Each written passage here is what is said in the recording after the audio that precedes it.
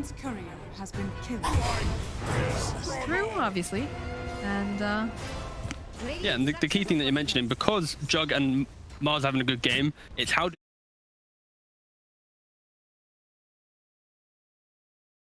if Gorg AFK hits creeps, Rajik's AFK hits creeps, that's when the game's difficult. Because Aramis and Boom now, with Snapfire, this 3 is breaking down the middle part of this map, making it pretty difficult. this hit squad of 3 has just been wrecking havoc. Yeah. Like, they spend so much time over here in this mid lane, and look at this. Mars is teleporting in. Rajik's going to try to, you know, try to push them off the tower a little bit. It's not looking super easy, though, as they do teleport away. We're trying to apply some more pressure as well. See if there was any stacks, but there wasn't. Oh, the deny too. Feels bad.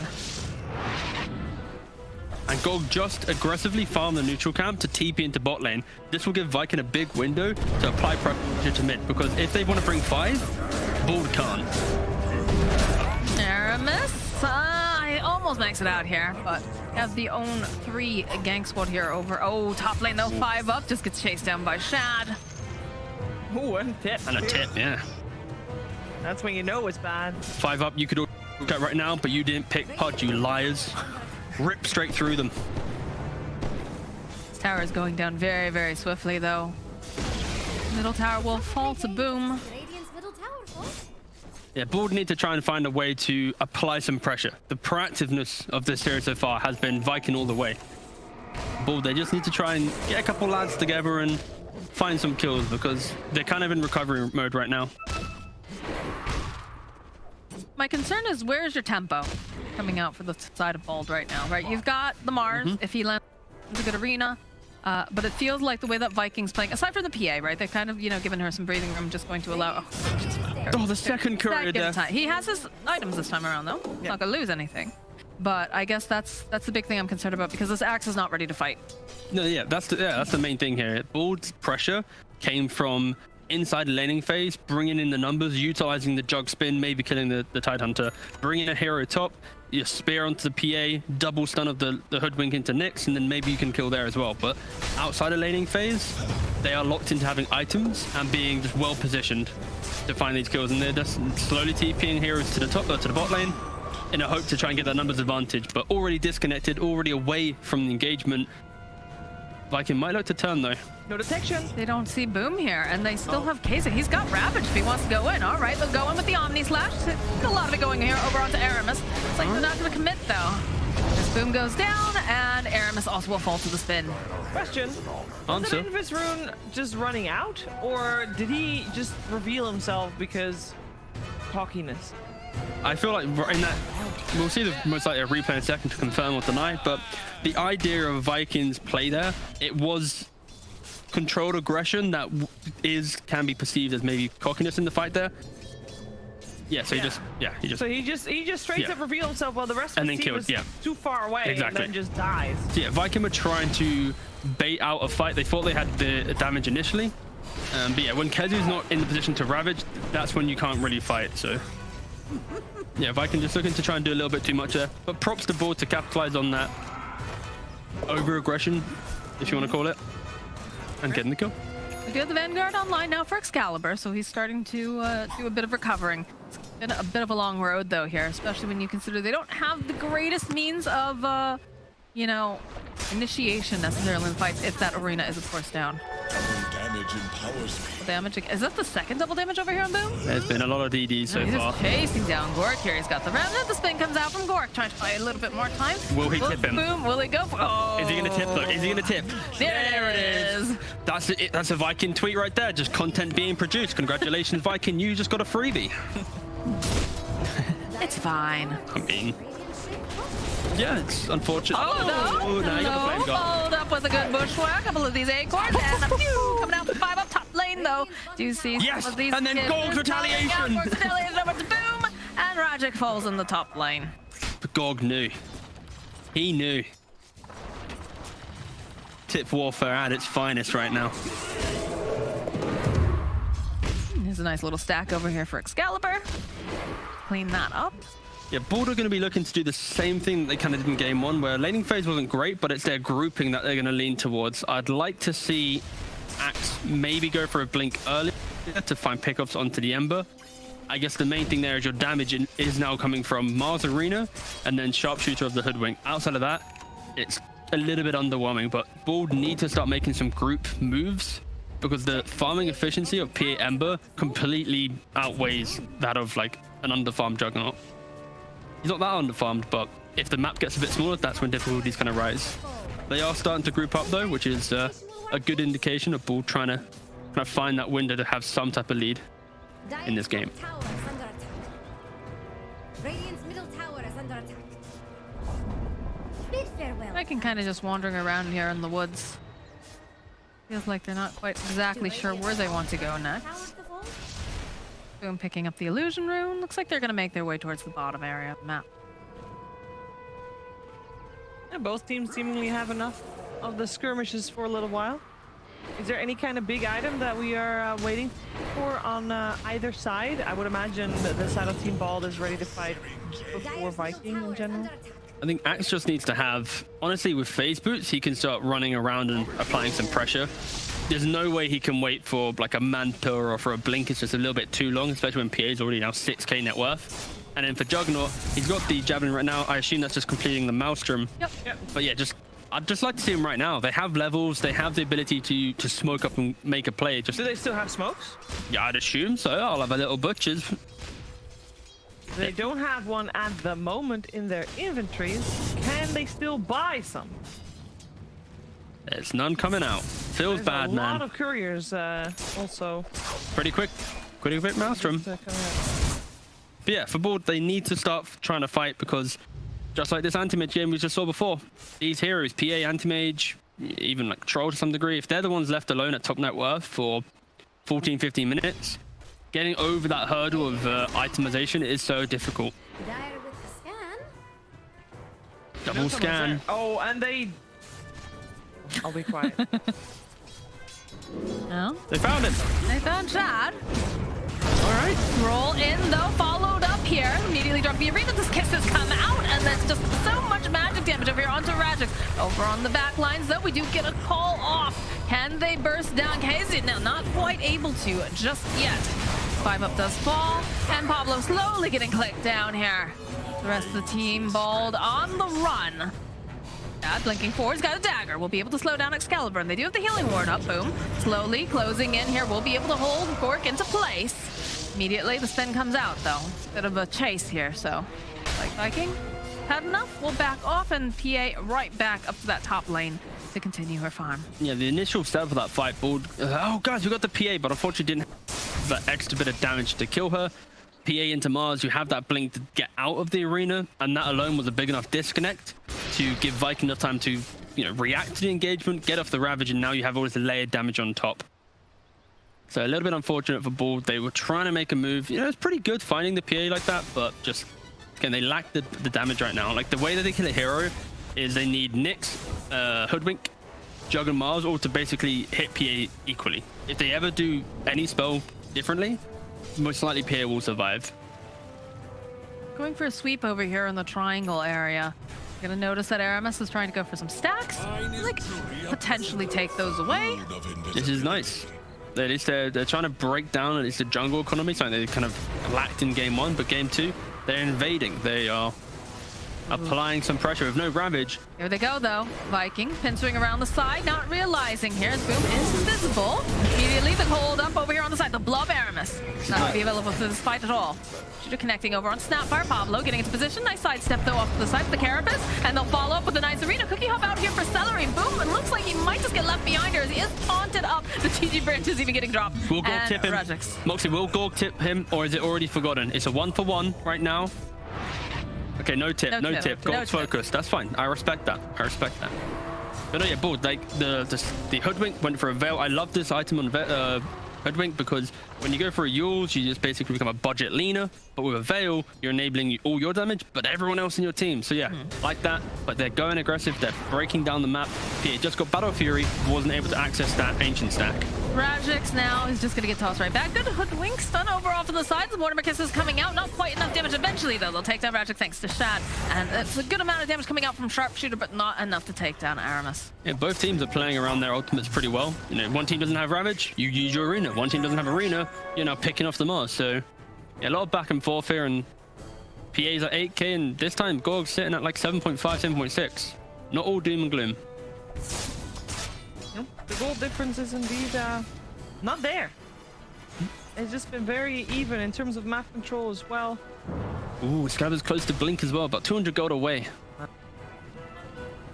So it's kind of critical. Bald's able to bait out a fight. Kezu wastes Ravage. And then you look for the post-fight win that go Roshan. That's kind of Bald's kind of big picture plan right now and what they're going to be aligning themselves to. But they don't have much aggressive vision out right now, so all these plays will be difficult. It will be off the back of most likely a smoke or just kind of good understanding. As we see on the minimap, that line drawn, it isn't advantageous for aggression on the side of board. I mean, on the plus side, right, they do have something like an Assassin who's going to be able to give them a lot of information, the way that he moves about the map. And they do have a sentry or two down, but it's definitely, you know, Pablo's got the ability to just walk away from any particularly unfavorable engagement, as long as there's not too many. Ooh, I like the items from Viking actually. They're going to go for on Ember Spirit, they're going for Sanj Kaya, and then for PA, going Sanj Yasha. So you're going to have basically two heroes who will be able to be so tanky in front lining. The lack of control, right? They only die between an Impale, a Bushwhack, a Call, or a Spear. These aren't big team fight, there's smaller spells, and that's where status resistance against small spells, it feels so much better. And now you have your position 1 and 2 with those items, with status resist, and your Tidehunter with Kraken Shell to put it off. I think Bald are going to struggle getting any pick-off in this game when both of these cores complete their Sanj plus X component. Well, it could be go time for them. They do finish up the Blink Dagger now for Excalibur, so I'd like to see them try to get the jump on perhaps Boom or whoever they can get the advantage on. Never refuse. And they're hoping someone will come to defend that tier 2 top, but I don't think it's going to happen. If I can see straight through that, because if, again, just the way in which they played, all their sentries, all their vision is tailored towards mid-bottom. If they're ever to play top, they're playing into the idea of Bald's kind of aggression, and that's where the pickoffs come into play. So if I can beautifully pushing in bot, but then now they're smoking straight in here. No, they saw that smoke. We don't see properly the vision on the outpost with that, so they saw that smoke, I believe. So now Viking, they're going to look to potentially engage here. They have everything up.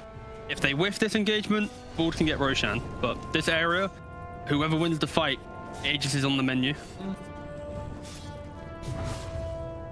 Radiant's middle tower is under attack. Dire's top tower has some radiant shaped problems. Well, is Team Bald holding the high ground for now? They're going to collapse, though. They see Aramis, the jump forward. That's the Blink reveal. Should be able to try to just burst down this Earth Spirit. They have plenty of lockdown. The big dump followed up with a Ravage and the Mortimer Kisses coming in hot over here. They're not going to be able to take down Gork. He's got the spin. Pablo trying to get in position to cancel out those kisses, but they do get the arena again over here as Aramis just rolling on out here to the side. They can't quite find the engagement that they want, as they do manage to go slow down Boom just a little bit. The cookie forward, jump forward from Boom. He wants to take down Pablo, sees Gork over on the back end, so Rajix has been left behind. Good spear away, though. We'll be able to buy him just a little bit more time, as off on the side there's the big old bushwhack coming out. But can they do enough damage? Rajix falling, and now Shad is going to be forced to blink back away.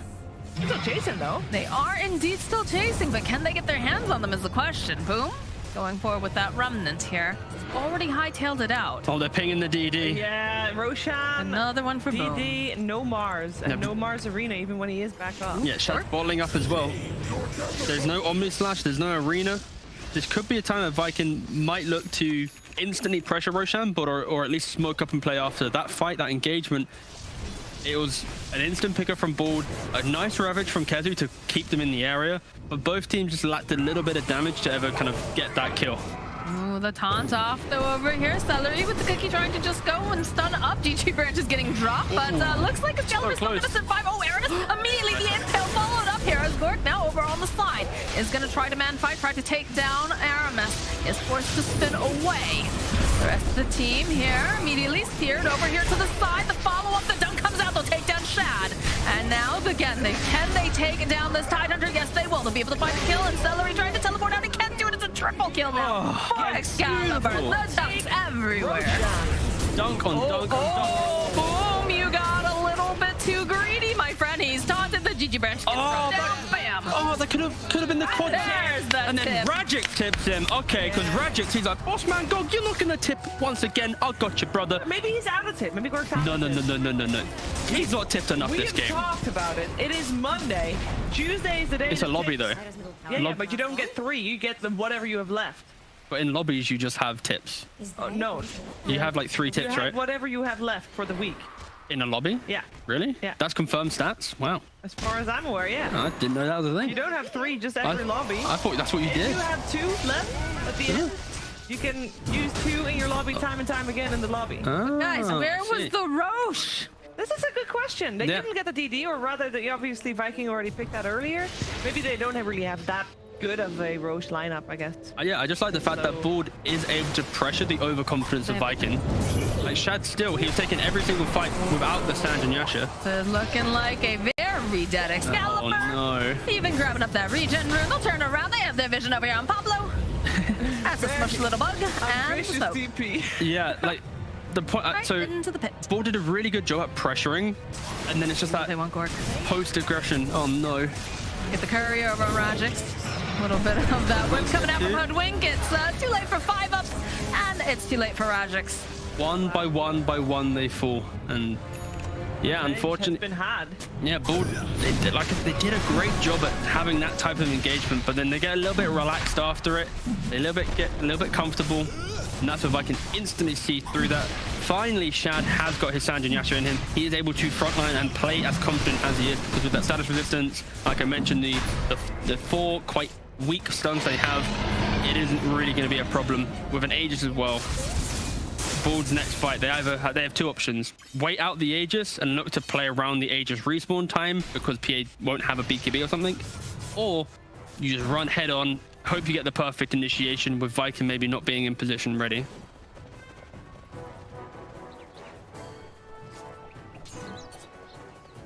Despite everything, it's still about a 2k net worth lead over here as Gork just forced to spin out and teleport away. So what's Gorg packing right now? Okay, he has the Maelstrom, he has the SMY. Soon to be active, only about 1,000 gold away from that. Yeah, he has done a very good job at farming in this game. I'll give him that. But like, he basically needs like MKB Abyssal to then really become like a threat. Because right now he's an enabler, but doesn't really do enough damage because PA has the blur to disengage, Ember has the remnants, and if you're killing a Titan with Omni Slash, it never feels that great. Same again for the support duo. So even though Gorg's got farm, it isn't translating in the game straight away. He does need a little bit more, and that is just the disparity of a Jug into PA matchup. He needs to be so careful because there is the smoke over on Viking, but they're gonna have a follow-up here. Looks like smoke coming out from Team Bolt as well. Immediately, Pablo, the jump forward. Go, follow up with the Ravage, and they do have a nice arena, but Pablo is going to be the first Bolt. They have all this damage with these Snapfire Kisses. They'll take down Excalibur. Over on the back lines, Rajix also to fall. 5 up now, trying to scurry away as fast as he can through these trees. Once he's on, though, roll forward, the break, follow up. Is Gork going to be able to get a kill? He can't quite find it, unfortunately. Aramis, though, he does fall. That was the Omni Slash as well, so I wasn't going to feel too happy about that, and Viking just ruthless. When they have the Aegis, they have no cares. They're just running at them. They played like this before Aegis, before items, and now when they have the items and the Aegis, they're just going to do it, 2 times more. This is the most difficult part of the game now for Ball, because if they want to have a chance to have that comeback, it's surviving the onslaught of advantage that Viking has in this window. Gotta wait it out. Hope that they can get a fight where they have more gold and don't face an Aegis. on the Exactly PA. that. And Power obviously Rangers boom with the TPs. DD room. Ooh. Yeah, they want to defend this tower. The rainbow TVs, yeah. All coming in. Bless them. Do they have a smoke? They do. This is some Hail Mary stuff from Board right now. You sound like an old Southern woman, like the British version, though. They're like, well, bless their hearts. I mean, bless their They cottons. gave it a good Yeah, shot. all right, here you go. This is the English version. If you're Southern, that means something completely different, Cheever. Oh. Bless their cotton socks. They're trying, but it's throwing it into the wind. No, the jump forward, though. They do manage to go and grab boom. Can they follow up, though? The bushwhacks, they got a couple of those hits in with that freshly finished Agnem Scepter. Is it going to be enough, though, to finally take down boom? They get boom, and they get Excalibur, though, as well. as there's this big old arena. They do apply the break over here to the PA. Chad has to be a little bit careful. He's ticking down. It's going to be the Aegis. Borg now trying to run away. Does have that whip coming out for Magic. Says, get out of here, boss man. We get down, Mr. President, and they're going to try to just keep going. Can they find Pablo? Yes, the dagger. Dead. Right over. And just popping that little bug here. 5 up, scurrying out, trying to just get enough space here. That dagger, they'll make it a beeline. Aramis, the silence, everything. And eventually they'll get the kill on Hoodwink. How did he have 2 dagger crits in a row? Oh, that's poor life. Belong to their middle tower before? Is Radiant Like, Bull, they do such a nice job at punishing Vikings' aggression in like the initial pickoff, but it's one of those things where like if you don't get the pickoff, Viking have an insane lead. If they get the pickoff, they're so far like behind in just their draft and what it brings, they can't take the fight after the pickoff. So it's props for the initial jump, but then yeah, the Viking just playing really well around. It doesn't matter if, you know, Booms died here because we already have this PA to play around, and too many layers in Vikings draft, and this window of the game is just so favored towards what Viking has. And if they don't spear someone to the wall from the arena, Yep. then the arena is like, okay, I guess we're fighting here, but everybody's melee or can jump in. So Yeah, Ember's jumping in and out, PA jumping, yeah. So nobody cares about the arena unless Regix gets a good spear off, which he does at times. But I mean, previous fight was like, okay, I guess we're fighting in this bit now, and it works out for Viking. Yeah. It's just so hard for them to do anything at this point because, you know, you really needed a bit of more of like a snowbally sort of thing, and now, you know, they've hit their item timings, they've had very good initiations. But the tenacity of Bold, though, even though that you can feel that they're behind and they're feeling like they're lacking a little bit of damage here, they're always, you know, crossing the river. They're always trying to make something happen. Excalibur showing mid, all the lads in the top area, like they're looking for pickoffs non-stop, but Viking just aren't giving them those moments. You see how defensive Snapfire was defending that tier 2. She wasn't using Cookie or Scalablast until she was like, okay, now I feel safe to at least do it with the threat of Nick's carapace always around. I must say, Ball is also doing a good job at keeping the waves as pushed out as possible without really risking too much of a life. It's Shiva cursed it. you went and you cursed him. You cursed it. Silence. Top Celery's here, just gonna get rid of some of that pesky armor, and boom, we'll collect. Well, you know, it'll have to happen at some point. Who's gonna die next, Shiva? You control their fate. Who are you cursing now, Chiefs? I think Gord. Because, no. Oh, he's fine. He's fine. He's fine. Content. No. He was fine. He has 5 up behind him. 5 up has Solar Crest. Solar Crest make Gork strong. Is that your official analysis? My official analysis. That was sort of like nice fluid sentences. Solar Crest make Gork strong. It's working. I mean, yeah, it's helping for sure. Save They and need to be pride, of careful course. here. The invasion is coming in here from Viking, and you can see the way that Bullshit just backing off. Trying to get into more advantageous position. I guess there's still tier 1 tower for Viking to take down in the top lane. Free money. And you know Viking mean business when Kezu already has the gem picked up. So as soon as they start flooding the map aggressively, they're going to be closing out the vision game as well. And there's a board. Their entire lineup is about the pickoff. You need vision for that. So yeah, Viking, they've itemized against pickoff. They bought the gem and the vision game for the pickoff. So yeah, it's quite a nice clean game other than a couple pickoffs from Viking. How can Board find that window? They need to have Viking just have one moment of kind of sloppiness where they maybe TP out and leave someone behind, and then they smoke in straight away to get that kill. But the problem is a lot of the times the waves are already pushed out so far. So even if they do manage to get these kills, you're not able to take an objective off of it. Yeah, for now, for Board, I think they'd be happy with just a kill. Right? Like, the position this game's in, they just need to be able to start netting a couple kills, get Gorg to that window where he has MKB +1, and the game can easily be back in their side based on some high ground defense. I was asking Viking to make a lot of mistakes, though, which I don't think they're going to I guess necessarily put out for them. that's true, but also mistakes don't even need to be mistakes, because Viking, their draft has issues going into high ground. True. When you're a PA going into tier 3s against an axe, you never feel too confident, and it's why this game is a little bit slower than the previous, is because Viking just understands we do need to have kind of one more item on each of our cores to be able to even poke our heads up to this area, and most likely an Aegis as well. And that's where Board, they have a window to play around that. Like, that's why we see Jug second net worth. It's because Vikings playing more for their own timings rather than respecting their opponent's timings.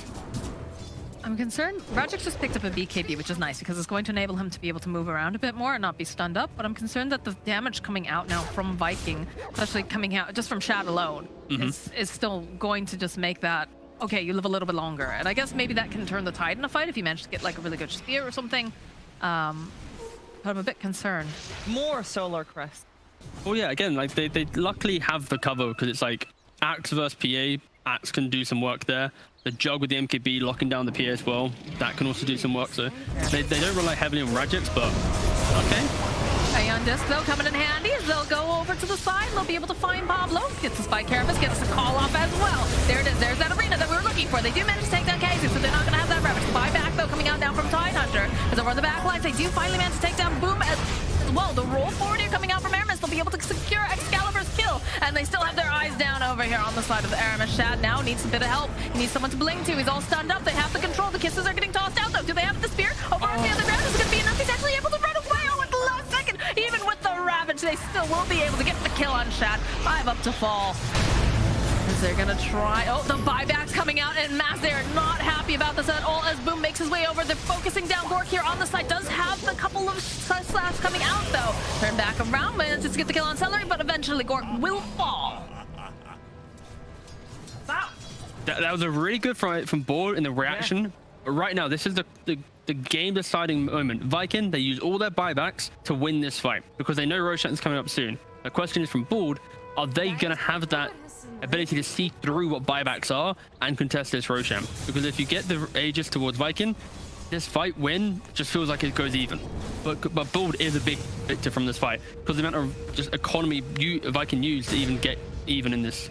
But it's mainly just the aggression from Viking. Like they're not respecting Board and how they're taking these fights because they are just going one by one poking, and of course Kezu does die at the very start with an ineffective Ravage because he has to TP back in after a buyback.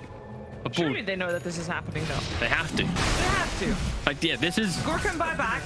I mean, there's nothing to TP to, so he's not going to be there that fast. They don't have the Ravage too, so this is the opportunity if they can get any sort of a jump here. But And Arena's up. Just nothing to TP to, so Gold's probably like, I don't need buyback. And this could honestly be the make or break moment in the game for Board because if they win the next fight into Aegis, that's amazing. You know, there's no buybacks now on Viking, but the question is, do they have the damage to kill PA twice? I don't think so. So I'd love to see Board contest this Roshan and play on the fact that they had buybacks. Like Axe, he had a respawn, didn't have to use buybacks. Same with Hoodwink, same with the rest of them. But unfortunately, they started to invest in themselves rather than their buybacks. And this could be an issue. A lot of tier 1 teams, they utilize buybacks really well. Viking this time, they did have to use their buybacks off their own mistakes rather than it actually really capitalizing on a one engagement. Yeah, that was it was very ballsy running up that enemy triangle without proper vision. Kezu getting Omni Slash, Swift Slash down to 0. Definitely a little ambitious. Obviously worked out with the buybacks, but Game's a lot closer than I thought it'd be. I thought this was moving towards Viking getting a clean fight, a clean Roshan, and then them most likely commanding the tail end of this game. But yeah, Board, they just keep swinging. They are really leaning on the individual kind of prowess of these players, and it is showing. When they get a defensive fight, they look very scary. It's when they look to be proactive, and I guess that's the main thing here. They haven't really been proactive, and it's why they're kind of clinging on to the game, but not really building their own kind of lead and footing into the game. would you then say the same thing about Viking? Because so far Viking has been really good when they are defensive. ooh, Aramis runs right into this Hoodwink. Immediately the trees are just ripped down, and that should be a dead 5 up. Yeah, back to your... Oh, did they find him in time? No. He's good. He's good. But back to your point, I think if anything, Viking's been over aggressive. I feel when Viking plays against teams that are kind of in a lower tier than them, or at least they expect to be better, they often just go super over aggressive, and it's why they often drop games to these teams, is because they just play with so much confidence. And the confidence turns into confidence. yeah, just positional players, and sometimes your draft doesn't have that cushioning. But right now, their draft is cushioned by this, so they honestly can play like this because they took the fight, they had the buybacks, they got the Aegis, they can kind of follow the plan of we are still going to be able to win this game with this style. Gorg has an MKB now, so a legit threat to that PA. And then PA has an Abyssal, so now she also is a threat to the Juggernaut. So who jumps who? And with Aegis advantage, Viking does have a little bit of a lead with that one. Quite a bit. Ooh, they're smoking up into the Aegis, into the Abyssal. They don't expect this. Or do they? Don't know. They're playing Oh, very but close Kezu. by. But look at Kezu solo smoking right now because he identified he cannot be picked off. He needs to get a Ravage off. That is instrumental. Smoke breaks. Double Hype's damage over. bottom. If Shad can get that. And then Boom's Oh, checking Boom's it. going for it. Are they Boom sees gonna it. get Kezu just gets spotted out here by Pablo. Instant Kraken. Oh, Rajix though. Spear forward. Shad going in. Rest of the team not really in position just yet, so he has to be careful. The bushwhack will hold Shad in place for a little bit. Boom picks up the DD, I believe. Yep. It's a minute 55 left on Aegis, so Viking, this is their time to go. We want to fight right now and use this Aegis, or Board can try and poke and prod and bait out the fight. Boom All right. found himself a hoodwink, and they used the Mortimer's kisses though. A little bit premature, so a bit of a window here now for the side of Team Bold. Don't have to worry about that. Gorg finding himself Kezu here. The spin immediately though. Shad with the bash hit over on Pablo. Gonna get the con top. Are they gonna be able to get? No, Kezu will not have a Ravage for this fight. He has no buyback either. He just What? died. Right here, push away. I don't want to say he just fed, but Kezu. On there it is. There's the call from Excalibur. It's gonna drag back the break again over on PA. Immediately the blink away. Boom. Sitting a little bit further back. Celery trying to be in a good position as well as the PA diving back in again. All those daggers coming out. And again, there it is. There's the pin over to the wall. Cookie out forward though. Buys a little bit more time here for Shad.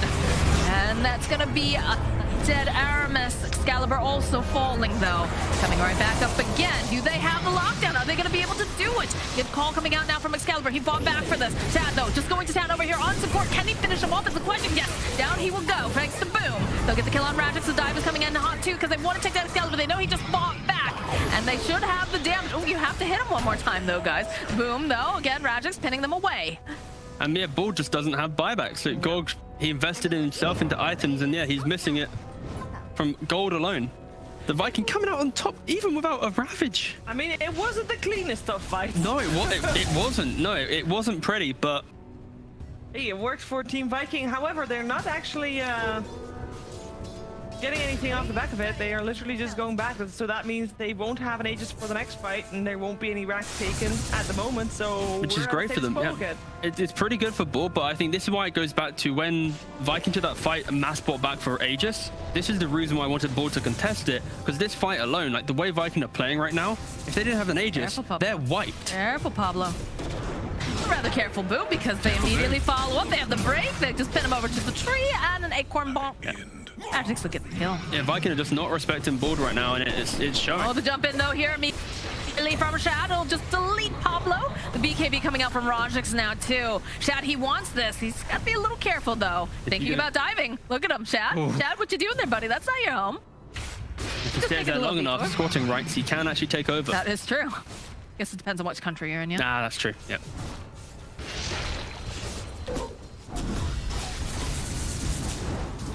They managed to clear up these creep waves pretty quickly though here. Mm-hmm.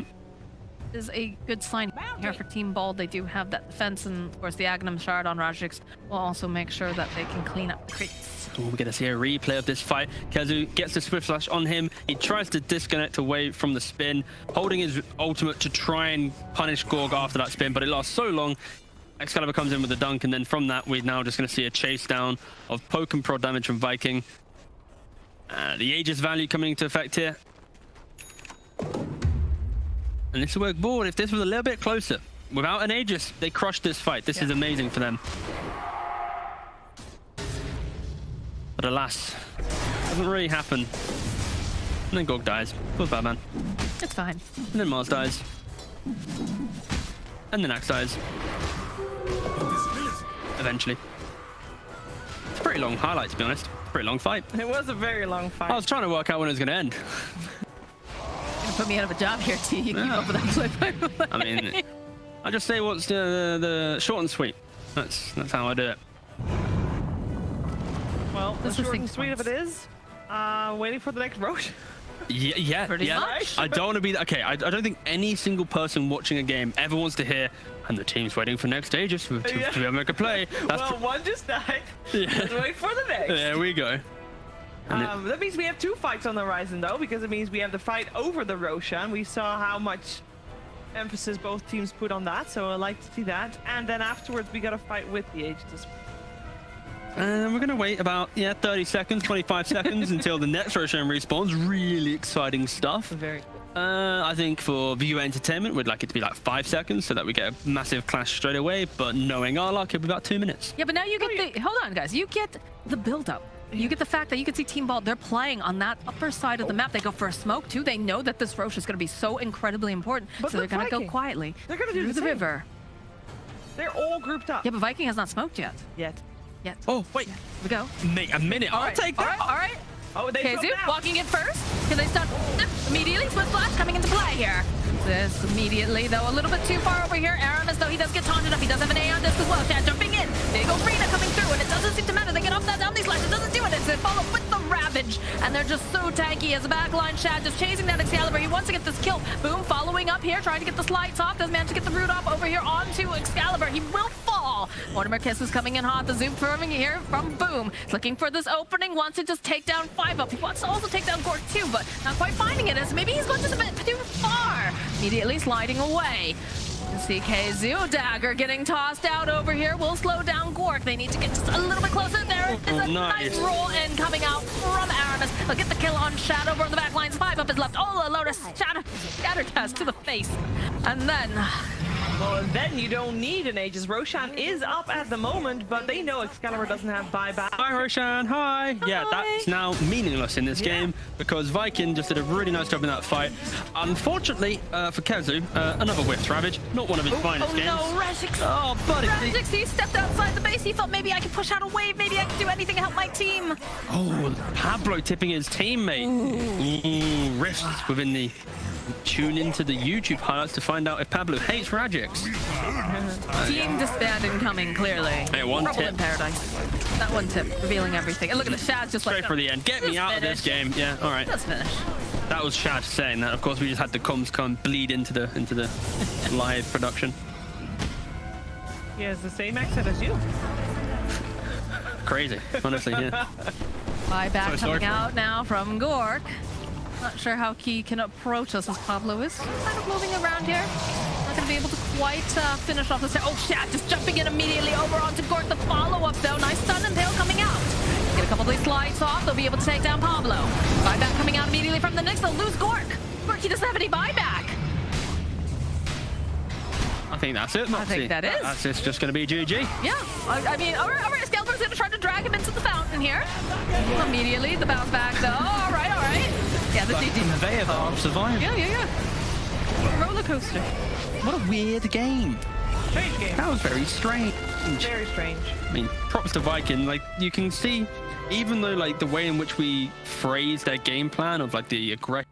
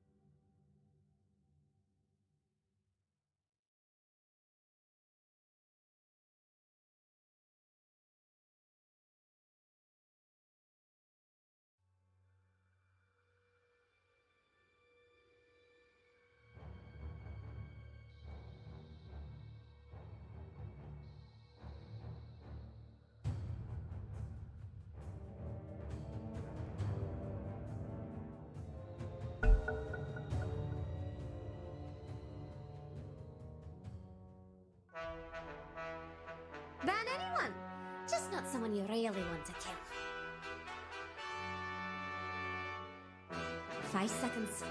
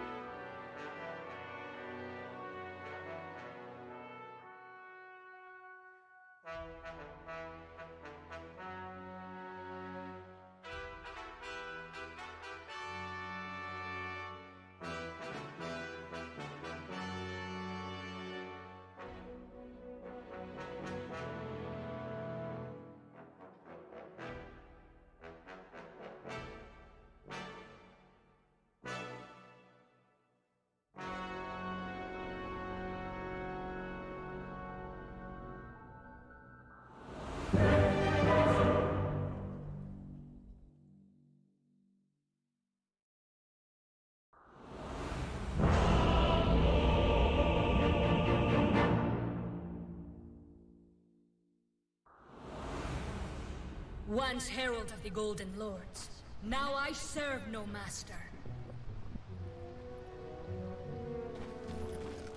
Prepare for battle.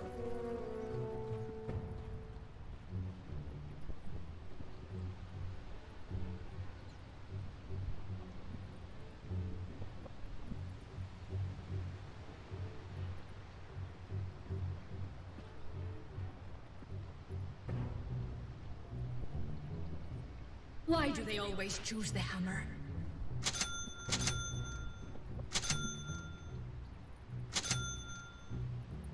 I've waited millennia to stretch my legs.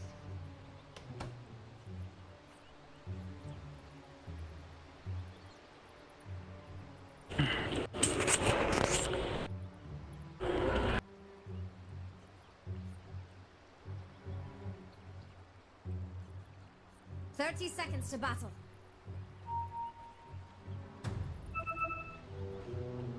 The light advances.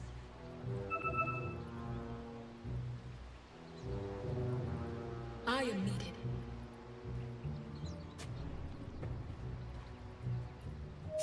I could cover the cosmos. I'm ready for anything. Now the battle begins. I respect trees as obstacles for their well-being, not my own.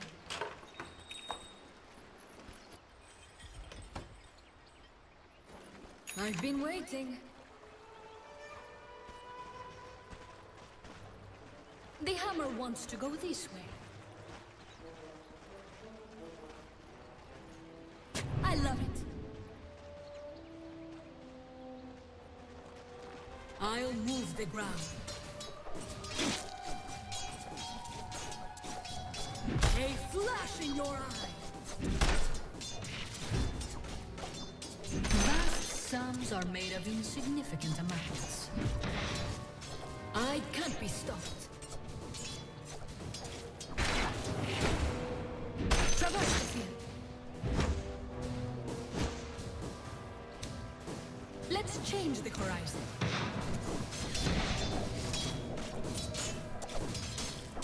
I like it. Of course. Don't waste the day. I'll never tire.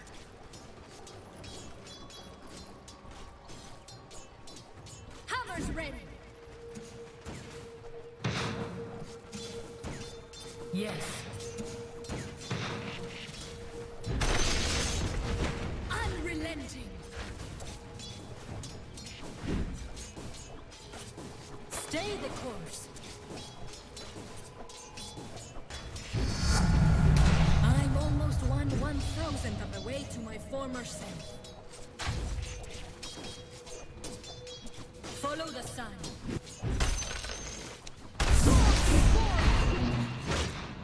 To earn my place anew. With inner light revived. Enough. The natural path. I find pain a useful tool.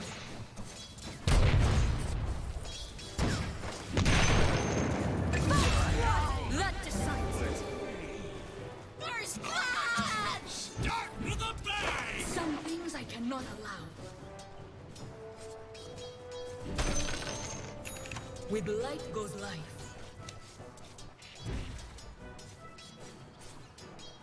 To my purpose. Yes. Abhorrent.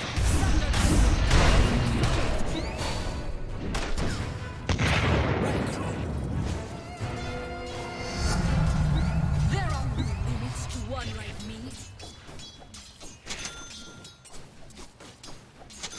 I will not falter. I accept this offer. Darkness flees before me.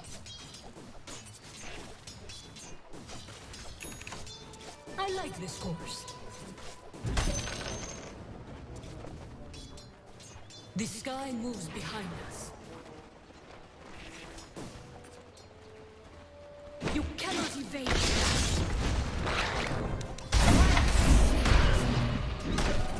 Thunder. Sun's out, guns out. In the end, you'll know. Let's change the horizon. The sky moves behind us. The natural path. I'm crushing it. And them. To my purpose. I like this course. I'm like a solar flare. Traverse the field.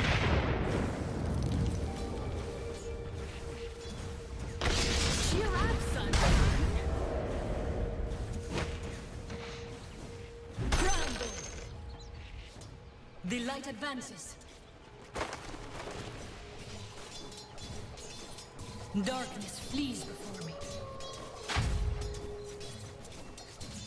Bring it on. To earn my place anew. Follow the sun. I love it. Let me punch something.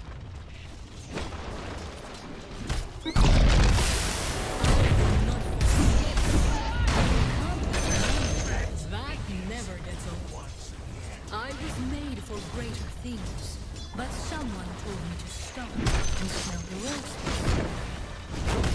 Right. Radiant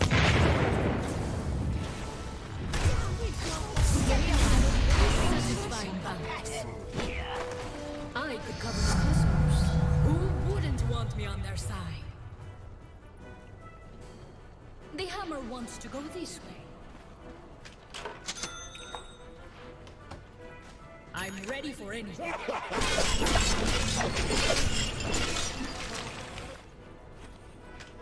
Yes. I can't be stopped. With light goes light. Don't waste the day. Of course. It's perfect. Bounty. Ready to fight. Turn over. I better light it for stars. Stay the course. Defend your middle tower. I'll never tire. I am needed.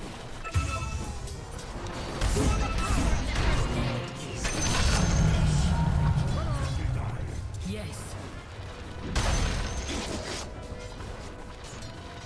Defend your top tower. You know, Jex could take care of that. That's what I said. I like it. I've been waiting. With enough light.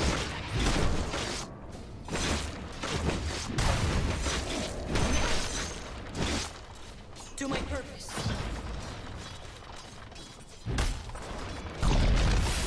I can't be stopped. Stay the course. Let death run out the sky. With light go light. I've been waiting.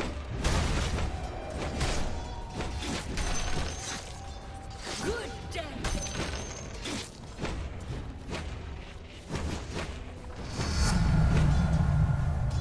What an Let's change the horizon. Vanguard. Yes.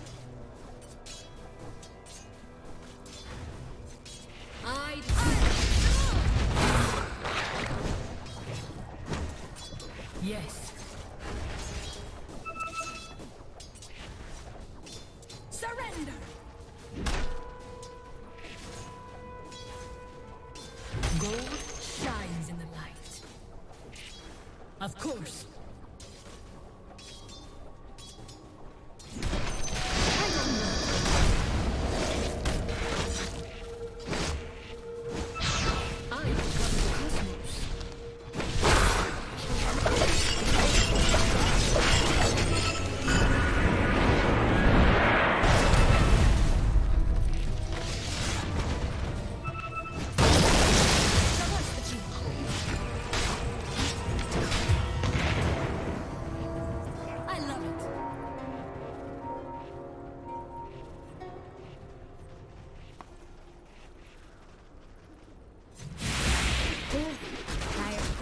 So good. Impressive ineptitude, really.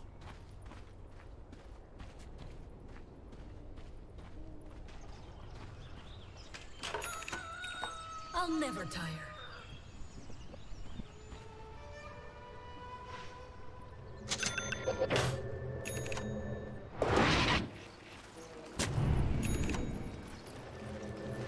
There's no hope for you.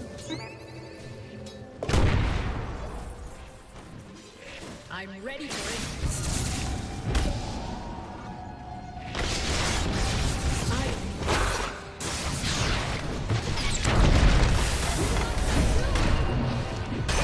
Face the light.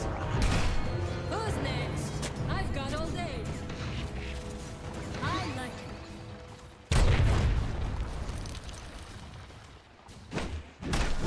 The sky moves behind us.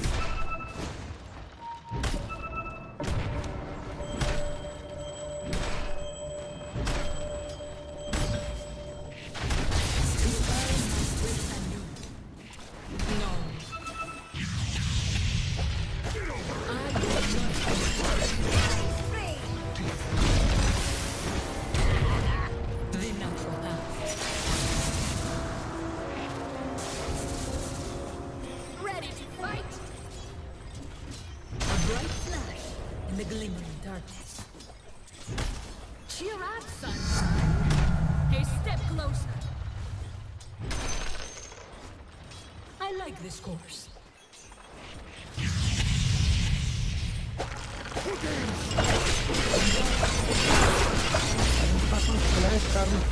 You're right, Jax. They really should do something about that.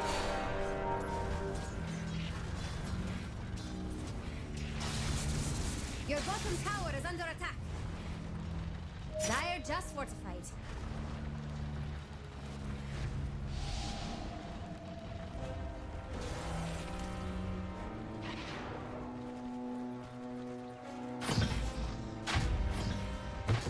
Defend your bottom tower. I will never return to the black sleep. So, what are you going to do now? Bounty. A barbaric way to travel, but we do what we must. With inner light revival. The light advances. Your middle tower is under attack. Don't waste the day.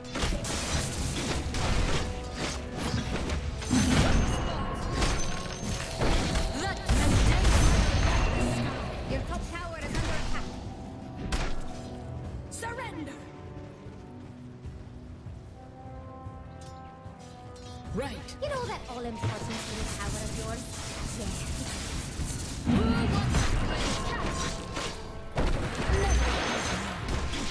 Your middle tower is Follow under the attack. sun.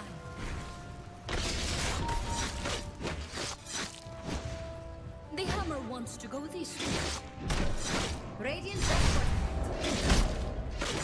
Sunward. Your middle tower is under attack. Looks like the end of the Oh, your middle tower. Yes. Let's change the horizon. Thank you. I love it. With evil right. Darkness, please.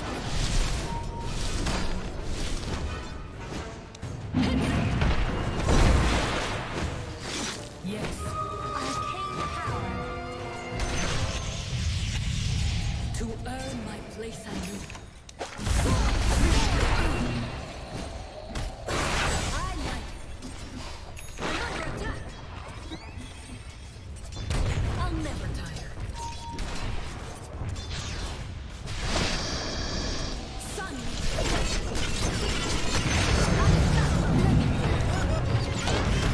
I'll cut you so.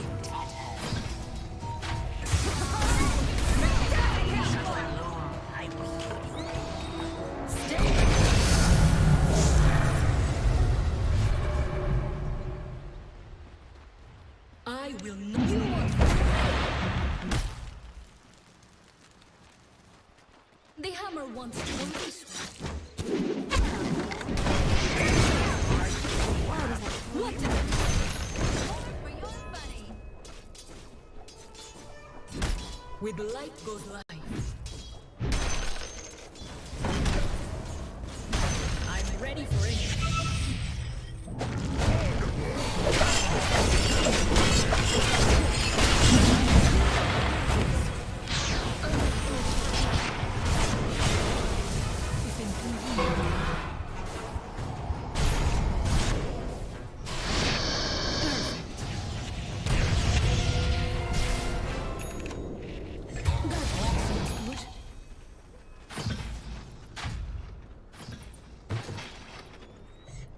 Don't waste the day.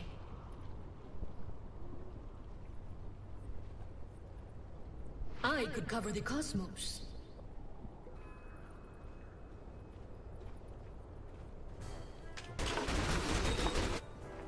I am needed.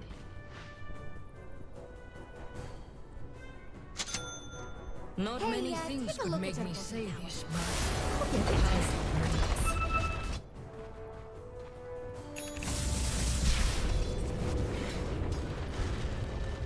a flash in your eye.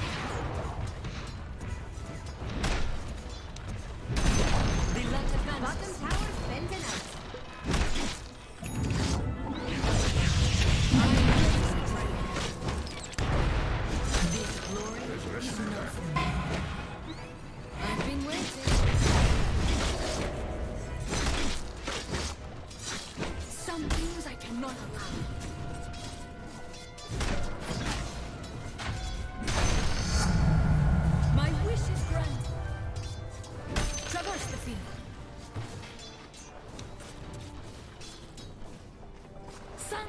guns the natural path.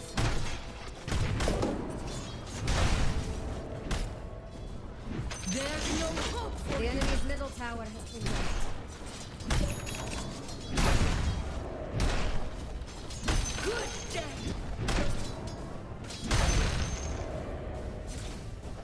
In the end, you'll know.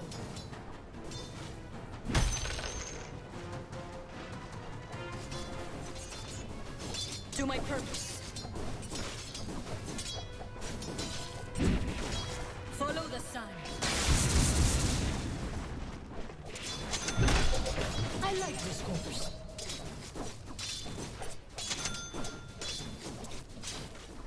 The sky moves behind us. A small act of slow. The sky moves behind us.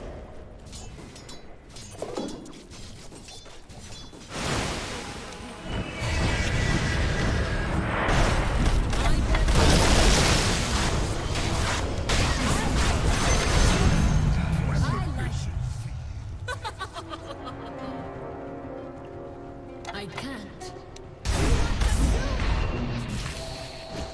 Traverse. They dare.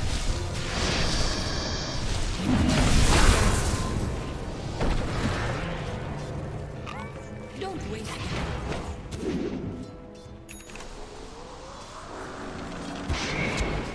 To my purpose. Of course. Filled with the energy I for to earn my place anew. Follow the sun.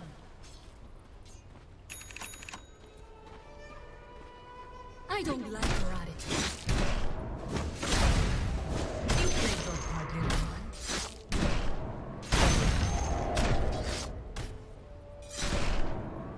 I am needed.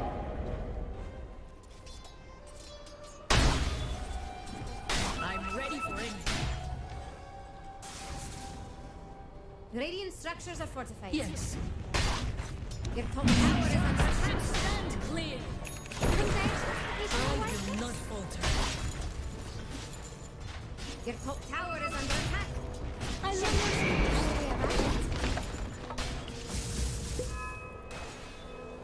I could cover the Your top cosmos. tower is under attack. You just lost your top tower. Darkness flees before me. Sunward. I've been waiting. Double damage. Tá no jogo não, filha da puta.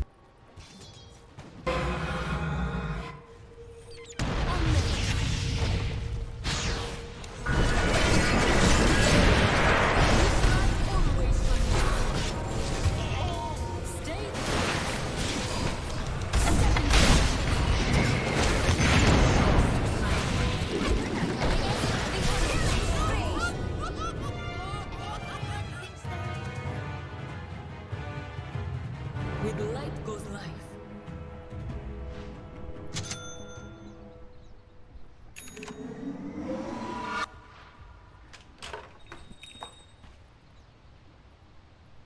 Defend your top tower. The light advances. Mine! I was waiting for that.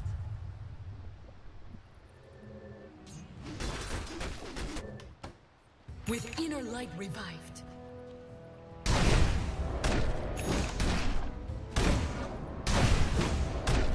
Moving on.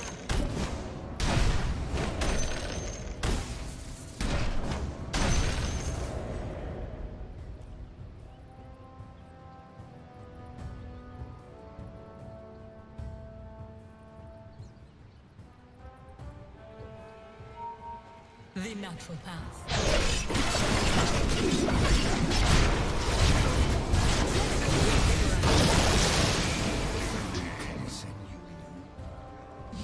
Right.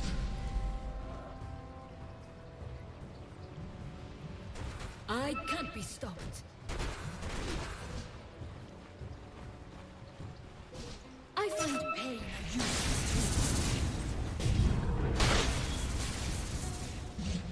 Unrelenting.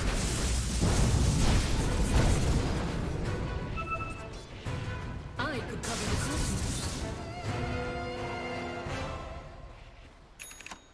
I can't be stopped.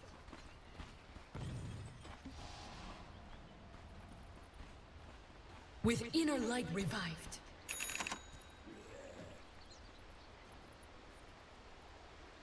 Sunward.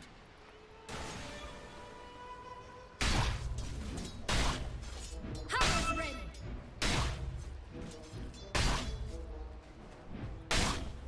Don't waste the day.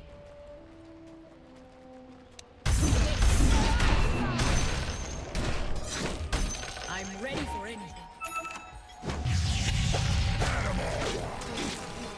To earn my place anew.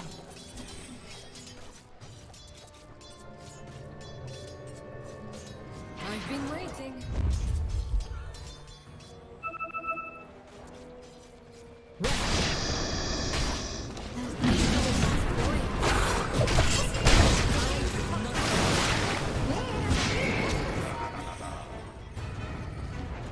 Let's change the horizon.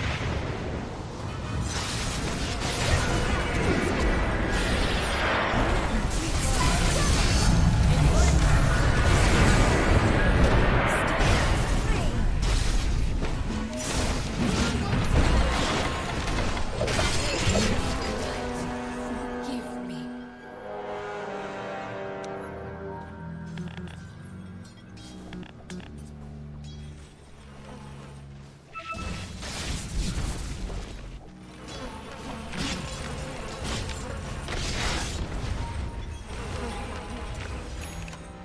Dire structures are fortified. Your top tower is under attack. Yeah, coin.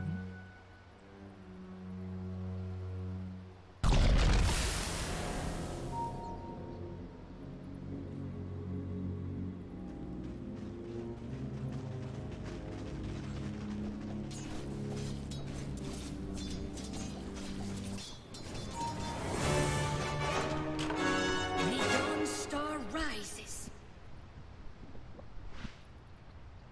With light goes life. I love it. To the end of you. I am needed. Follow the sun. Of course. One of Darkness, each please. ain't enough. Just good sight and skill. Traverse the field.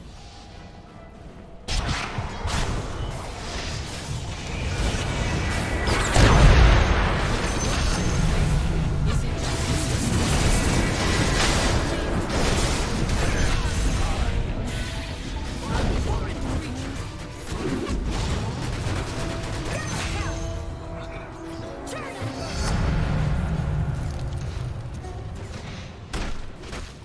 Yes.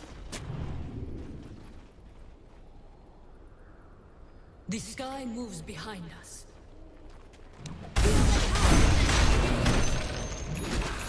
I like it. Yes.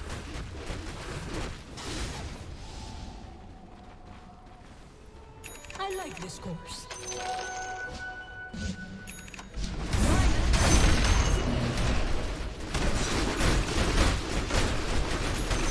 The hammer wants to go this way. The two of you plus me makes 3. Haste! I love it.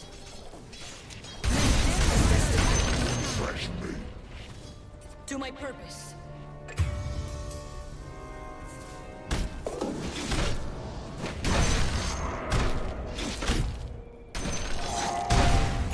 The light advances.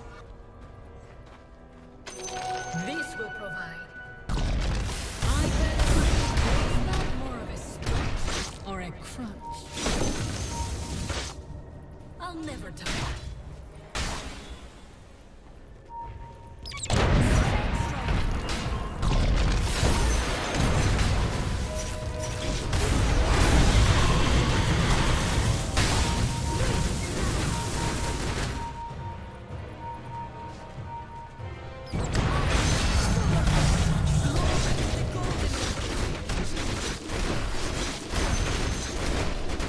The natural path.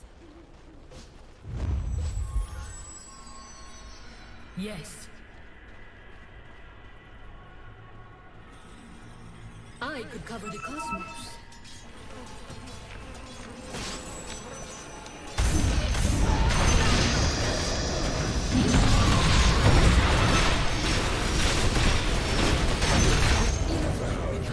A cold sun rises on your grave. The sky moves behind us.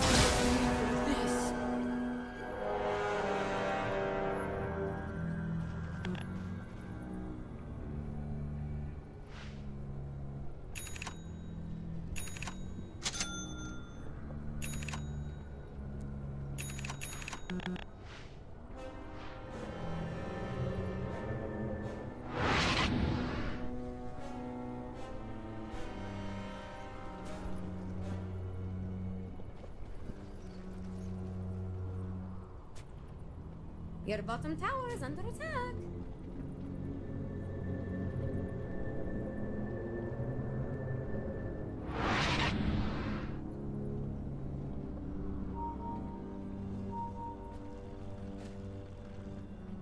Fresh blood.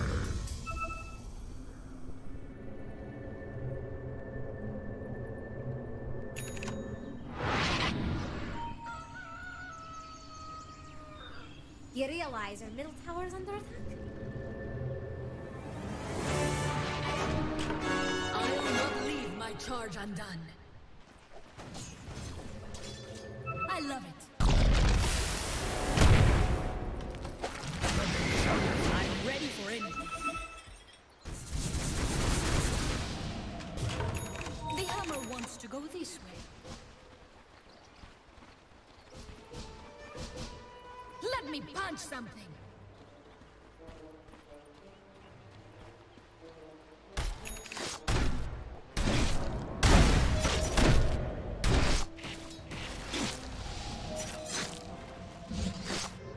Small acts, small minds. With light goes life.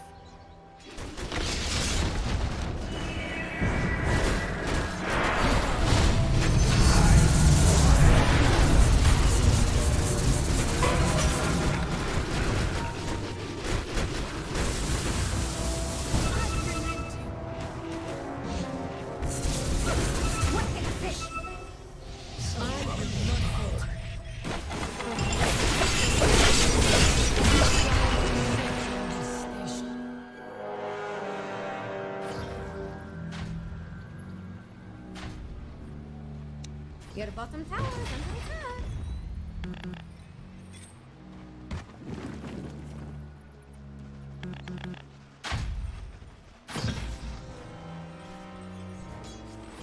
Radiant just fortified. Hey, take a look at your bottom tower.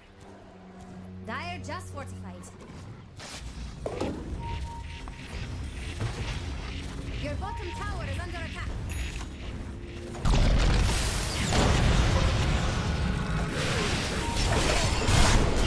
Defend your bottom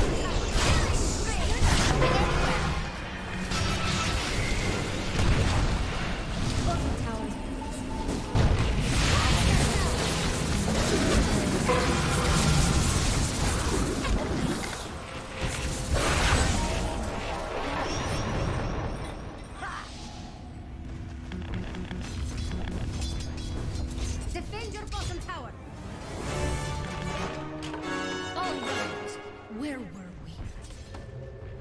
Stay the course.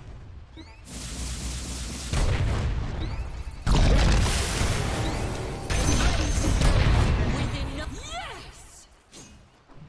Ready.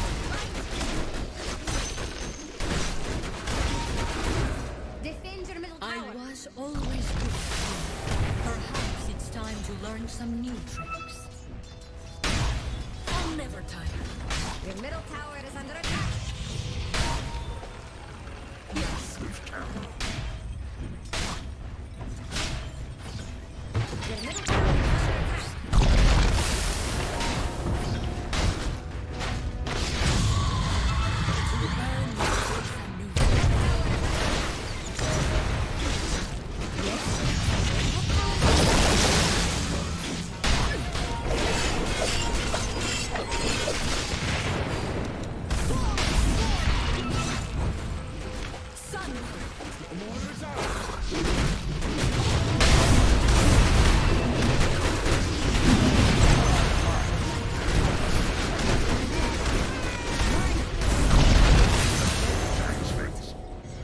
Your top tower is under attack. What might the next Your millennium top tower bring? has fallen. Darkness flees before me. Traverse the field. Let's change.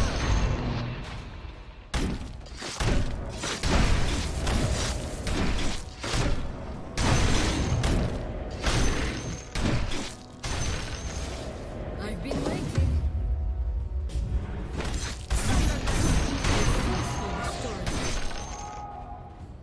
The light advances.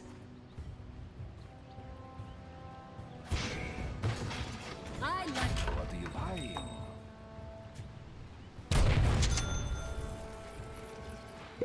the natural path. You cannot evade the light.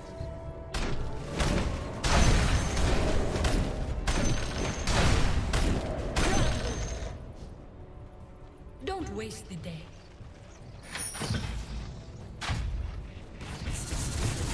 Of course.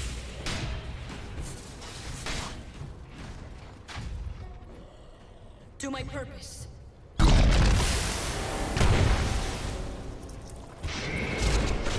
To my purpose. Your middle tower has fallen. Yes, James.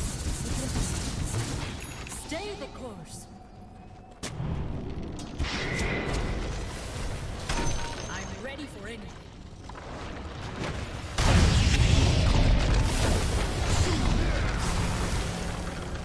The hammer wants to go this way.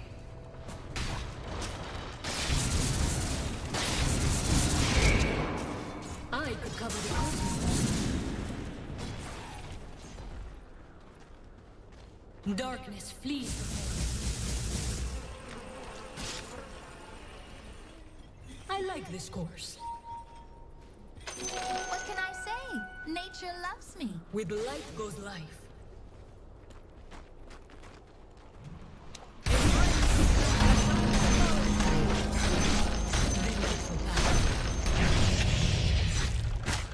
I'm under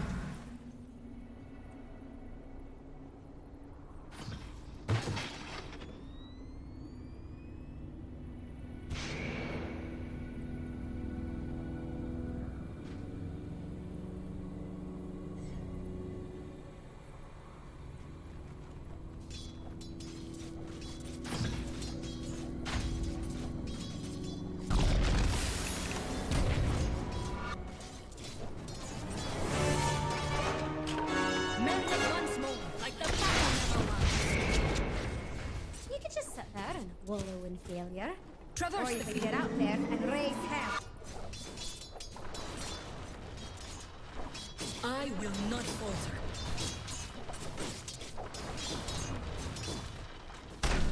Merely the color unknown the sky. I must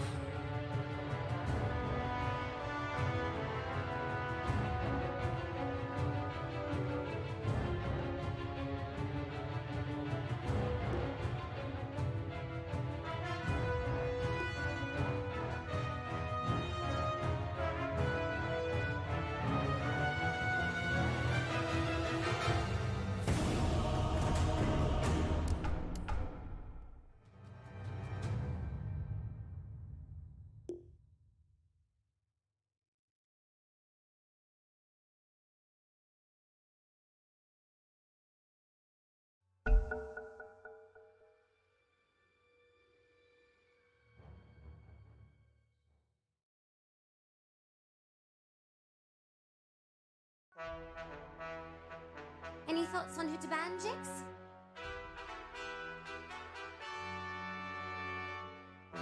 Five seconds.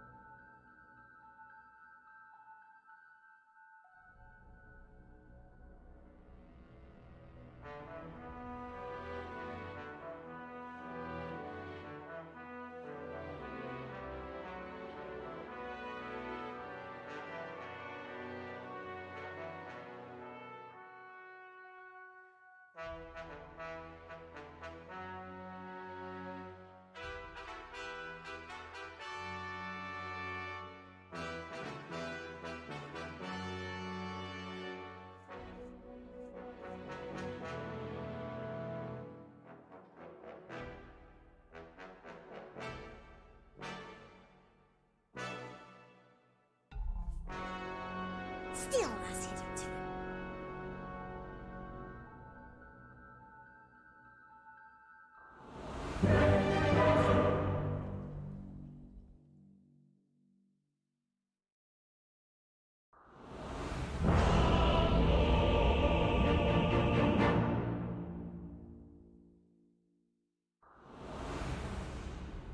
I'm the ogre magi! No, you are!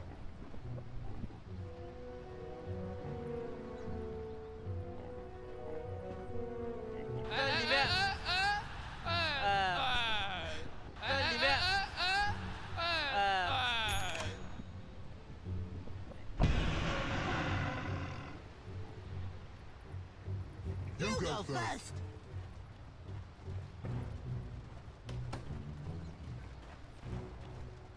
Okay!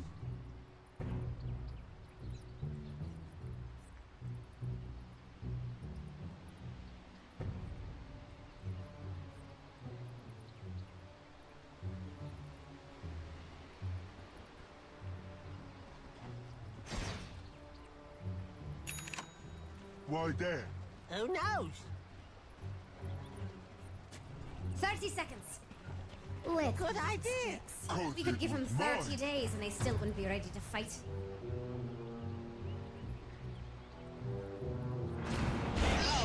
Hit them now! Ow! First blood Okay. for Salamene and for the Dark Moon. Yep. Okay, make with the killing. Go on! Hey, you were on fire! It ain't started already! I thought it started. I saw a thing. Huh?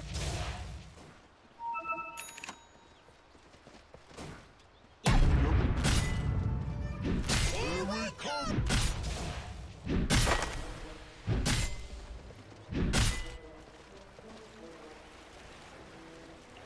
After you. After you! Me first! My turn! I'll do legs this time. Okay. No.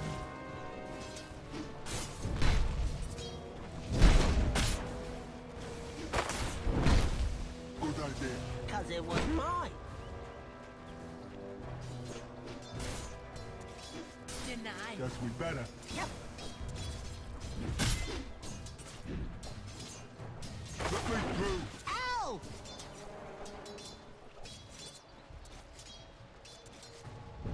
Guess we better. Yep.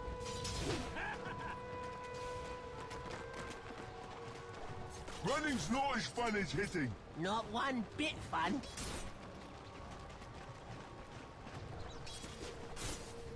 This way. That away. Let's go north. No, south.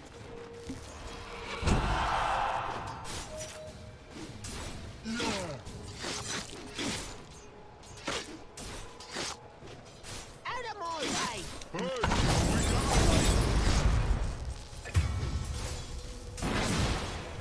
When can I hit something? Who's stopping you?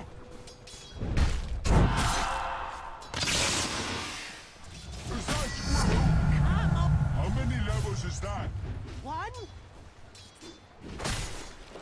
Get going. On it! Good idea. No!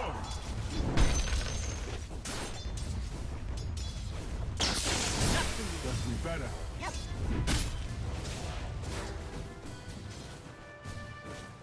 Yep. Yep.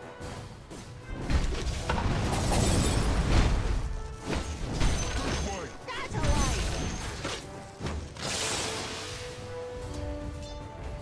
Yep. Yep. Not to you. Not me!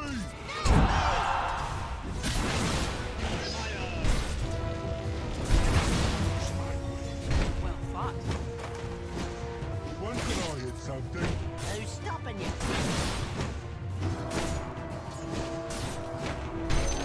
My turn. Oh, Okay. where'd that funny light come from? After you. You.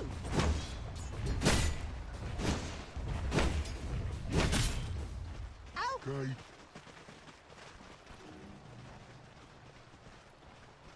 You You go first.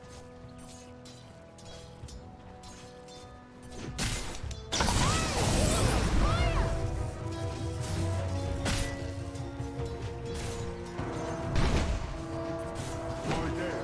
Who knows?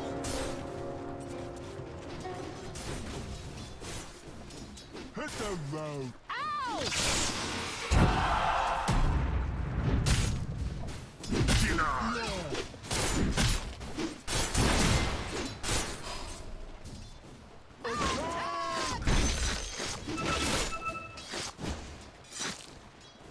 Me first.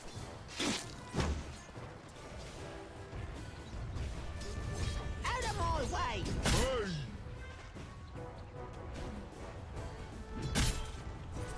Let's go north. No, south!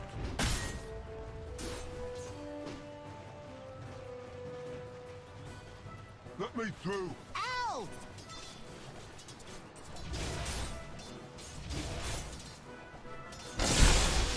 Here we go! Here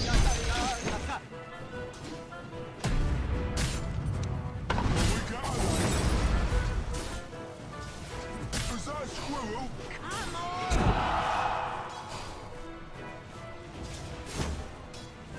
I'll do legs this time. Okay.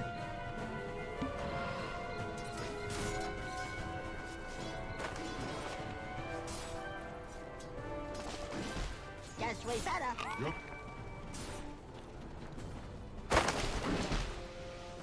I saw a thing.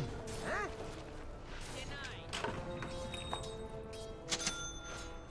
Good idea. Because it was mine.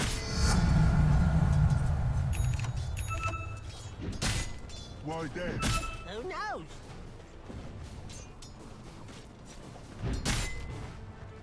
Yeah. Defend your middle tower. Getting stuff is fun.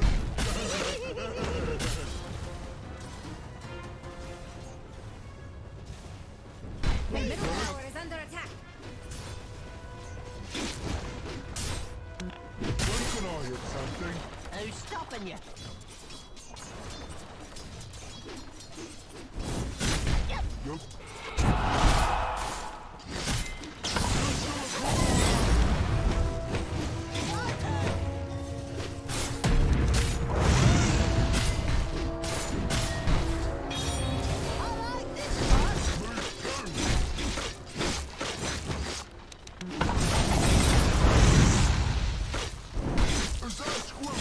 Come on!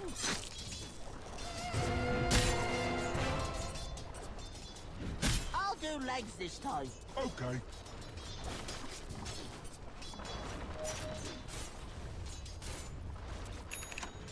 You're doing good! You too. After you. After you! You go first. Guess we better. Yep. You know that This way. all-important That's little all right. tower Missing of yours? bottom. Yeah, it's Okay. I saw a thing.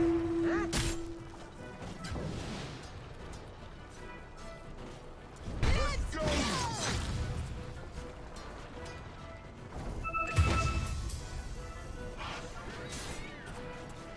Running's not as fun as hitting. not one bit.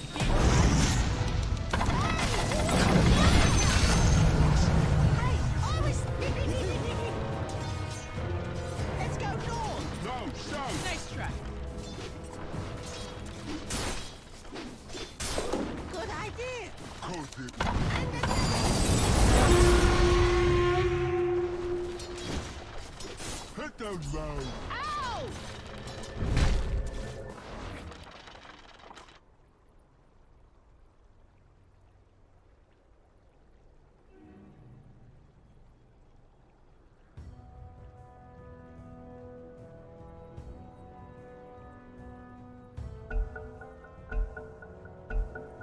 break time's over, Jax.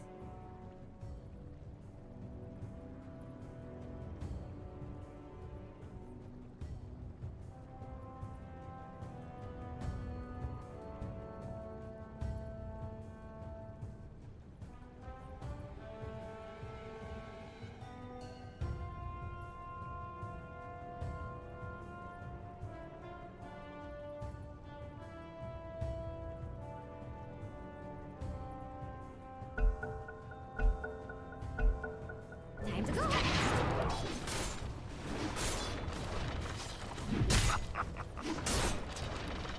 See? They climb back.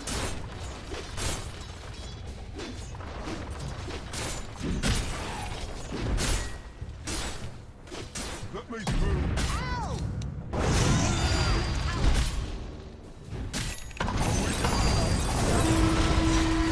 Oh, Okay. You realize your middle tower's under? good Your idea. middle Because tower. it was mine.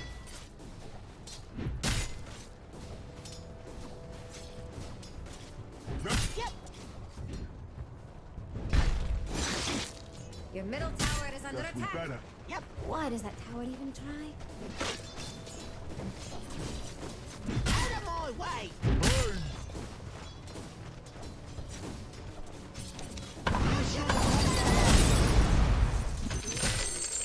Yeah. I like this. You would.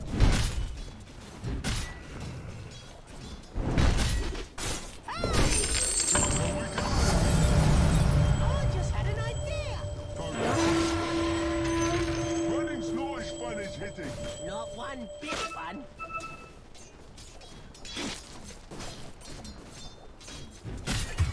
After you. After you. Velho, que desgraça. Tem uma ward, velho, aqui, não tem uma sentry, mano. Ah, e mid também é uma desgraça. Really should do something about that. Mine. Selfish. Guess we better. Yep.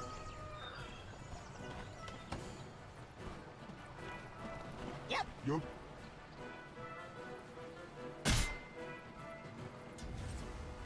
me first.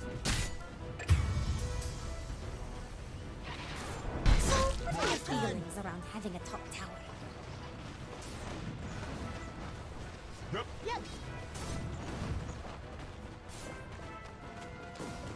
Oh. Okay. Your top tower is under attack. I saw a thing.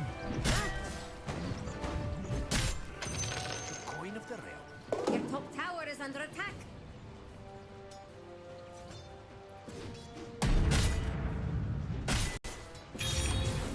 You go first. Defend your top tower. Dire structures are fortified. Good idea. Because it was mine. Defend your top tower.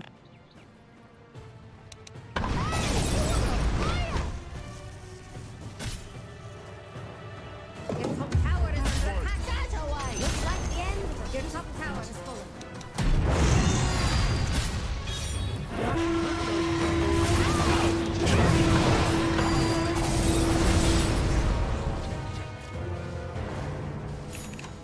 When can I hit something? Who's stopping you? Your top tower is under attack. Out of my way. Hey!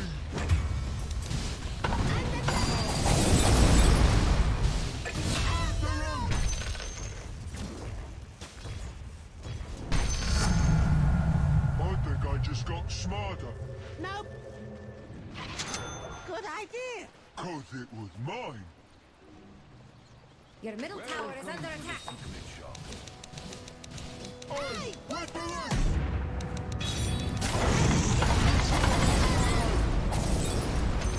I'll do like Player disconnected. I'm looking at you!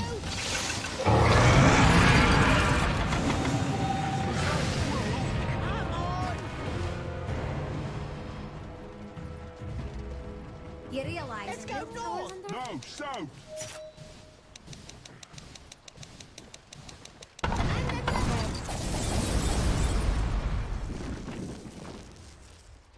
Guess we better. Yep.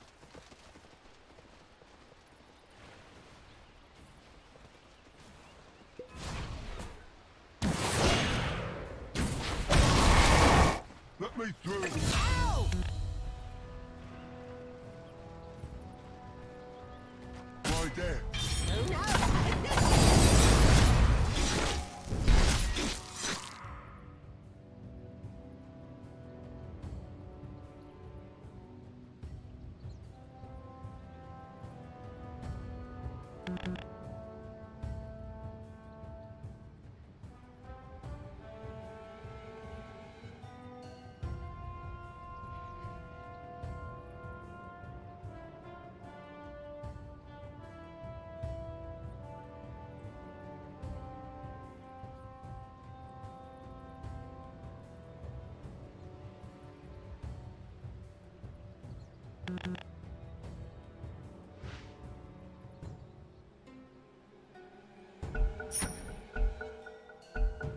I didn't know you could call a time after me.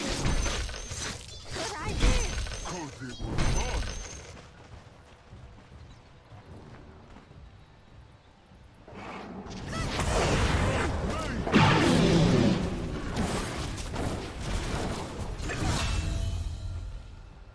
Out of my way. Hey! Please. Okay.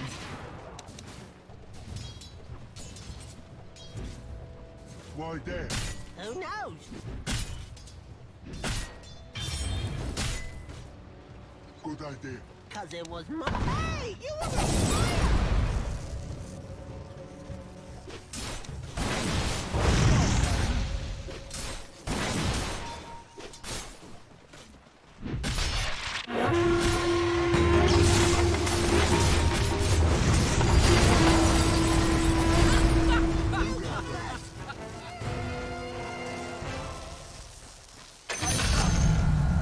Double take. Give it! Well, what do you know? Not much. Let's go north. No, south!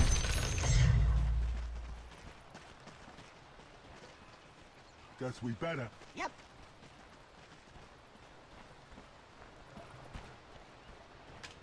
Guess we better. Yep.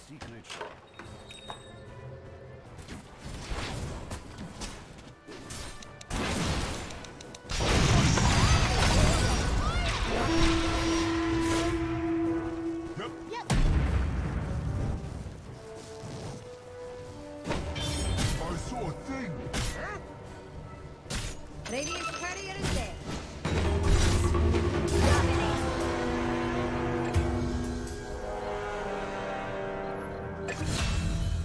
Defend your top tower.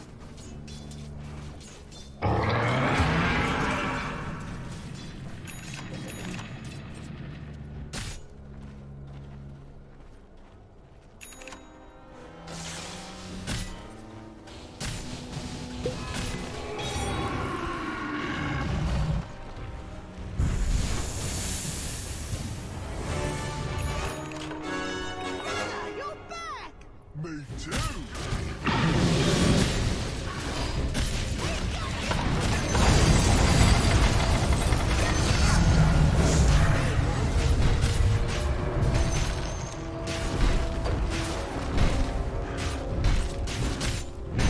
I'll do legs this time. Okay.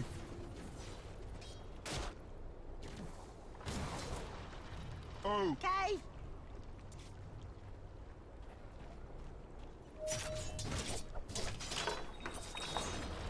this way. That away.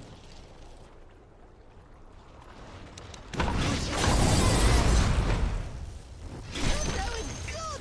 You too. Double take. Give it back. Let me through. Ow. Regeneration. Hit them loud. Ow. Is that a squirrel? Come on. Your top tower is under attack. Yep. Yup.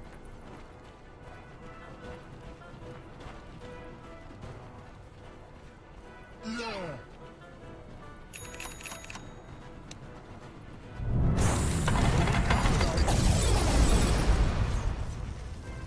Running's not as fun as hitting. Not one bit fun. Killing spree.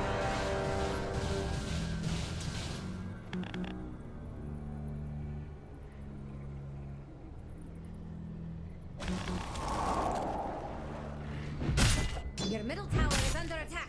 I hope you're getting some this.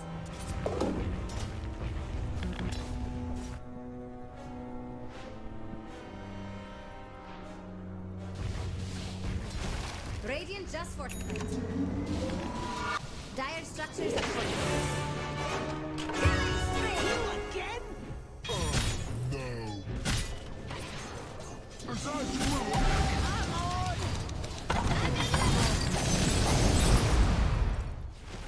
After you. After you.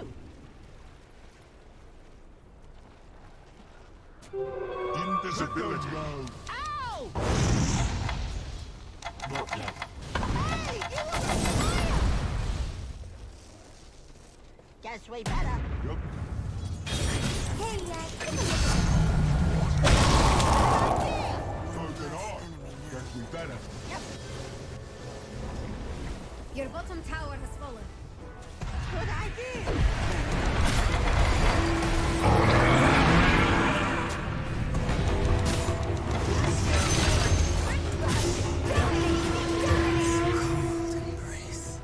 Running's not as fun as hitting. Not one.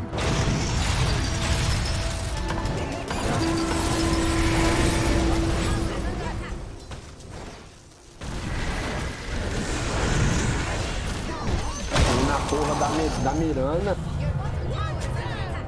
Nice counting.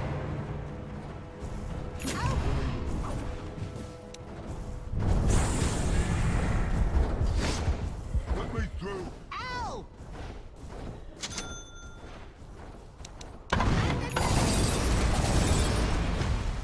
Yeah.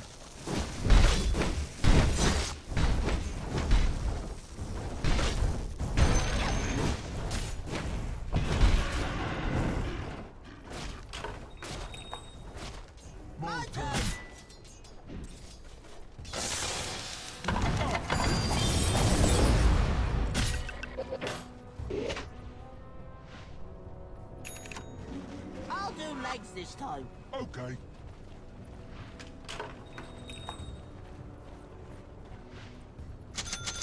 Good idea. Cause it was mine.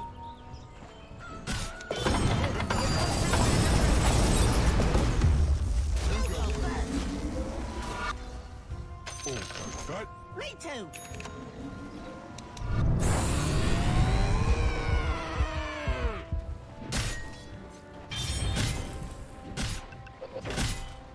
When can I hit something? Who's stopping you?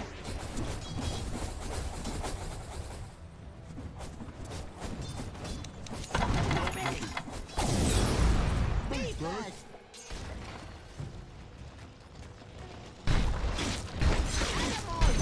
Hey!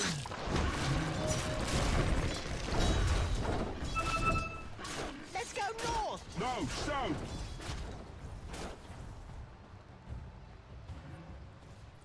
This way! That away. Your bottom tower is under Okay. attack. Defend your bottom tower. You know, Jax could take care of that. Why there? Who knows? How many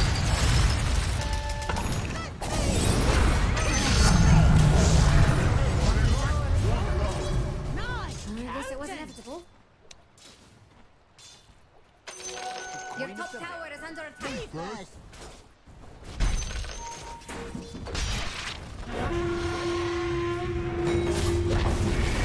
Your top tower.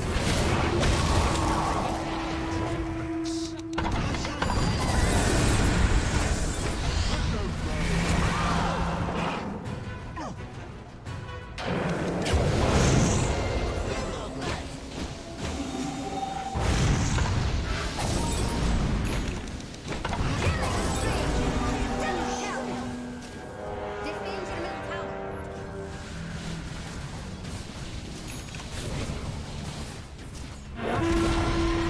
Your middle tower has fallen.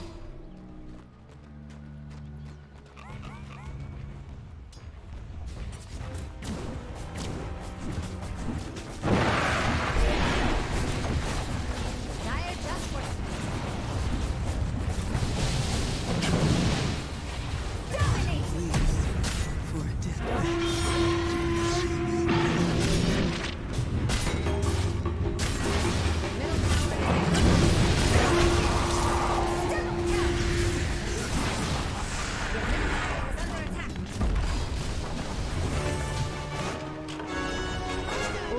Middle tower. Middle barracks under attack. good idea? Cause it was Middle barracks mine. are just a memory.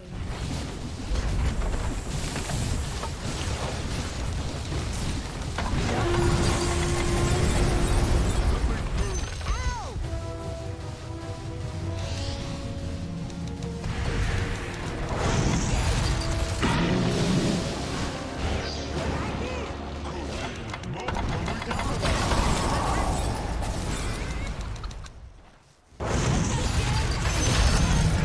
Your top tower is falling.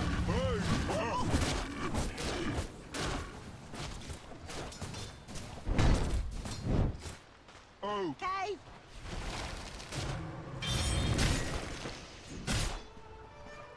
okay.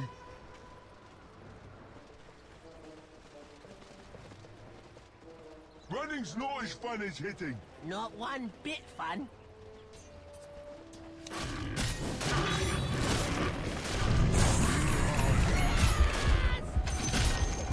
The enemy's bottom tower has been denied. Yep. That word sounds naughty, Jax. Did you just make it up? And here's the fortification of Major.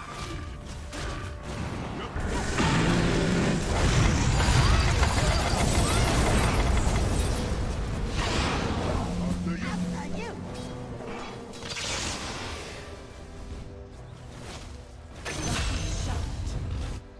I'll do legs this time. Okay.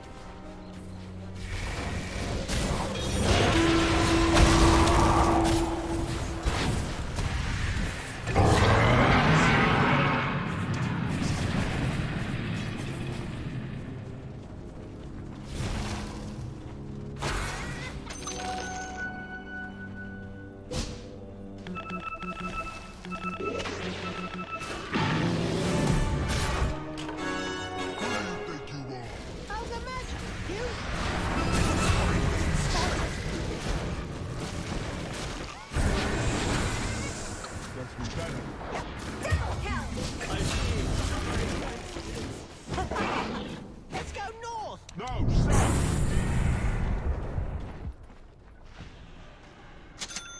I saw a thing. Huh?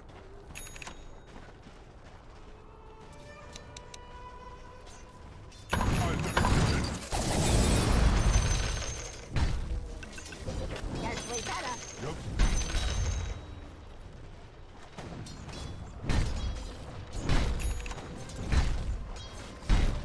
I'm not.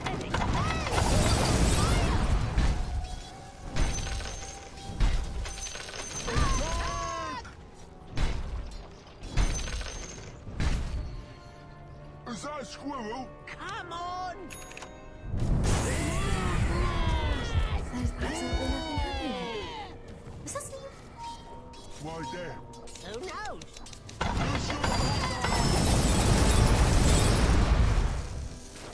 My turn!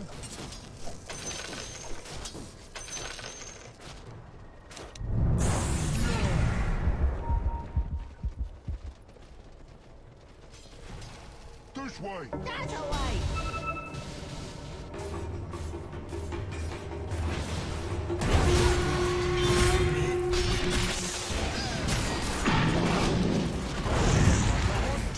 When we get a light.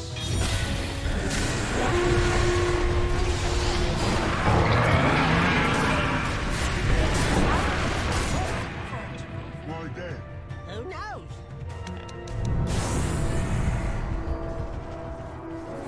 Hey! Who's that?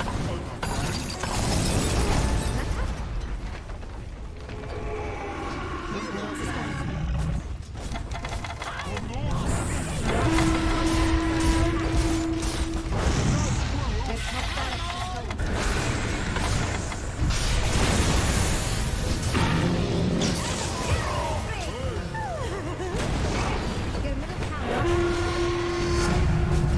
There we go again! Bottom tower is lost.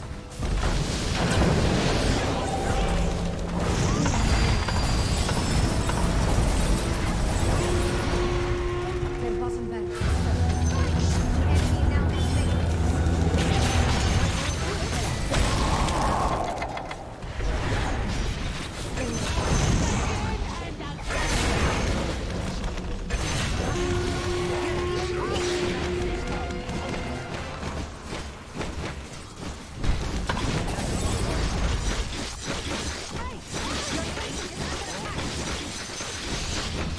Guess we better. Defend your ancient tower, but die trying.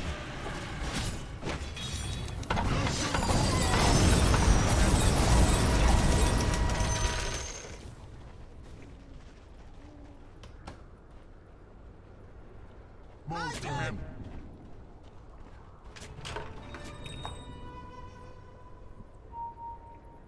Olha isso aqui, velho. Me first. Sim, eu vou ficar junto do meu urso pra morrer os dois, tá? Os caras nem vale compra bom caramba, velho. Internet caiu toda hora, vocês nem pausaram, eu vou ficar jogando com o urso. Boa, cara, deixa comigo.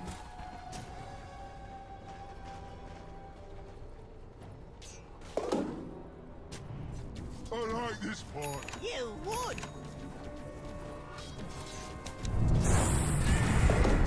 Hit the road. Ow! A culpa de ter um ward aqui bem na nossa base é minha. É de suporte não é minha.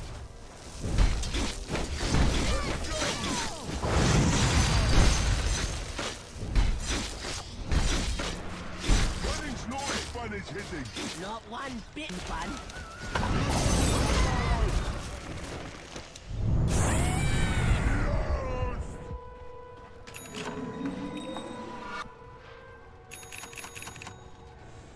Let's go north! No, south.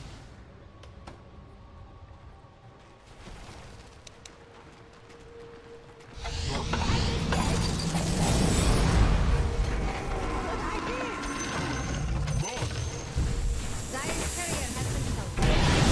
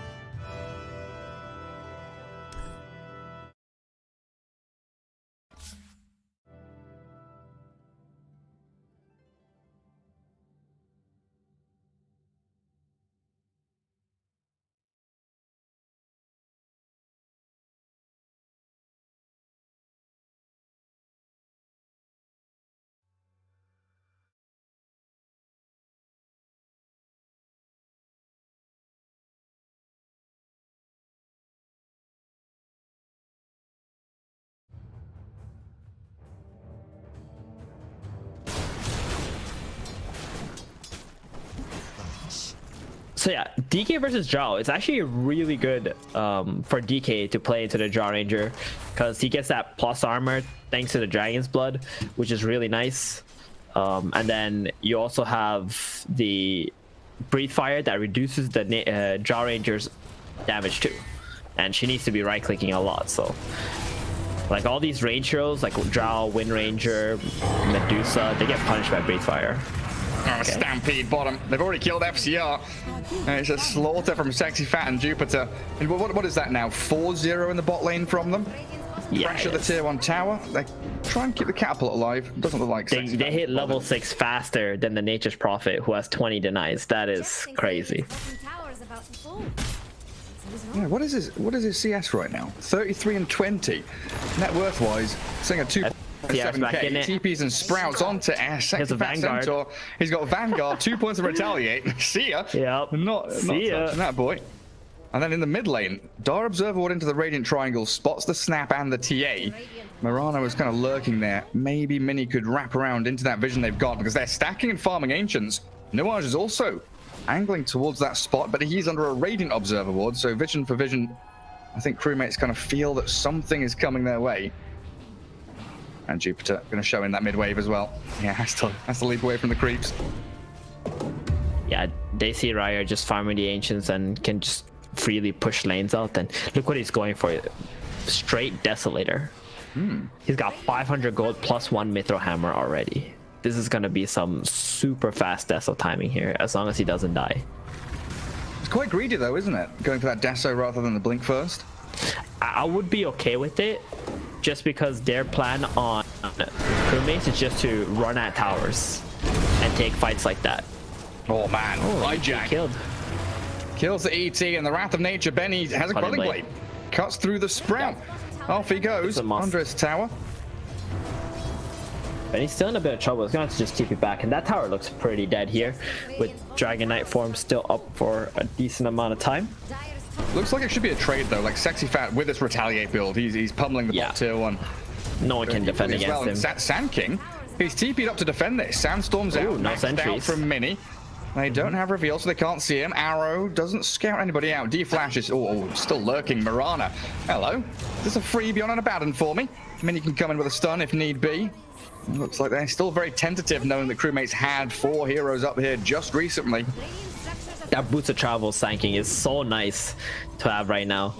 Just being able to be here, Sandstorm 2 times. By the time reveal even comes to the top lane, he's probably just going to TP out, or this lane's going to be pushed off. And now the Centaur is taking bottom. He's going to be able to farm down there for like a minute before he even needs to connect with his team to defend any more towers. Like, they pretty much nullified this Elder Dragon form of Hijack just with that one sanking TP. Yeah, Sexy Fat's going to be huge. Like you mentioned, the Vanguard he's got. Bringing out a Cloak now. Doesn't feel like he needs the hood, particularly against this pretty kind of right-click focused lineup of Crewmates. Oh, Mini starts off, misses the arrow connection from Jupiter, though. Yeah, they got to get a little bit better with that, understanding how long the Bro Strike really lasts for. Yeah, Sexy Fat going back into that blink. But top lane, Crewmates bringing the numbers around the catapult wave once more. They really want to try and take down that objective, but you can't break past the Sandstorm. You try with a cookie, stun under the sentry. Sand King, can he borrow? Can he get out of this? He turns and stuns, but he does die. 4 versus 1, didn't stand a chance there. But now they can finally try and complete their push, but it's not just the Sand King who's able to play this delay tactic style. ET with a stomp, pretty good at it. And so is the Centaur if he can make his way up there. Right, so it's too late. Tower down. Binamis is going to retreat back to their stacks. Long overdue though, right? Because that tower could have died almost 2 minutes ago if it wasn't for Mini up in there. But I think he did a little bit overestimate his abilities, knowing that these guys weren't going to come up there with reveal this time around. Yeah, he's not very tanky. Oh, the stomp into arrow. They land those ones. Mini has epicenter here off a burst strike, but a cookie out. Dragon form still up. Don't particularly want to fight into it, even under their own vision. Also under the Apothic Shield.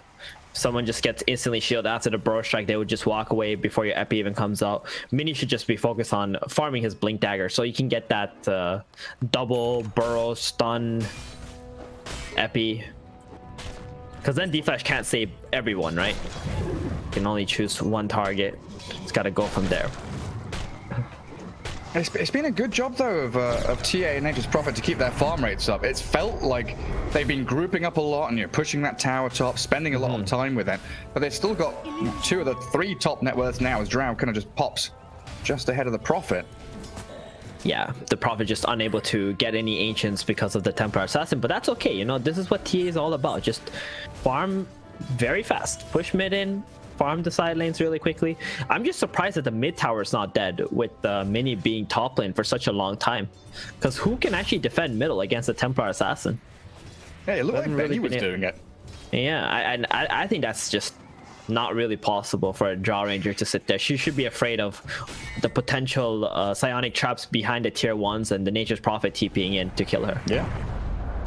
I guess she just never felt that threat. Like FCR, he's been doing what he's doing now. Almost cliff jungling. Sitting in that bottom part of the map, just farming away, clearing bot wave. But it's so much room for that Centaur. He's the one that's picking up a lot of this spare farm in that dead lane. Blink Dagger is 200 gold away, and that's really going to change the way that Binamistas want to play, because it's going to be not just his, but also the Sand King. That double blink threat will be online at exactly the same time. Now you can choose who's going to go first. Like Centaur goes in with the blink stun, then Sand King can set up with the epi, then follow up stun, and you got the arrows coming out on top of the Elder Titans, Astral Spirit too. And this epicenter is going to be doing so much damage. Binamistas have a lot of synergy in their draft. That being said, Crewmates, you know, they're hitting these item timings, and they got tanky heroes in the sense of Refraction and Apothic Shield being very deceiving as to how tanky they are.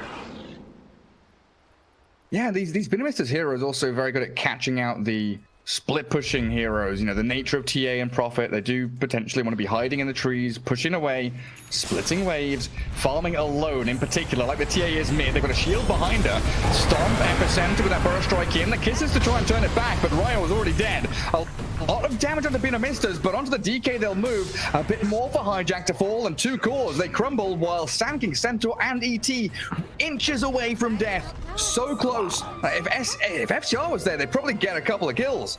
For sure, but the FCR was split pushing top and doing damage to his tier 2 tower. Dude, Binamistas threw the entire kitchen sink at that TA. Dragon Knight died just to like all the collateral damage coming from like the epicenter and the multi-shot. He got so low there.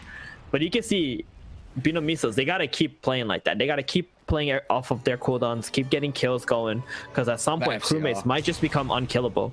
Ooh, FCR was playing under double vision. Both Direwolves spotted his retreat. They really wanted that blink arcane rune stun from Sand King, but yeah, very nifty escape from the Prophet. They do have blink on Dragon Eye as well. They don't have the kisses anymore, but they would like to smoke up here and try to play on the mid, because Sand King epi is on cooldown. If there's ever a time to fight, it might be now. Oh yeah, double blink snaps it in. Stun onto Hijack's DK. Baiting this? Many's considering it, and they're realizing Abaddon's right nearby, doesn't want to commit.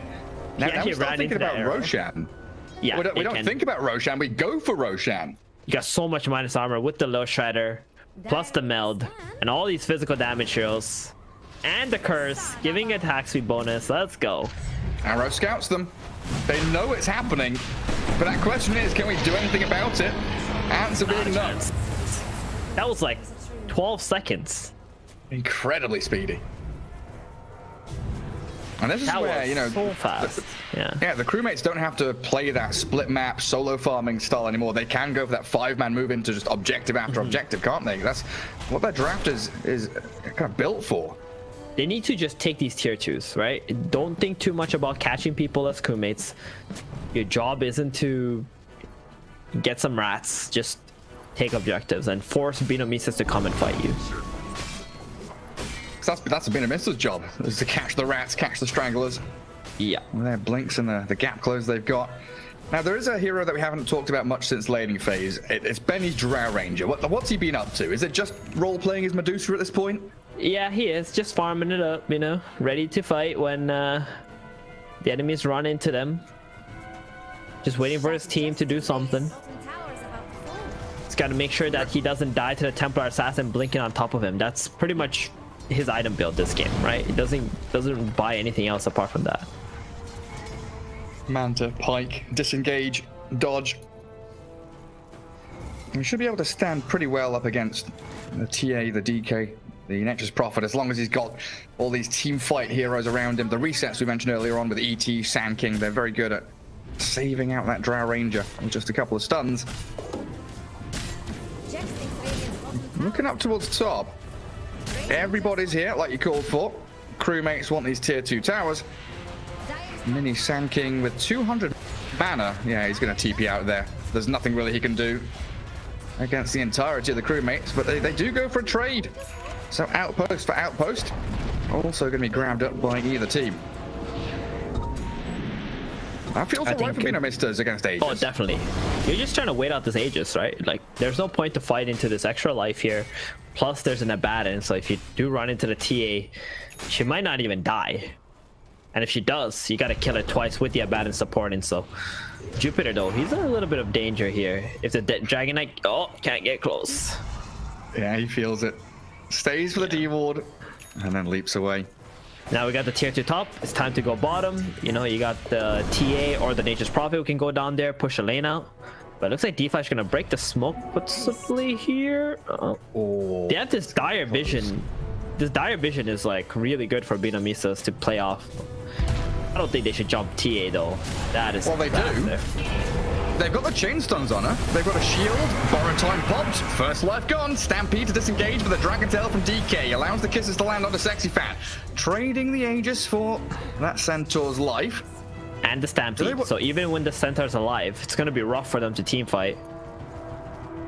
They still have Epi plus Earth Splitter though. And I'm wondering if, yeah, they want to go round 2 under their ward if crewmates move any further forward, especially if it's FCR. But yeah, he's got a BKB now, actually. Mini. Okay. Channeling up that epicenter. He's considering it. Sandstorm hiding. Multi-shot to clear the way. DK. Oh, he got hit. Form. He got hit by the multi-shot. Yep. They know exactly where Mini is, but oh, he blinks away from the DK now. Hijack getting outmaneuvered by the Vietnamese. And Centaur's alive in 7 seconds.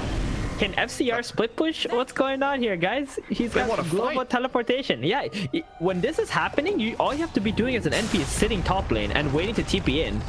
Now Ahmed's gonna get picked off. Okay, well, 40 seconds of Sexy Fat being dead amounted to nothing for crewmates. They took that TA Aegis out. If they're able to find her just before her BKB as well, it could be a massive victory for the Vietnamese. Yeah, it seems like they were farming to it. It's almost there, and they were just way too indecisive there, Gary. Like, you have a Nature's Prophet, you got this global presence, and you know they're all sitting on that high ground as being Vietnamese with 4 heroes. All you have to do is split push in top, you know, go to the tier 3 with your summons. If you see someone there, then your teammates can just ram into the triangle area, and you can always be there in those fights as an NP. You have the BKB ready to. You don't need to like sit behind your Dragon Knight and have to hit right away at the start of the fight by walking in there. Yeah, there's nothing that can stop him, right? You could just BKB TP. No matter what happens. Well, they're gonna go again. Double BKB on the crewmate's cause. Oh, Mini. Jack is still smoked. Yeah, this is gonna be a close one, isn't it? Yeah, Mini just pinged himself. He's like, they have a sentry here? They might jump me? Oh man, this pause is so unfortunate for crewmates, because this was a really fast play. Right? Sankin gets stunned here, he's just dead. Imagine if Nuages is able to like spirit stomp, delay them, stop them from going on Mini now. Oh, Mini's just gonna blink out. Away, right? Yeah, he's just gonna blink out and that's it. And this smoke is gonna feel incredibly sad. Because if Sankin dies, the MP being on cooldown is huge, because that's pretty much 50% of Vietnamise's team fight right now. And they're gonna blink into an Invis Elder Titan who's gonna pop their smoke too. Position Vietnamese kind of gather up around bottom outpost again. Drow Ranger's a little bit distant, but everybody else could collapse in here to hold a high ground ramp and maybe force a fight. And Mini doesn't blink out, so he doesn't get jump stunned. Sand King's down. So that pause, all that thinking, he just gets annihilated. They're chasing, they want more. They slow ET with that trap. Yep, they need someone to push in mid though, because this is your time to take this mid tier to tower, which is incredibly good. And doesn't look like it. They're just like you have to understand when your DK stun and blink is on cooldown and doesn't have dragon form, you ain't catching nobody. Oh, Mirana. Okay, they got Jupiter though. Yeah. Tries that TP under a creep wave. When Duel's leap, it's not going to get you out here, is it? Try and get into the trees. That dragon fireball follows you. Sanking's back alive again in 5 seconds. I mean, I want to say it's good that they caught the Mirana, but they don't really get more kills. They gotta get something more. Yep, there it is. Sexy Fat, very fast play from Hijack, instantly TPing top after that Mirana kill. He's got a Crimson.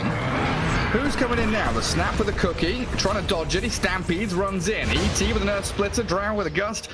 They won't be able to follow through, and they're actually TPing forward with FCR right on top of Mini with a burrow. Oh god, he didn't press his BKB, did he? He did not press his BKB. I don't think he didn't even know what was up there. Kind of just tried and got blown up. And they're gonna be so happy with that. Getting the position 1 Nature's Prophet killed off. Benny getting involved. And yeah, to come back to your point, not getting any real objectives off the back of that, right? The fact that Binamistas are playing bottom jungle area around their outpost, dragging this crewmate side down away from that mid-tier 2, away from any real objectives. And they didn't even take the outpost. Double outpost still in the hands of the Dire team. Yeah, it does feel like crewmates, you know, they got the hero to pressure and they done well in lanes. They got some tier 1 towers, but their macro movements are still lacking a little bit here. They are going to look for more kills right now. I mean, when you can do that, it feels pretty good. Yeah, it does. Stun, kill. I just wish they do that in front of towers. So you're like hitting a tower, you see a hero, you just kill them. And then you go back to hitting the towers. So Riot's going to do now.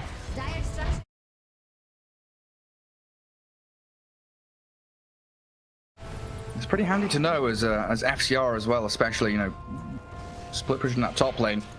If he gets up onto tier 3, you know there's no glyph now for a significant amount of time.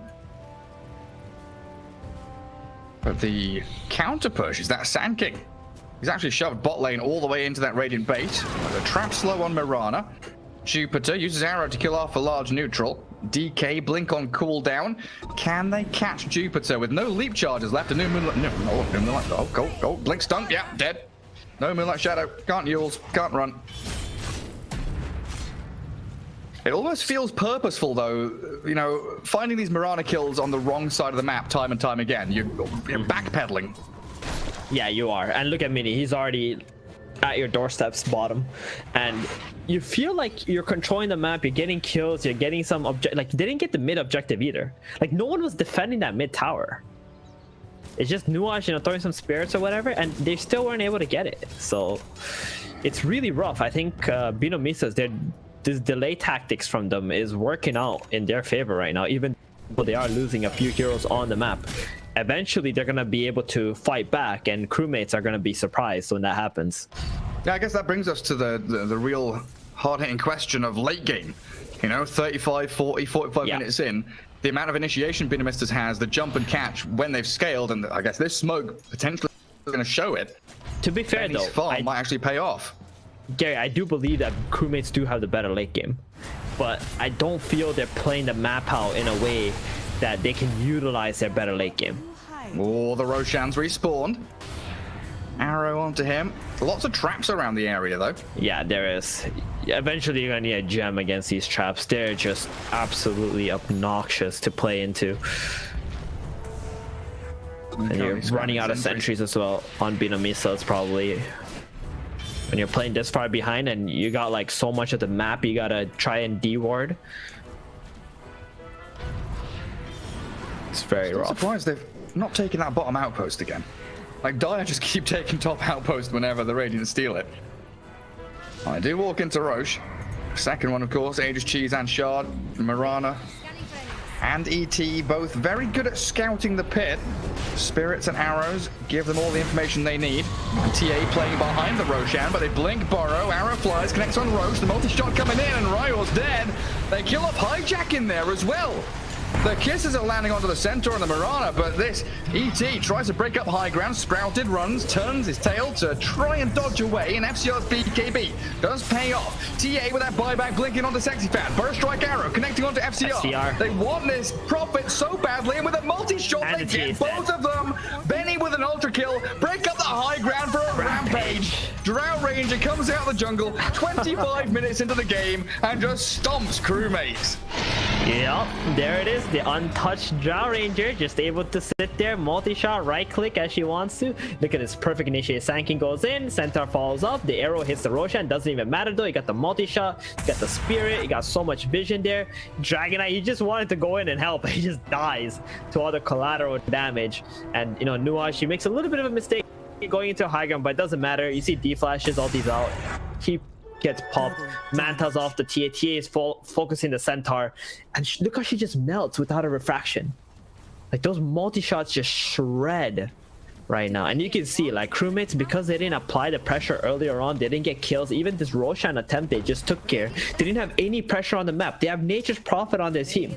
They should be the ones controlling the tempo of the map, but they couldn't. And now Vino Missiles look so good. 10k advantage in 1 minute, Gary. Literally 1 minute, they got 10k advantage. It was a dead even game. Yeah, you're right. Yeah. My God, that now they have the graph. The shard as well for the Drow Ranger for free. Got the Aegis. And now it's their game. Yep. Absolutely all in their hands.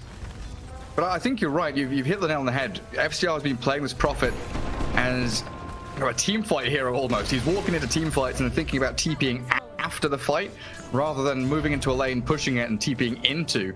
And I guess the one time he did try and TP into the fight was that one in the Dire Jungle where he walked straight into 3 of Venomista's. Mm-hmm. Hiding in the tree line. Snapfire. You know what? DK. I want to see some hypothermia shots coming out from this Drow Ranger's multi-shot, you know? She kills one of the supports with the multi-shot, and then everybody else gets slowed off of that, and they're just like snails moving around. I haven't seen this actually yet. I've been waiting to see it with the Aghanim Scepter, but we just never see Ags on Drow anymore. Yeah. I mean, this build that Benny has is very good. You just get Manta and Hurricane Pike. You already have damage just by staying alive and right-clicking people, thanks to your marksmanship. So, I'm going for the stats too as well. Exactly, stats, staying alive. That's the most important thing as Josh. Just stay alive, the damage will come. Who needs more than 1 point in Gust? Not I. Oh, stats. Oh, okay, right. That's what you meant by stats. Yeah, sorry, I meant like literally leveling up stats over arrows and Gust, yeah. Like he's maxed out all his attributes. Yeah, I'm not so sure about not scaling up Frost Arrows. This does help you farm a little bit better, but Frost Arrows is just way too good. Oh, we're just going to get a lane of racks here, are they?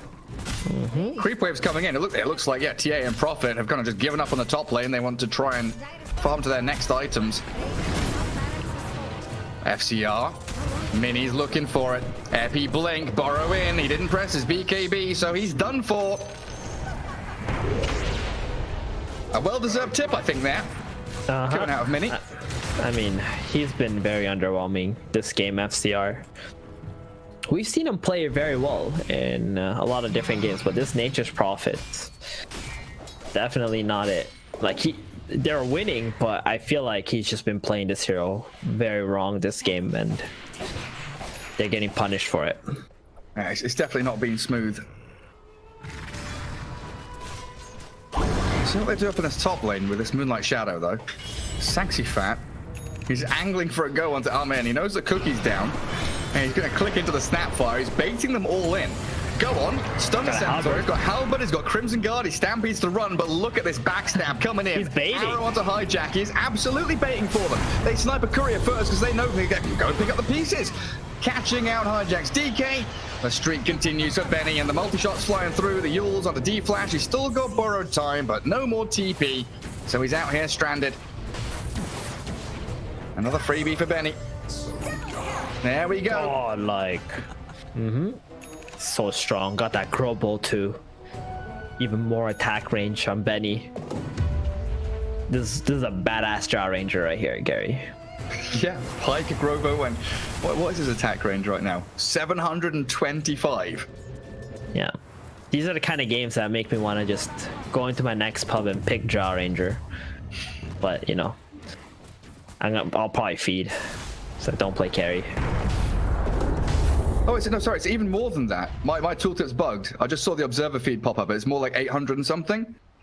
Yeah, 865, sorry. Yep, 865.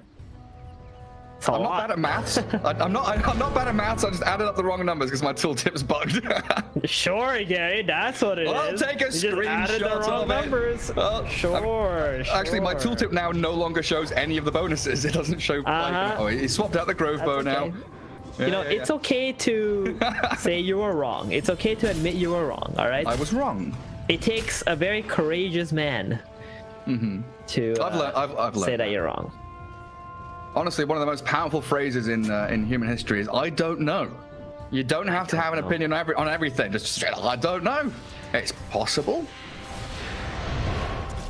Hijack, are you sure about this? Interesting maneuver. Why doesn't Is he gonna press the BKB? He gets it off with a shield. The Drow Ranger with a Hurricane Pike and a multi-shot damage. Oh, so he's close to death. They tanked it for him. Ryer's like, get down, Mr. President. And then he took the shots. Doesn't stop the high ground push though, does it? They are still walking up this ramp. It's not. Centaur with 4,000 health. Oh man. Tier 3 is going to drop. They smoke behind the TA. This is they need to draw. They have to all in the draw range. There's no other way. Like, they need to hope that the draw will not BKB the Dragon Tail. Right? And you just all in commit onto the draw, get the burst on her, and the fight will just be in your favor from there. But if the draw somehow pops a Manta or BKB when you're blinking in with your DK, things will go real south. I had a moment of worry there. I saw FCR microing himself and his treant's top. And he was nearly following them. As Bina Misters were getting up into that Radiant Triangle. Good vision coming out of Crewmate, so they can play into this. Knowing that next Roshan is potentially in about a minute or so as a fast spawn. Yeah, this game really has just swung completely. 20k lead for the Bina Misters, even with just 6 kill advantage. It's been a story of map control, dragging your opponents onto the wrong side of the map where they can't take objectives, smoking back into them, buying a massive amount of time for this Benny Drow, who has now farmed up a butterfly with another 2,500 gold in the bank. And they are walking under that Radiant Vision onto the DK. Chain stun him, easy as you like. He's got buyback available. He's probably going to have to use it. There was one, yeah. I mean, D-Flash is going to follow him into the grave, 6 feet under. Mini nearly catches the TPing out heroes there.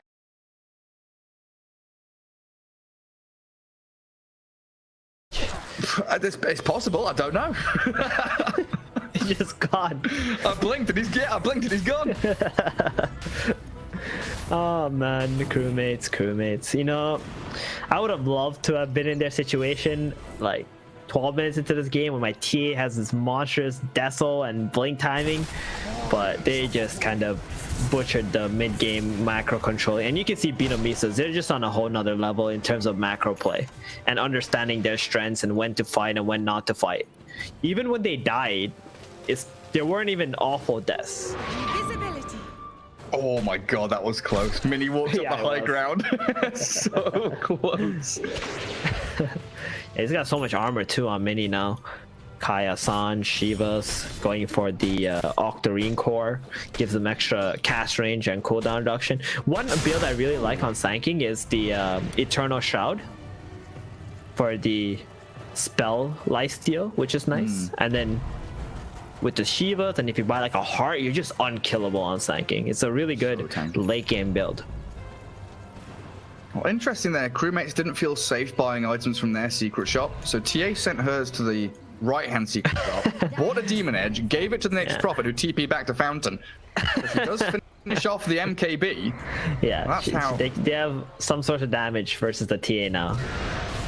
Onto that Drow Ranger. Oh, that's not the target. That is not the target, Gary. They're in the pit with a Kisses Dragon Tail. Sure, the Marauder's down, but they buy back immediately. FCR has TP'd onto Benny. They've stampeded and BKB, popped the Manta, and FCR is out of here all alone.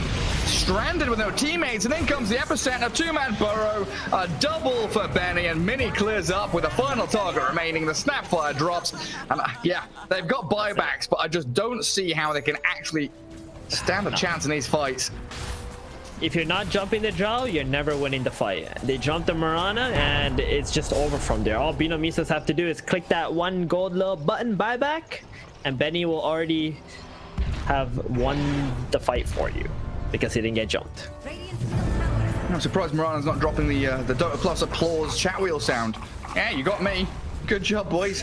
Lose 5 for 1. Now I'm going to start pushing out these buybacks. Prophet might just have to. DK could wait the 10 seconds. TA doesn't, though. 500 gold away from any kind of buyback herself. And they just open up that mid lane. Top's already done. Double catapults are there. Melee rack shredded by Benny, and they get straight down to bottom because there's no tier 3 anymore. How are you going to jump a drow with Lincoln's Cheese Pike Stampede? This is impossible.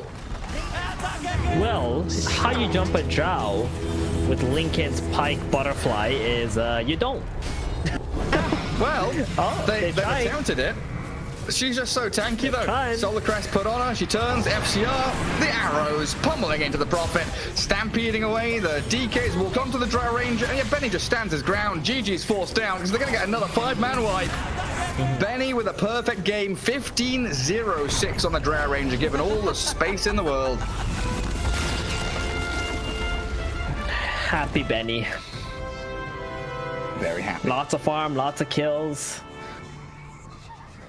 I think Crewmades, they just got to step up their mid-game stuff. Like, just understand you have a lineup where you got one stun, right, with this Dragon Knight, and if you just go and hit buildings, beat them, they just have to come and fight you. And if they come and fight you, then you stun them, then you kill them, and then you take more buildings. But they just played like as if they're having Ember, Storm, Sand King, Centaur on their team. Like, they have all these catch heroes on them, and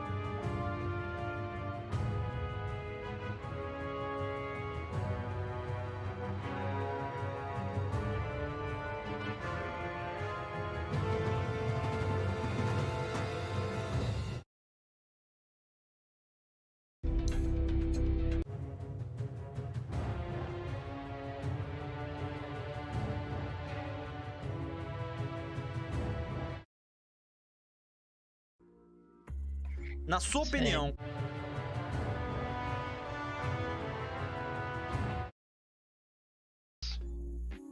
E G-Pride, acho que são os 3 times mais fortes, pelo menos ao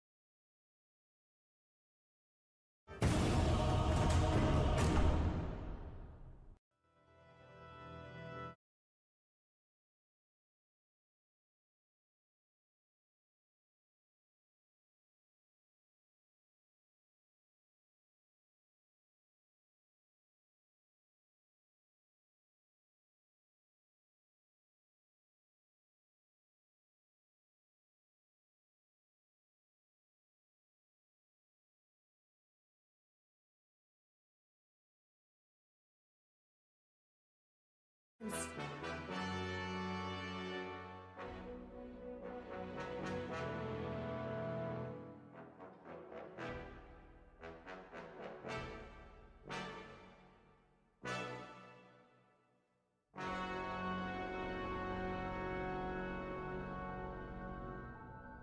seconds.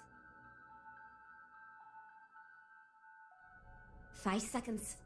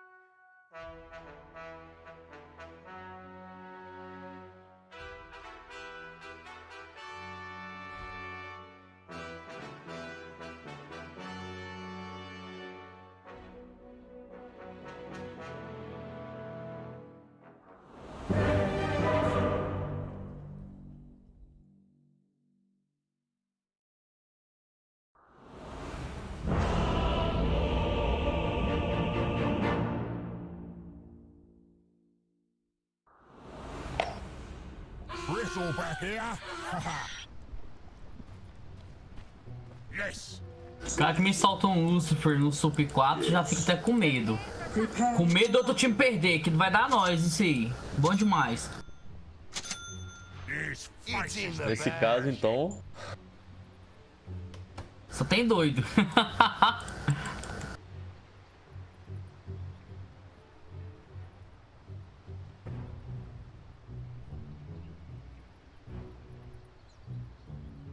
Dá comida aos cachorros mais tarde um pouco, né? Ah, 5 horas ainda.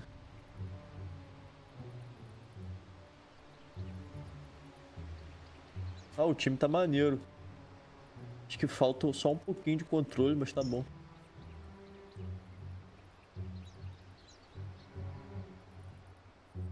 Seconds. Now for some real sport.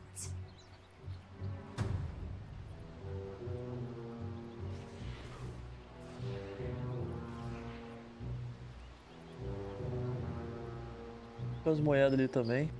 Tá dormindo. Fui ver ele agora. Bit of work to do. By all means. Time to raise bloody hell. Time to mash some faces, I'd say. That way.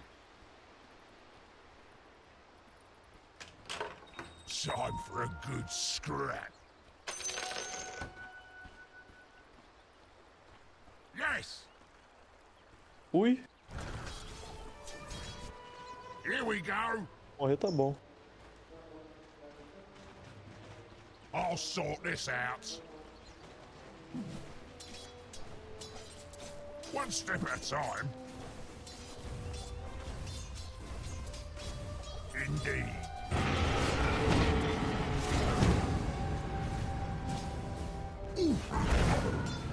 You know, son. Oi, one step at a time. Oh boy. Yes. First blood. Come on, like this on the tube. Time for a good scrap. Oi, one step at a time. One step at a time.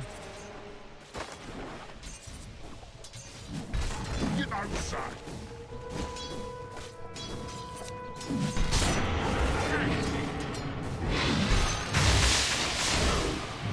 Here we go. These faces need mashing.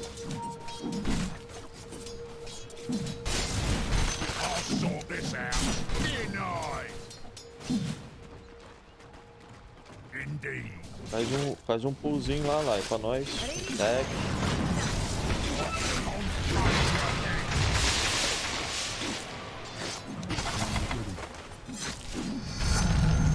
Oh, me back needs a bit of work to do. Nah, they didn't need that anyway. Ó, tá dando mole. That way. By all means. I'll sort this. You don't say. Faz stack e... That way. Yes. Indeed. Time for a good scrap.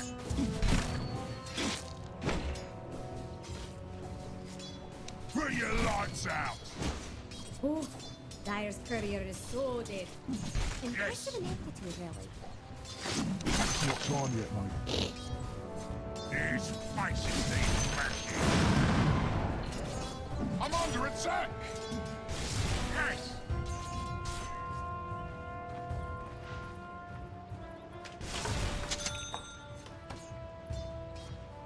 I'll sort this.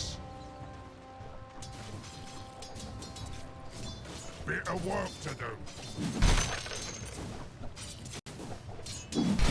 I'll sort this out. By all means. Not yet.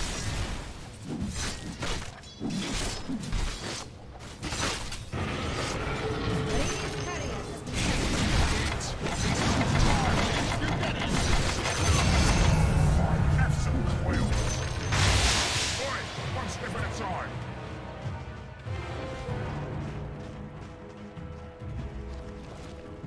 One step at a time.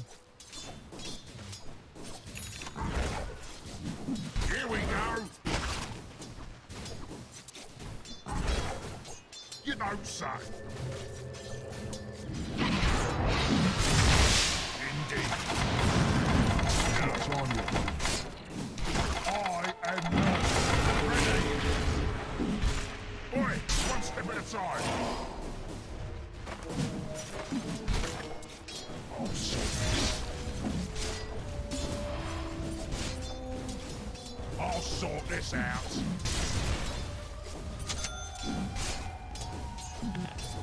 Time for a good scrap. That way. Clubby. Daisy. Bit of work to do.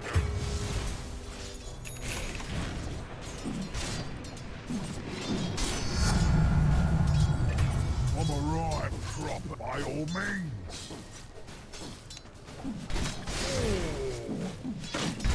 Have some of that. Here we go. Yes. These faces need mashing. A nossa runa de gold lá, suporte. Lucifer. Pega a runa de gold já com nós. One step at a time. I'll sort this out. Money changes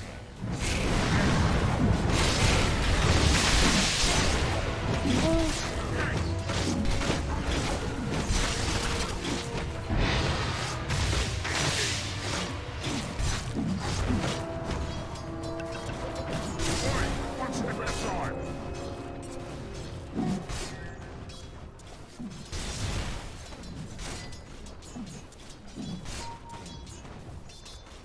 I'll sort this.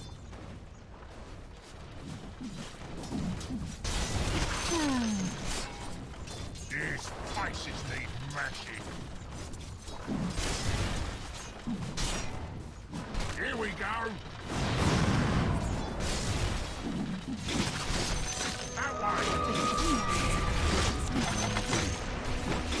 Oi! Not yet. There's more next. Oi! One step at a time. By all means. Hey, take a look at your bottom tower.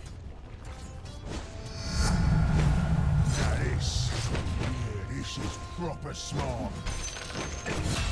For your troubles.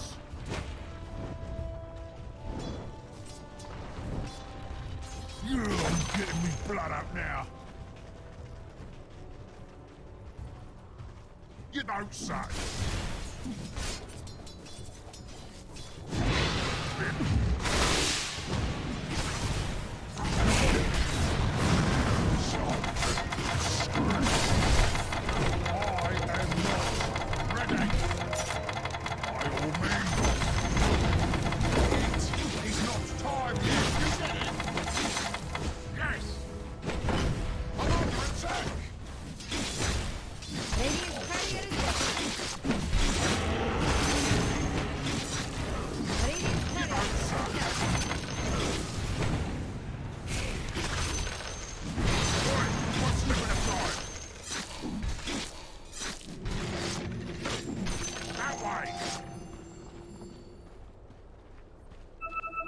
Indeed.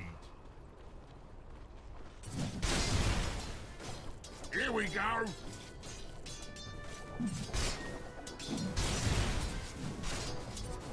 Yes. Time for a good scrap. Vai vir, mano. Vai vir. One step at a time. This face need mashing. What do you all sort this out? Como é que um herói com sede de sangue ativada tem um tapa mais fraco que o do Lion, mano? Como é que pode isso? Que herói louco? É o que foi? O tapa do seu herói com sede de sangue ativada é mais lento e mais fraco do que o do Lion, velho. Como é que pode isso?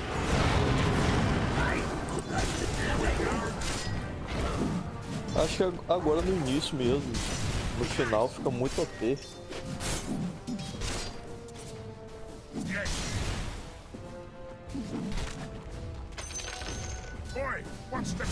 Tô de ajuda aqui, vou precisar de ajuda, senão eu vou morrer.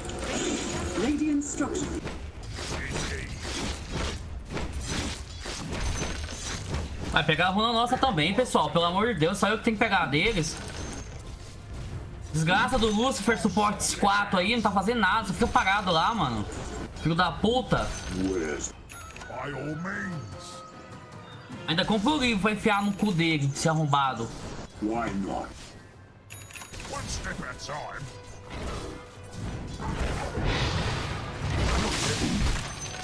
You don't say. Radiant's courier has been killed.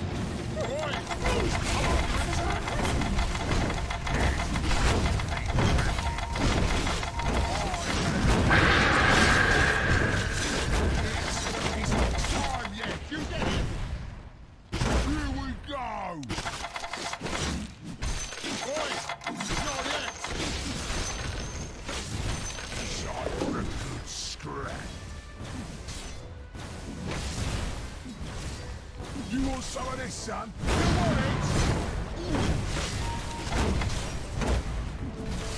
Indeed. I'll sort this out. Killing spree! You don't say.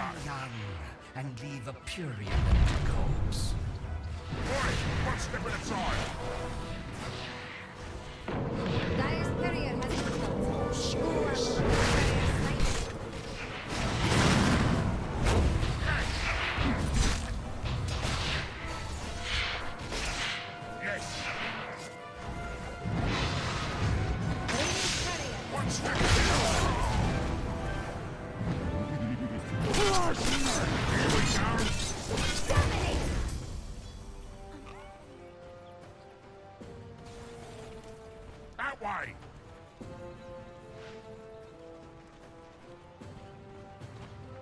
His faces need mashing.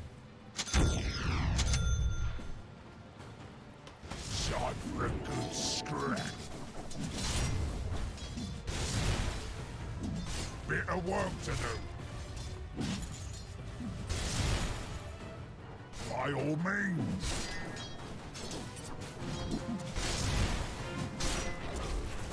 That way.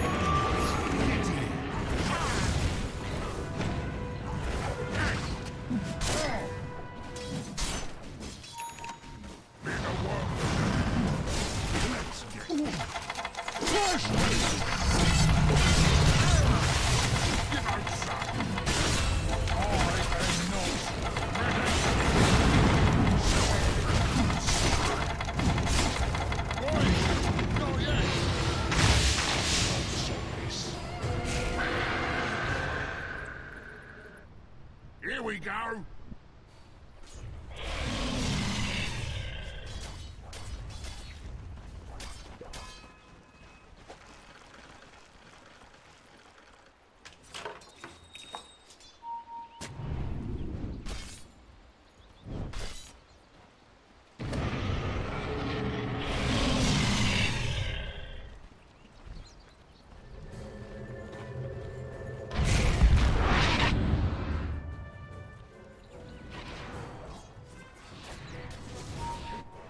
Yes. I'll sort this out.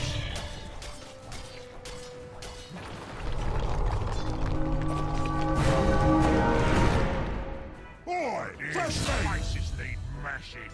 So, what are your feelings around having a top tower? One step at a time. Boy, one step at a time.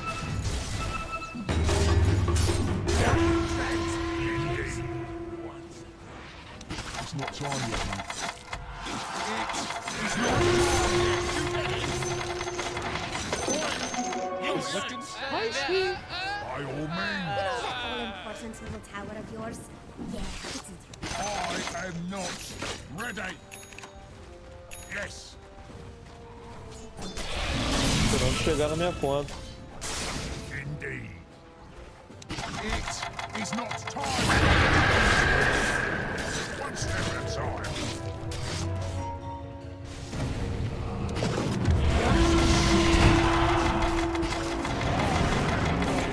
Morri.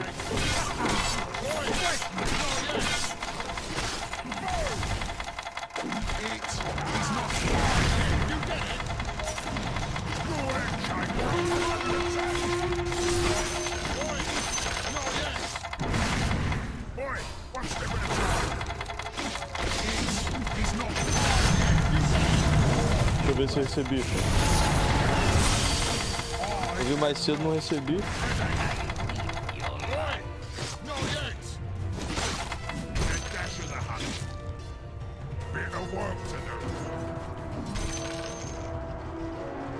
Recebi. His faces need mashing. Radiant structures are fortified.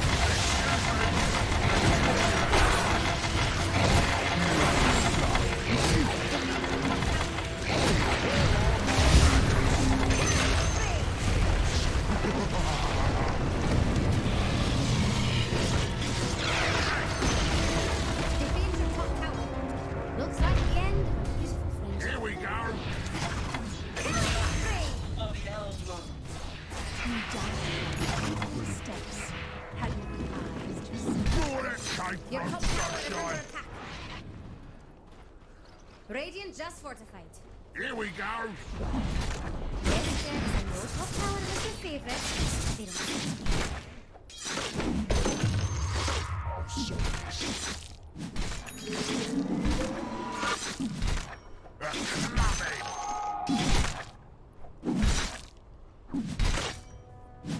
Bit of work to do.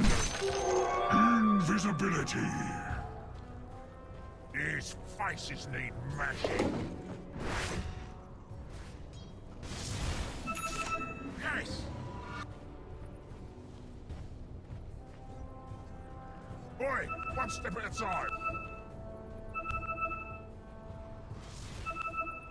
Indeed. What'd you say? Hey?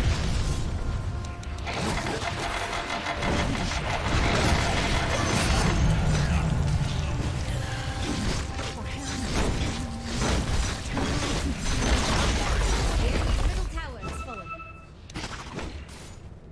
One step at a time. Here we go!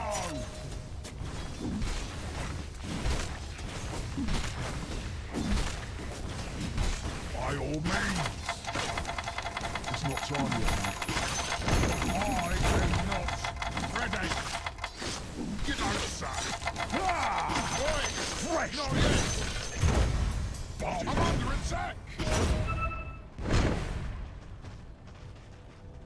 Yes! Regeneration.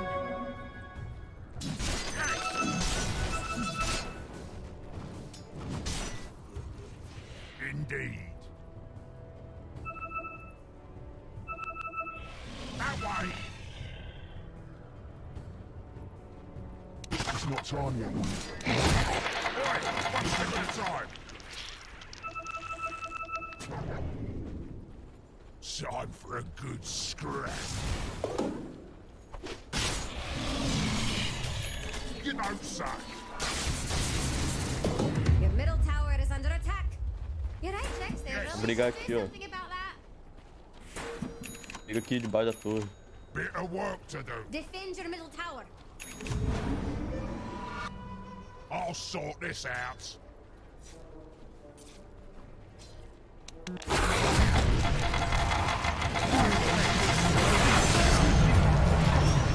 I'm a right proper basher. By all means. It's not time yet.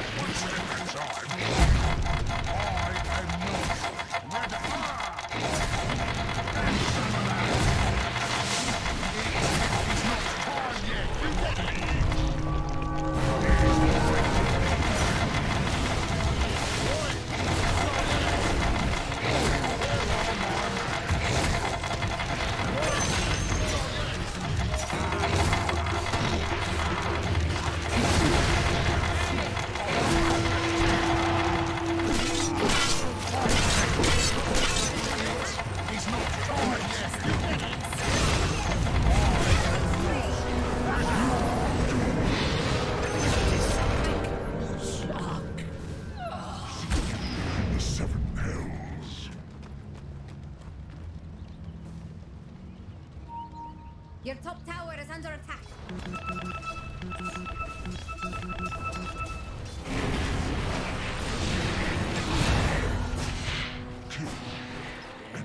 Your bottom tower is under attack.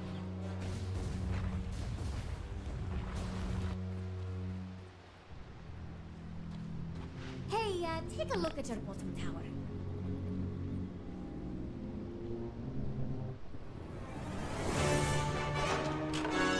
Let's get back to it. You could just sit there and wallow in failure. Or you could get out there and raise hell. Here we go.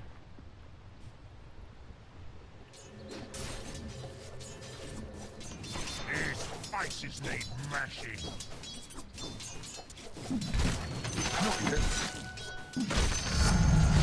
Bright and breezy. Fresh and brand. Indeed. It is not time yet. You get it? This'll sort you out. Abriu o portão pra sul. One step at a time. Conceal yourselves. Oi! Not yet! Oi! Not yet! By all means. Oi! One step at a time.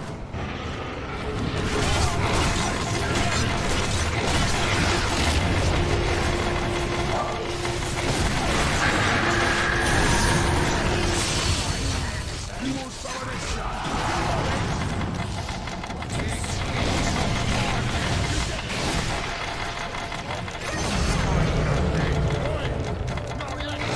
You wear it well, mate.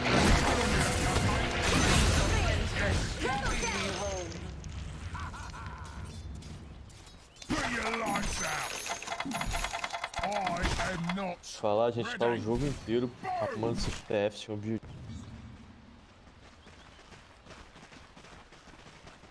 E do nada. Radiant structures are fortified. I'm under attack.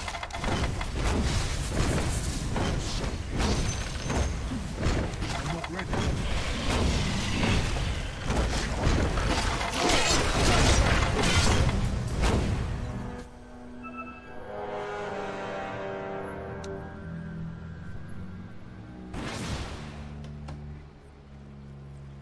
The silent killer. Almighty wonder.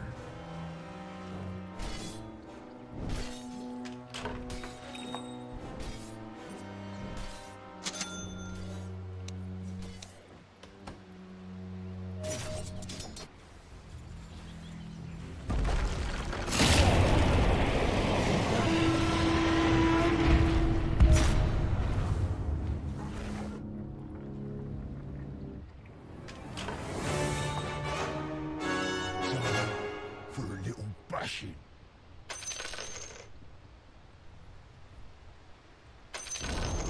The enemy's top tower Here we is go. denied. Killing spree! It's not time yet, mate. Oi! Not yet! Boom! This is proper smart. I'll sort this out. That way!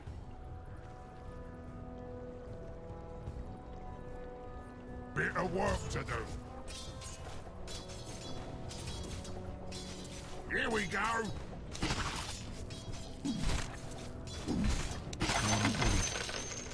Bit of work to do. I am not.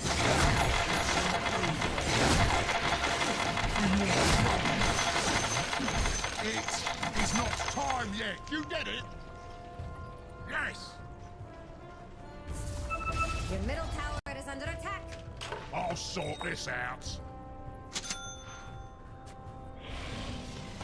Here we go. Oi! Not yet! One step at a time.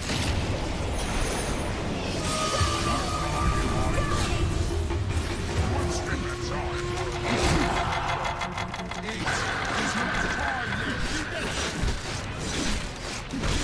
I am not ready.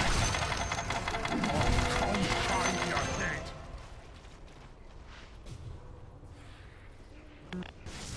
That way. Dragão primeiro. Yes. Time for a good scrap. Not yet. It's not time yet. You get it?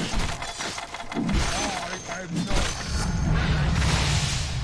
You don't say.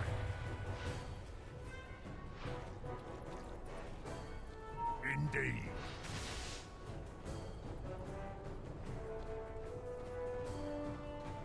This'll sort you out. Oi! Not yet! It is not time time yet. You get it? That's for me. Well, mate. Excuse me.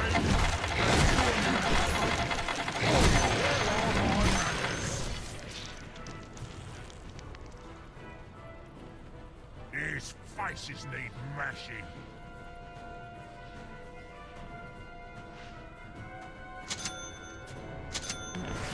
What's this?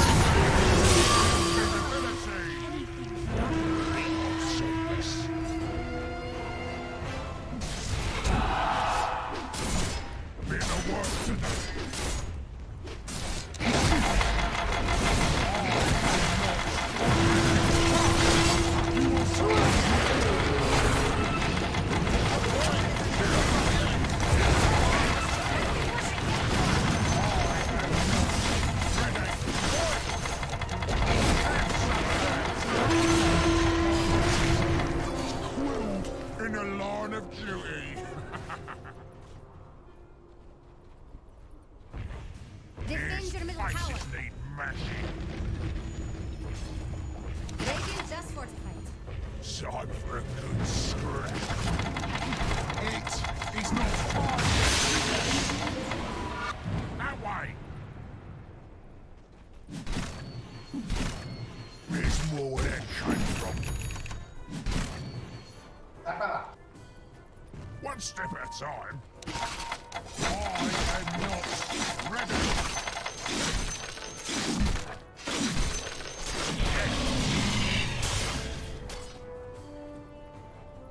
Oi, one step at a time.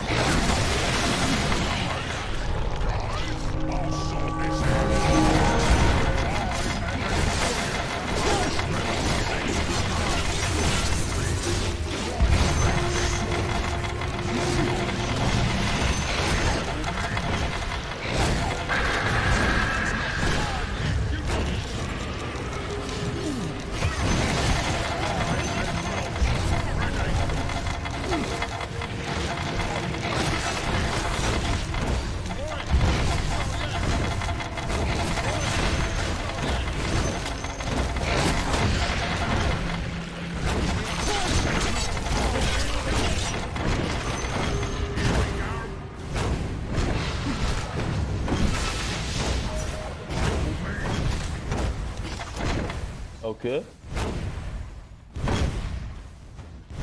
His faces need mashing.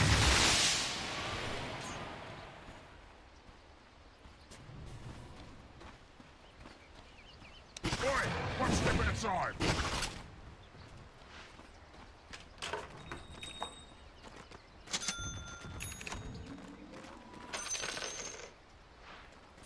Yes.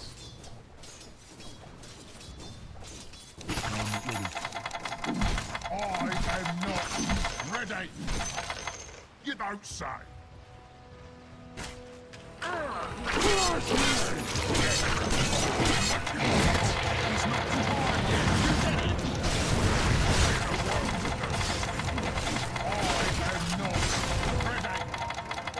One step at a time.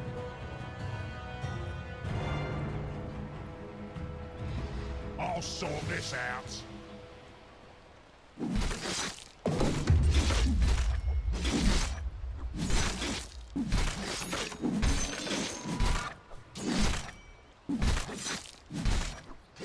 I'll sort this.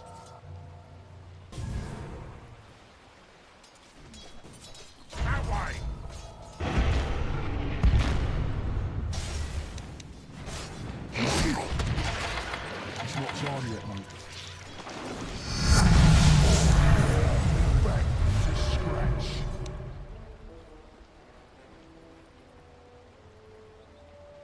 Time for a good scrap.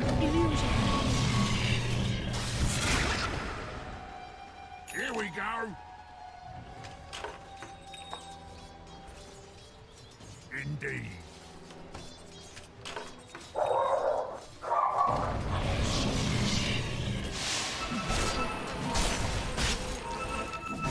That way. These faces need mashing. That's for me. Indeed.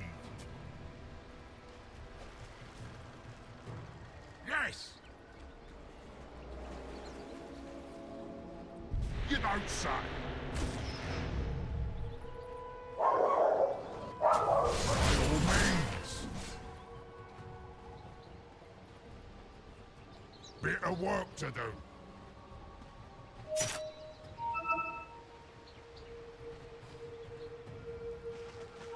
I'll sort this out.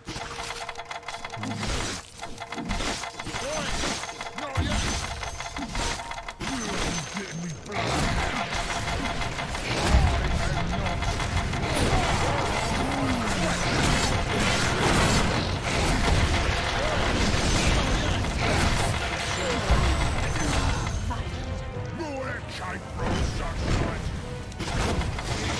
It's not time yet. You get it? Excuse me.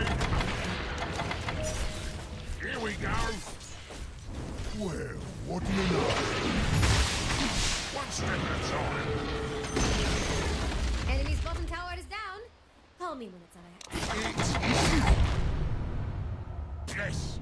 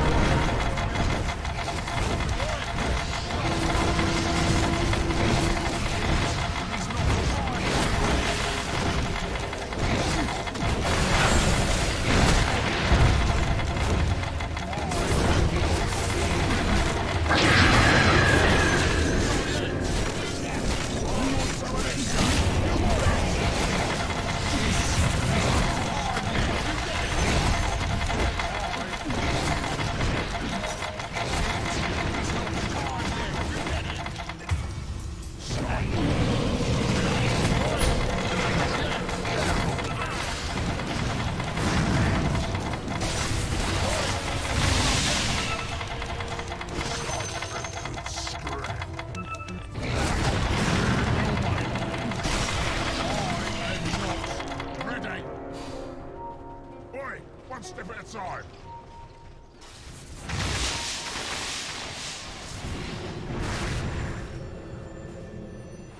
Here we go.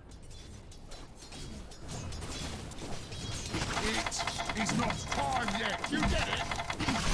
Oi! Not yet. It is not time. I am not ready. I am not ready. That way.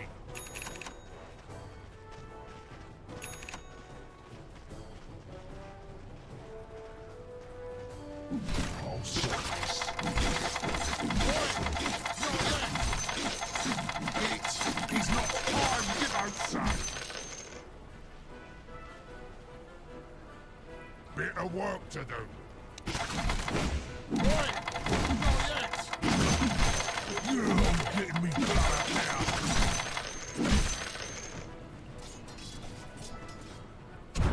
One step at a time. Ah, fresh meat. These faces need mashing.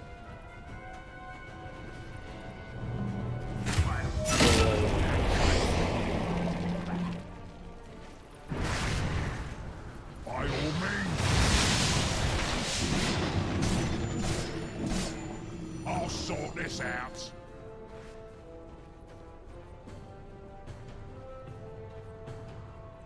Yes.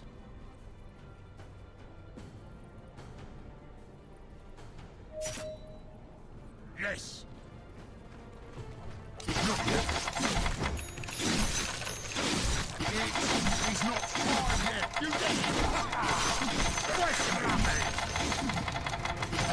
I am not ready. Indeed.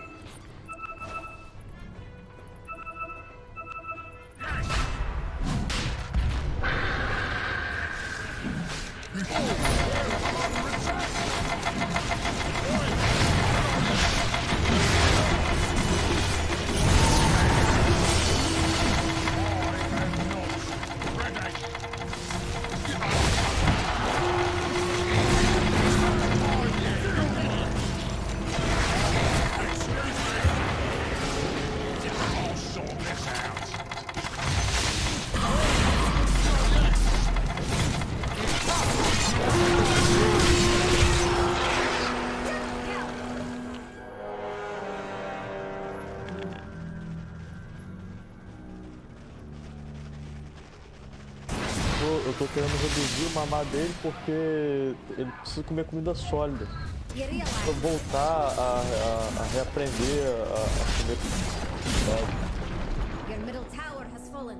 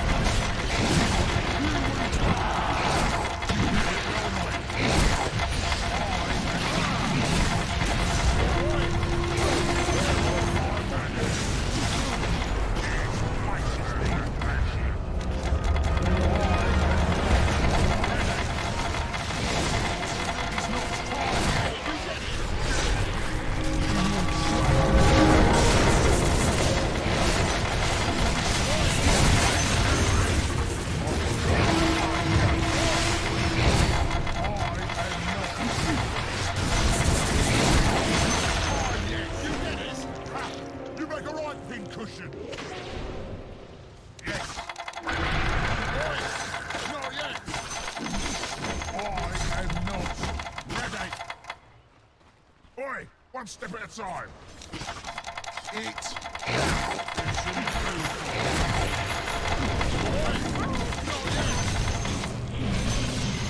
Here we go. I am not ready. Have some of that.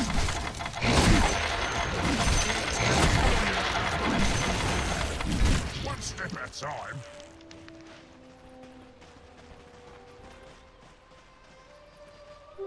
Invisibility. It is not time yet. I am not ready. Oi!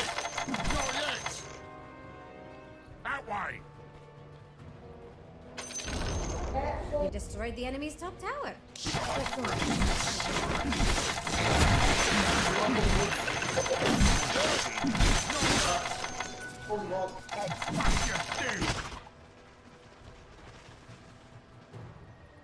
I'll sort this.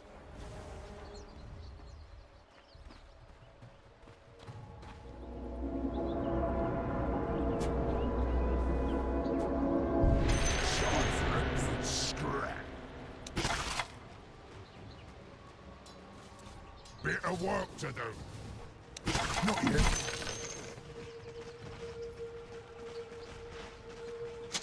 Here we go. I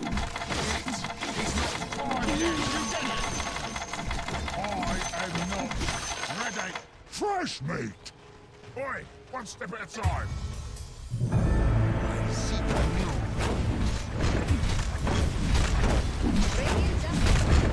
Put your lights out.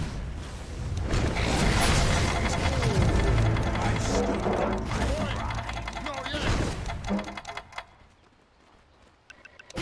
I'll sort this. Fresh meat!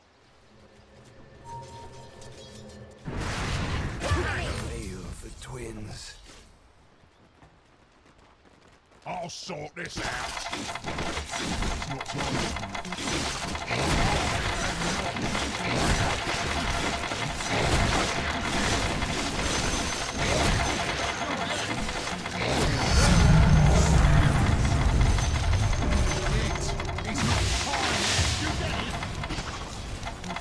by all means.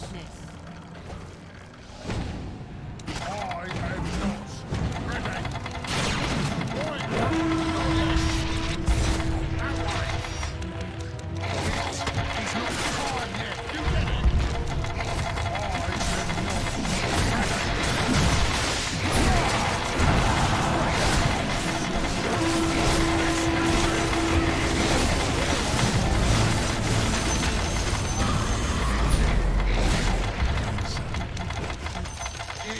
It's not time yet. You get it? You really know,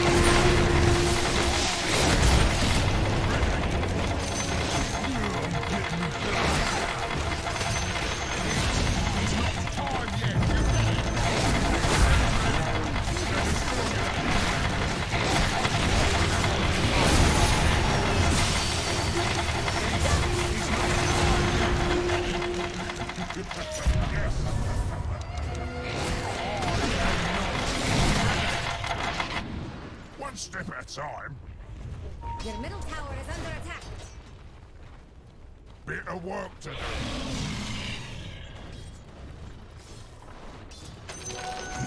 I'll sort this out. Not time. By all means.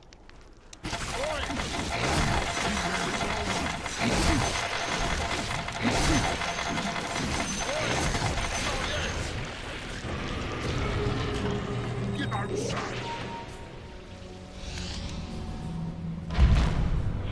I'll sort this. Faces need mashing.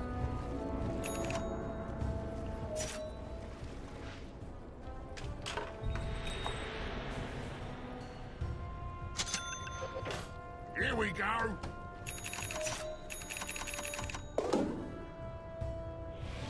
Boy, one step at a time.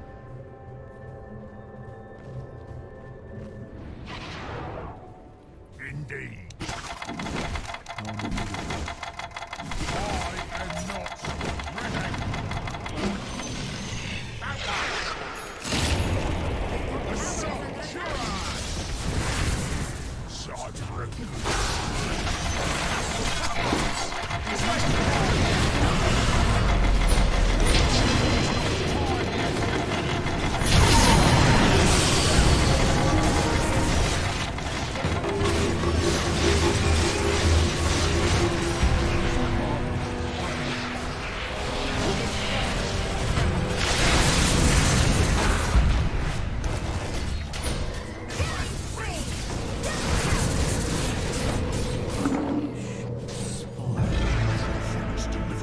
to life.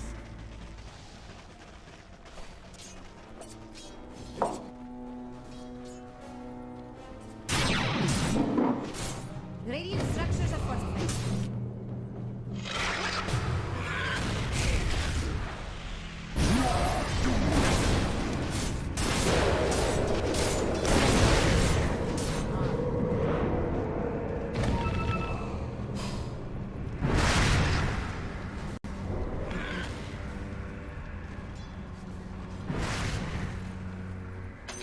For the twins.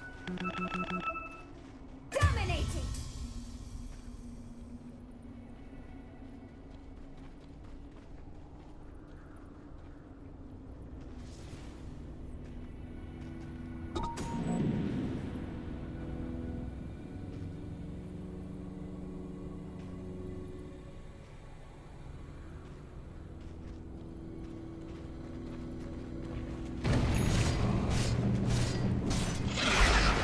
Think Graves wants to be some more tips?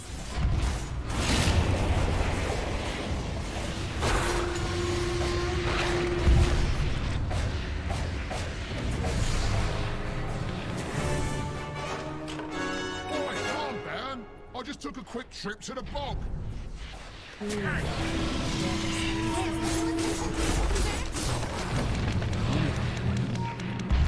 These faces need mashing. You know, son. It's not time yet.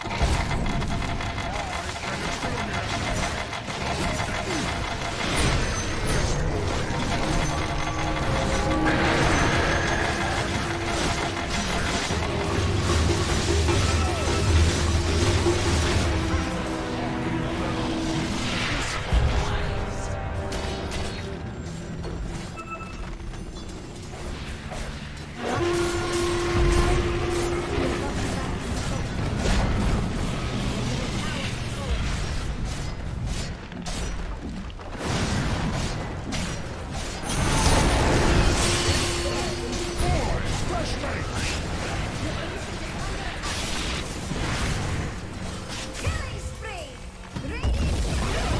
Here's a blade in your eye.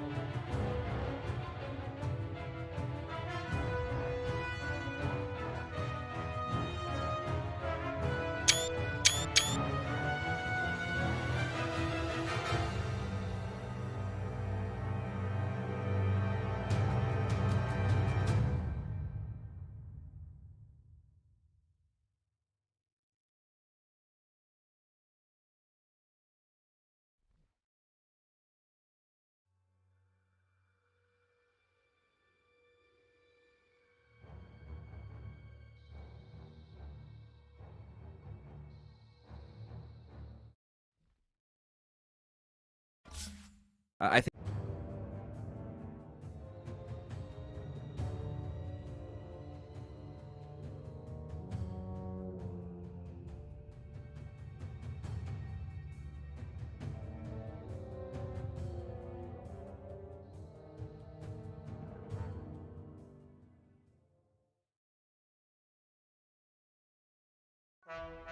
It's Radiant's turn to ban.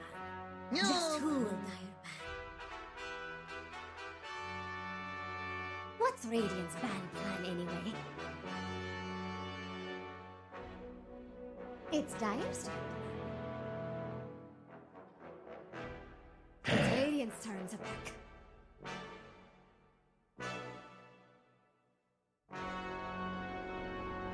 It's Dire's turn to pick. Confidently that they're purple, I could maybe be swayed. It's a good thing they have different shapes for the arcane runes, so you have no idea what's going on. Nice prediction, Trent. They're not going to get bristled again. Oh. Did they? Yeah, they did. Oh, they did. I didn't have it open yet. Oh no. Why'd they do that? I don't know, man. They banned techies instead of bristle, and I think and they first phase banned the Viper. Oh, guys. Come on. Yep. I mean, in their defense, it was the last ban, so I guess. Yeah, but but you had first pick. Yeah, they could have picked bristle. I agree. But I know maybe they should have thought about it for a second here. Now they're thinking about it like, oh crap, we should have used some of this reserve time before we picked the centaur. Maybe that's why we're given 2 minutes and a half. All I'm saying is silencer should destroy this hero and someone should finally do it, and there's an oracle. You should position for the silencer. I agree completely, actually. Like, it's time to try something. All right, clearly people haven't found an answer to it outside of Viper. I think mana burn is also kind of underrated. Like, you don't really want to PL against Bristle in a lot of ways. It's like AoE damage. Yeah, you have a lot of armor, but he plays fast. It's not really that fun. You're under a lot of pressure. But somebody that can confidently buy diffusal, like I think Slark and mixing in a diffusal blade. EMP, as you're saying it, right? There's the ban. You're on it. That's another one. I actually think PL's fine because he always refreshes and dispels anyway, so it doesn't really matter. I always think of just the tempo matchup. Like Bristle's just so aggro and he's just in your face constantly. PL doesn't always like that, and if you blunder, oh boy. Oh, blunder! I haven't played enough chess lately. I stopped using the word blunder. Got to bring that one back. I'm really bad at chess, but it is a fun game. I love chess, but I'm awful at it too. And it's so like demoralizing because you start playing against someone that's good and it really feels like it's impossible to win. Yes. It has a noticeable skill cap. Yeah. It's just like Dota, you know? I guess it is. But the thing I appreciate about chess is that there's no patches. So the meta, I don't know. Trent and I have talked about this you don't have the new client yet, dude? They got Knights have 2 extra moves. Well, it just makes you wonder. If you roll a double, you can go again.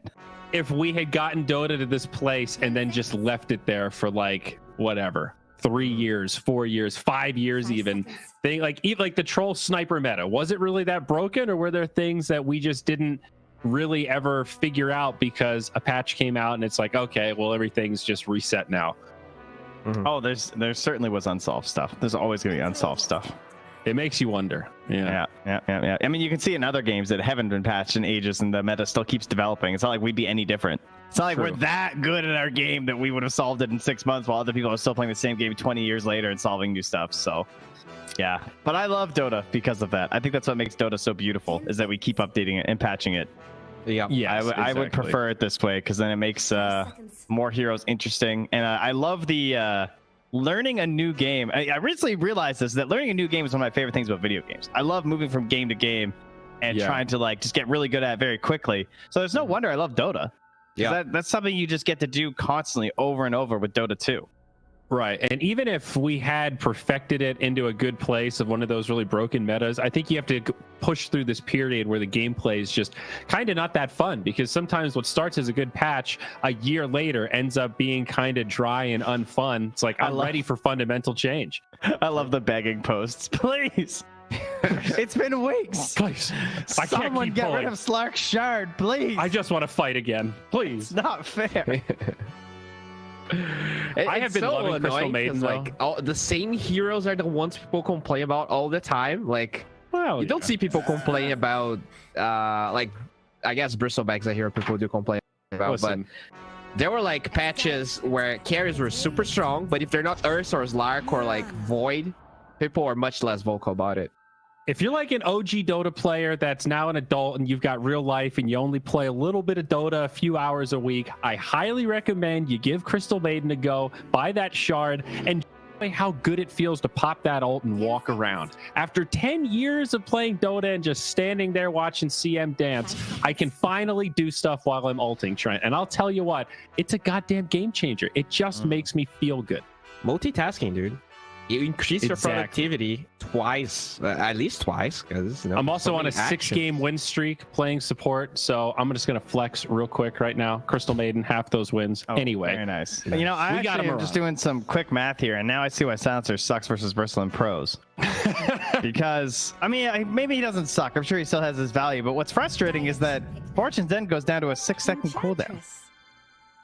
So like your mid and late game, it's just always going to be there, and it's the same thing with a Photic Shield, right? Yeah. Why are these heroes so good? Why? Why, Frog? It turns out dispels are really, really good, bud. I think like this goes back to, like, I was reading a post saying that like Lion was one of the best. Like it was this like 4K player saying that Lion was one of the best heroes ever, whatever. And someone told them that the reason Lion's good is because we are in a puck/spirit meta.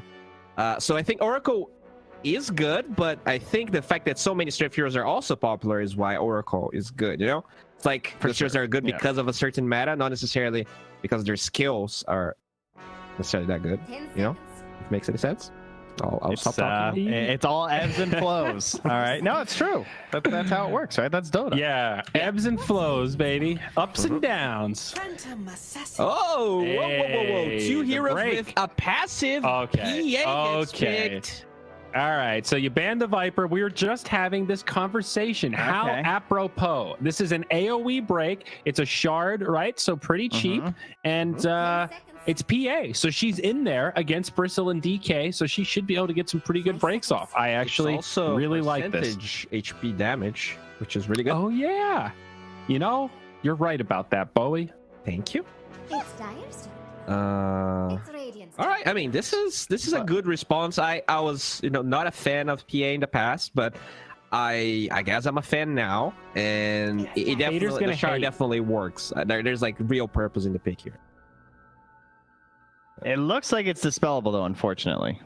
Oh. I'll have to double check. 3 seconds, 20-second cooldown. I mean, 3 seconds is a long time versus a for a PA, and you have the travel time of the Fortune's End too. So does it refresh when you use your eggs? It should. You get kills? If you had eggs, yeah, it would refresh. Yeah. Nice. So late game should be really strong. So looking for a mid laner here for Bina Mistas, and it actually comes out the Sand King band, so they're a little afraid of Mini doing it again against the Dragon Knight. TA Puck banned out. It is going to be 9th pick to Bino Mistas, so they might have to do something kind of safe going in blind here. You know, like that Storm Spirit that's banned would have been nice. What about Mr. Sailor Man? Oh, the pirate. Yeah. The Harbor Master's in there, bud. He's got a whole fleet coming. You don't want him coming and torrenting all your builds. Copying what you're doing. Oh, man. I don't like Mr. Sailor versus Oracle that much. That is true. He's a very annoying counter. Yeah. You can't cleanse the X, right? I was about to say, then that puts you to Lina, right? The other 9th pick, kunkka, Lina. The 2 go-tos. Let's think here. Let's use our minds, our collective brain power. Legion mid. What about this ladder, guys? Versus Oracle. We talked about this here all the time. What about this ladder? 5 seconds. Slider? Yeah. Blind though. I don't know. It's either gonna be Briss or DK, right? They can't. Oh, okay. This arm is good. Pango. It is. It's really good last game. With some nice skirmish here. So Pango mid.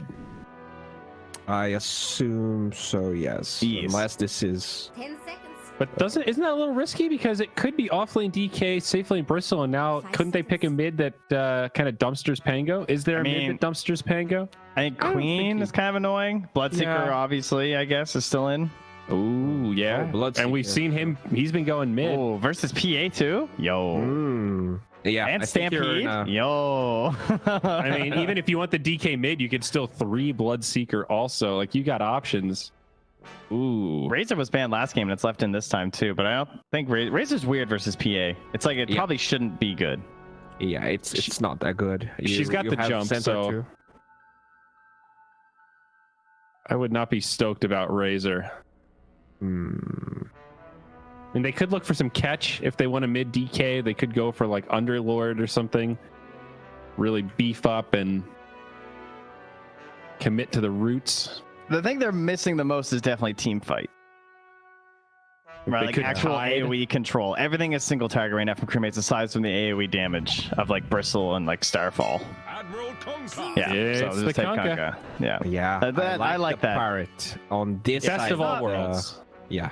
Yeah, it's not like it's gonna like crush the lane or anything. I mean, it should do well, but I think it's more important for the overall game plan. Oh shit, Almond's got the real cosmetics on Mirana. Doesn't have the bunny. Does have a sweet lion, and also that I think it's from the Korean, one of the Korean markets headpieces. So oh yeah, some vintage stuff happening here. And this is that's a Mirana player.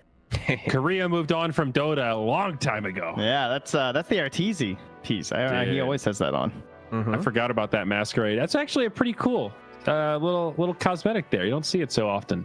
All right. Well, this is an exciting game 3. I really thought Benamistas were going to blow this out 2-0. Obviously, we're here at game 3. Crewmates showed up. Are they going to be able to show up again here in game 3? We've got the Bristleback again, but now we have a break in the PA. We haven't seen this though, right? This is kind of an untested counter against this Bristleback DK. What are the final predictions here? They did it. I actually think Crewmates are going to win. The X is really good for a lot of the same reasons the Rupture was, like same concepts of like trying to get away, the move speed, just pulling them back, comboing them up. They're the ones with the Oracle. They don't have a good counter to the Kunkka and the rotations, and then there's Bristle. So Bemis is, they gotta step it up. They obviously have decent heroes too for winning this game, but I need to see an answer to this Bristle, and I don't know if this Fan of Knives will be enough. I totally agree. I feel like PA will get a shard eventually, but this is gonna take a while, right? So if Benamistas wins, I think this is gonna be like a 50 to 60 minute game. Overall, I feel like Crewmates still has the better draft. I really like this Mirana DK combination. I think this is gonna be an easy 2-1 here. An easy 2-1. Well, that prediction will come true regardless of who wins, but I agree. I'm going to go ahead and go 3 in a row for the Crewmates, boys. I'm ready to believe it's going to be a big day for Brazil. We're going to see this lower division continue to stay in contention. Tiebreakers are upon us. I can feel the curse. I can feel it in me bones, just like that old lady from the first Star Wars movie. Gary, you're up, bud. What do we got? How you feeling about the PA? Is the break going to be sufficient? Oh, that is a difficult question, isn't it? Yeah, is she even going to go for it? Because we've seen situations where the PA's picked, doesn't even bother going for a break anyway. But Theban here, Crewmates, a bit sloppy in game 1. We've kind of seen their drafts progress and develop through this series. Do you reckon they've got the upper hand again with a Bristleback and now an Oracle behind him? What do you reckon? I think it's not as good as the Abaddon for this Bristleback, but it provides a little bit of something else, right? More healing, covers the other heroes a bit easier, and because they picked this Dragon Knight and Kunkka to lead the fights for you, you don't really need this Abaddon now to lead the fights for you, which is kind of nice. Or break smokes, you can just chill back. I like it. I think Crewmates lineup is looking solid once again. These triple strength heroes are going to be very annoying for Benamistas to deal with. It's just going to come down to whether Crewmates continue to pressure early game and keep running at Benamistas, or if they're going to give time for this PA to actually farm with her Battle Fury, Desolator, BKB. I think you can't really go for the shard until you finish those 3 items first. Yeah, so then a lot of it's going to come down to Mini on this Pango. Do you reckon he's going to go for a Spirit Vessel? Is it something he needs here? You mentioned the 3 tanky strength heroes. Pango could go for it. Or Spirit Vessel he just doesn't want to go for. Yeah, it's just hard. The more I think about it, getting Vessel against these Purge guys like Oracle and Abaddon is just so rough. It could literally be a big giant waste of gold, and it's gonna be real rough. I think Mini, the way to go about this game is just go for Diffusal Blade.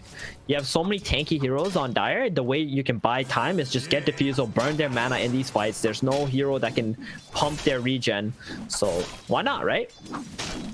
Yeah, something we've been calling for, you know, against that Medusa we've seen time and time again.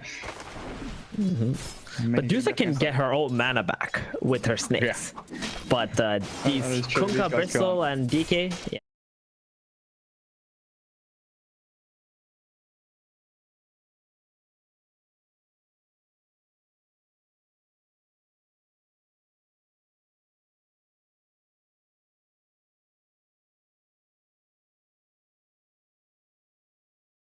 He changes his build away from the Vanguard Hood Blink and see if he goes for maybe, you know, faster Blink to try and get that pressure going from an earlier point.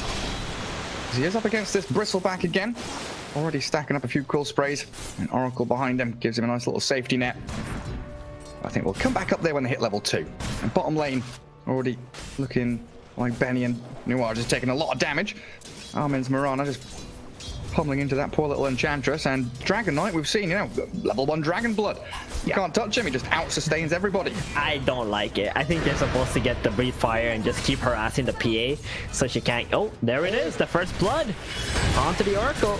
FCR though. An FCR? Oh, FCR messed up. Also he went for dead. the goo. Yeah, you're supposed to always get the Bristle back. You get the goo level 2, you're gonna be throwing the lane. Even if you can't get a kill with it, it does not matter. The power of this hero is that Bristle back to mitigate damage, to get those extra quills off. And now, they're giving Binomisa such a good head start in this top lane. And they got the healing salves too, to just reach right back up. Oh, this is so good for Binomisos. What a way to start this game. Yeah, I hope they play a little bit more aggressively this game. Like, get a dagger going on the Centaur, find the Oracle, kill him off. Don't give time for this Bristol to get to that Aghanims easily. Exactly. I feel like that's definitely the way to go. Like Vanguard, Brown Boots, Blink Dagger for Sexy Fat. Maybe you slot in a Cloak there or something, but you want that early aggression. Especially if you can pair it up with a level 6 on Jupiter's Snap with those kisses. Just get on top of targets and slay them. Mid lane so far looking pretty even between the two. Both of them have their bottles up and running. And Ryo going to have the little added advantage of being able to TP home, refill, and get to full HP and mana as well. And straight back into the lane. So great about that Kunkka. Yeah, but it does cost you 100 gold to do it. Nonetheless, it's still a very cheap price to pay to get everything, full resources. It looks pretty good though so far for Mini. He's farming up the small camp, constantly shoving mid out. He's pretty much done that every single game. Mini loves that small camp. Honestly, if I played against him, I would want to block that camp. Just get 50 gold from your teammate or something and just put it in there. Stop him from farming it. And we'll be keeping our eyes on when he hits level 6. You know, both of these side lanes definitely available for that rotation with a TP in with a nice little Rolling Thunder. The double slows bottom, the double stuns top. As they tried to go onto Benny, hijacking Armin, they want this Dragon Tail arrow, but Nuage is there in the way. Blocks the arrow coming, keeps the PA farming away safely. They're struggling to keep the pressure going onto Benny. Oracle, cookied up top. Scatterblast into Stomp. And they caught D-Flash completely out of position. Both of these offlane heroes from Binamistas just come through and deal with that pull. It's another kill again for this Centaur. And that's going to catapult him to this Vanguard so much faster. We're going to see that 5-minute Vanguard again. And I don't know what the win rate is for a 5-minute Vanguard on Centaur. It must be really high though, because this hero just becomes absolutely unstoppable. That being said, if he does not apply any pressure with it, it won't matter, because eventually the Agh's Bristol will be able to tear you down, as you're not going to be having too much armor on this hero. Just like we saw in game 2. Yeah, check out Nuage here. What's he up to? Sniping couriers. Yeah, that's a ring of health on it. Yeah, that's a pretty big one. For 1 minute, FCR not going to have that. He was kind of waiting for his entire Vanguard before he bought it though. So we'll bring it out to the Bristleback. It still means, you know, he's lacking on CS, and it's only going to get more difficult for that Bristleback. He needs some kind of sustain in that lane. they're just bullying them away. Like, Oracle doesn't feel like he's really got a home here, just has to sit behind the bristleback, maybe leech a bit of experience, hope that FCR gets the farm he needs. They've just been chain pulling from Snap and Centaur, so they're getting that free farm plus the stacks of camps they're building for themselves. Jupiter's even going to move into that jungle to get a nice little deep ward, while Enchantress comes into mid with a Wild Wing, slows them with a Tornado, de-ward the Observer. Kunkka might get caught here with a cookie from Jupiter. He's trying to juke around the trees. Torrent not connecting on anybody, and that's Ryor getting sliced by the swashbuckle of Mini. All around that 6-minute mark as well. So you got level 6 on Mini, guard the runes up, and kill the Kunkka, all with one maneuver.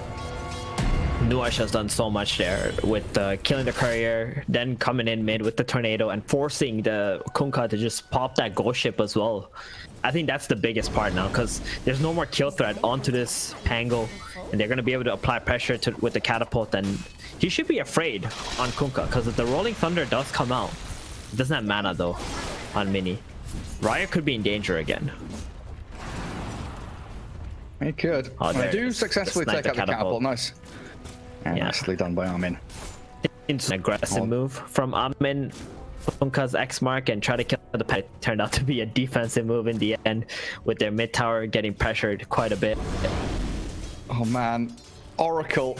Oh, just saying, it's been a struggle for him to do anything top lane. So he's like, okay, can't accomplish anything in that lane. I'll go stack, I'll go ward. He gets his stacks taken, his ward de-warded. Jupiter and Sanctifat, they really are on the money with this lane so far. And it's, I mean, it's not just the lane, it's the way they're moving out of the lane as well. And do roll into mid. Pango crashing onto that Kunkka. Cookie, Scatter Blast, Chain Stun, Mini. How many connections? It's like 5 or 6 rolls in onto that Kunkka there, and there's nothing that Ryor could do. And now with the Oracle netted up, slowed down, D-flash, swashbuckled, 6-0 start for the Bino Misters, while bottom lane they do try and pick off Benny. He's going to blur and blink back. The Stampede and maybe a TP. Does Benny get out of here? Oh, he successfully got himself home. They don't lose a single soul, and they're pressuring mid-tier 1 at the same time. It's all Bino Misters. This Pango, when you go into the river against a level 6 Pango, you just pretty much die as long as there's one more hero coming in, and that's what the Snapfire was there for. They got another kill onto Ryer here. 0-2 mid tower also getting pressured up some more. Like, this is the lane bleed that we always talk about. And we can see it happening right now. Nuash being able to win bottom, go middle, and then top lane because they won that lane as well. Jupiter also has the time to go middle, and now he's got kisses. 8 minutes, he's got kisses on Jupiter. Yeah. If they catch someone with a stomp or a cookie stomp, they just die. I just want to quickly point out that you mentioned that Mirana wanting to get into mid with the X Mark Torrent arrow, and Nuages has blocked that arrow I think twice now in a row, just making sure that Mini doesn't actually get ganked.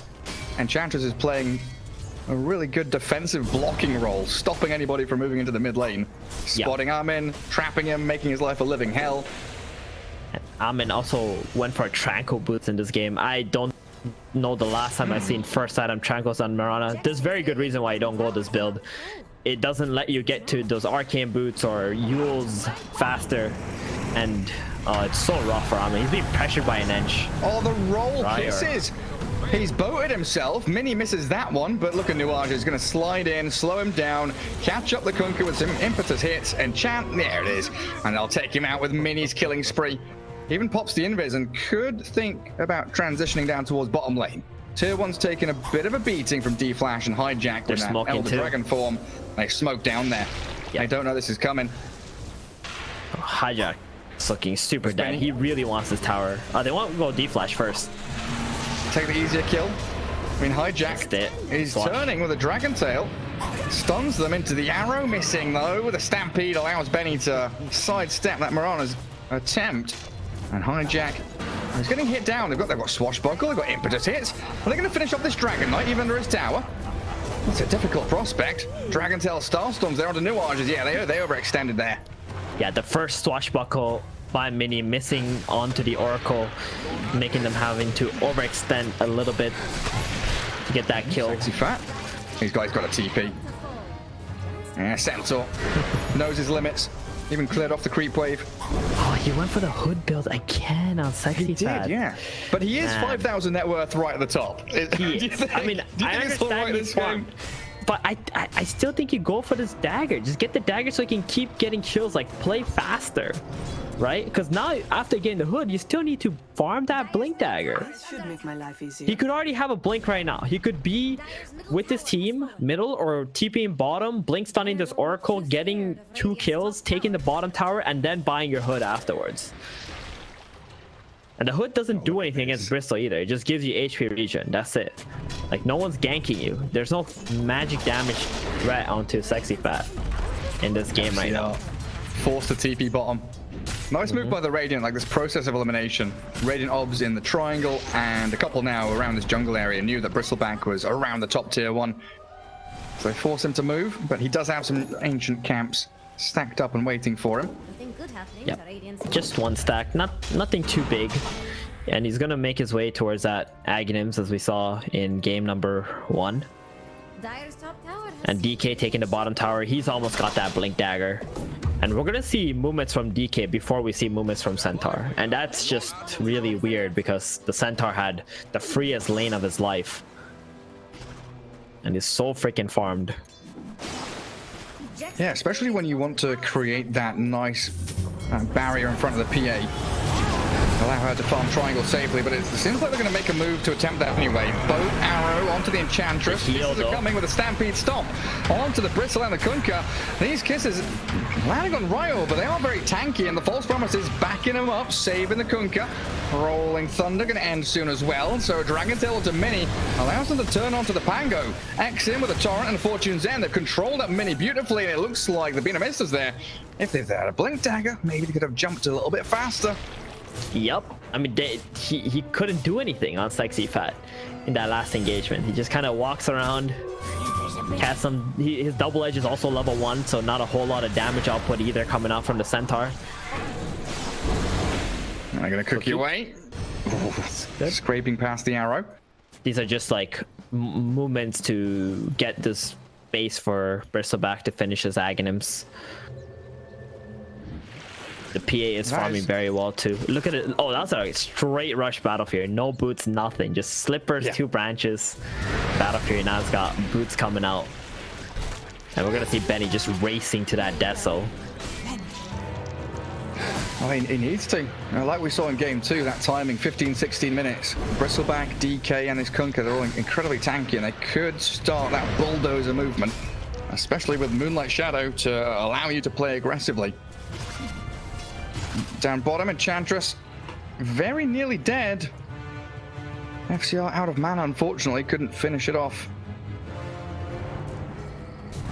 And the Benamistas going to plant themselves up in that top part of the map. Guard the Roshan. Don't let crewmates sneak in there and steal it or anything.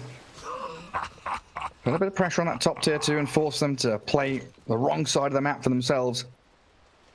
Oh, if they kill a Centaur here, could delay his Blink Dagger. Yeah, but they don't have the heroes for it. Ryo is just chilling. Like, they're just playing a very defensive position on.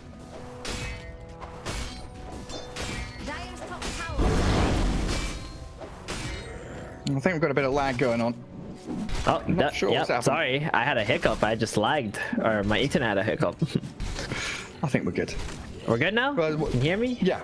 All right. You started a sentence. What were you saying? I was saying that they're not gonna really play too aggressive right now. They could have gone on the Centaur, but they had to get the Bristleback to hit his axe timings a bit more. They don't want to make anything that can ruin that. And Trash is a pretty easy kill though. That's what you want to go for. Don't start these fights that you can't finish. Exactly. Don't give an opportunity for the Benamistas to turn around and, you know, Blink Stomp Kisses now ready for them, and they're going to smoke with it. Here we go. Ryo, he's probably the target, right? Pops the smoke. Kunkka jumped on immediately. Yeah, Blink Stomp Kisses. Dragon Tail stun though. Stops that damage coming. Kunkka with a boat buff. He's surviving here and a false promise. Regen rune, he's going to be able to survive through all of this. He's perfectly fine. A little swashbuckle onto the Oracle, but D-Flash has already spent his spell, so doesn't mind dying for his team to be able to turn around with another blink stun. Dragonite's in, catching out Mini, the quill sprays, the goo, starting to stack up a little bit. Sexy Fat frontlining for his squad. And it really has been a 5v4 every step of the way here as Mini X-marked back into it. The Torrent catches him and they got the Dragon Tail to kill him. Sexy Fat's going to stomp them, but Benny just not involved in this whatsoever. The crewmates bring everybody and their mums into mid lane. Starstorm onto Sexy Fat. The X-Mark able to drag on and extend these fights longer and longer. Cookie out will help Sexy Fat's Centaur, but they've got so many stuns now for crewmates. They're just picking them off one by one. Bristleback's diving your tier 2s at this point. Another X. No Torrent, no boat, and no arrow. So it looks like the Enchantress is fine, so they'll turn and focus on the tier 1. Yeah, DK doesn't have his stun back up even though the blink is. So he's not going to engage onto the edge. And they're just going to back off here, you know, Mini is alive. Well, baiting him in. For the swashbuckle in. He's going to have to Rolling Thunder this. His X-Mark, Cookie, gets the stun off into them, but he's just died again. Oh no.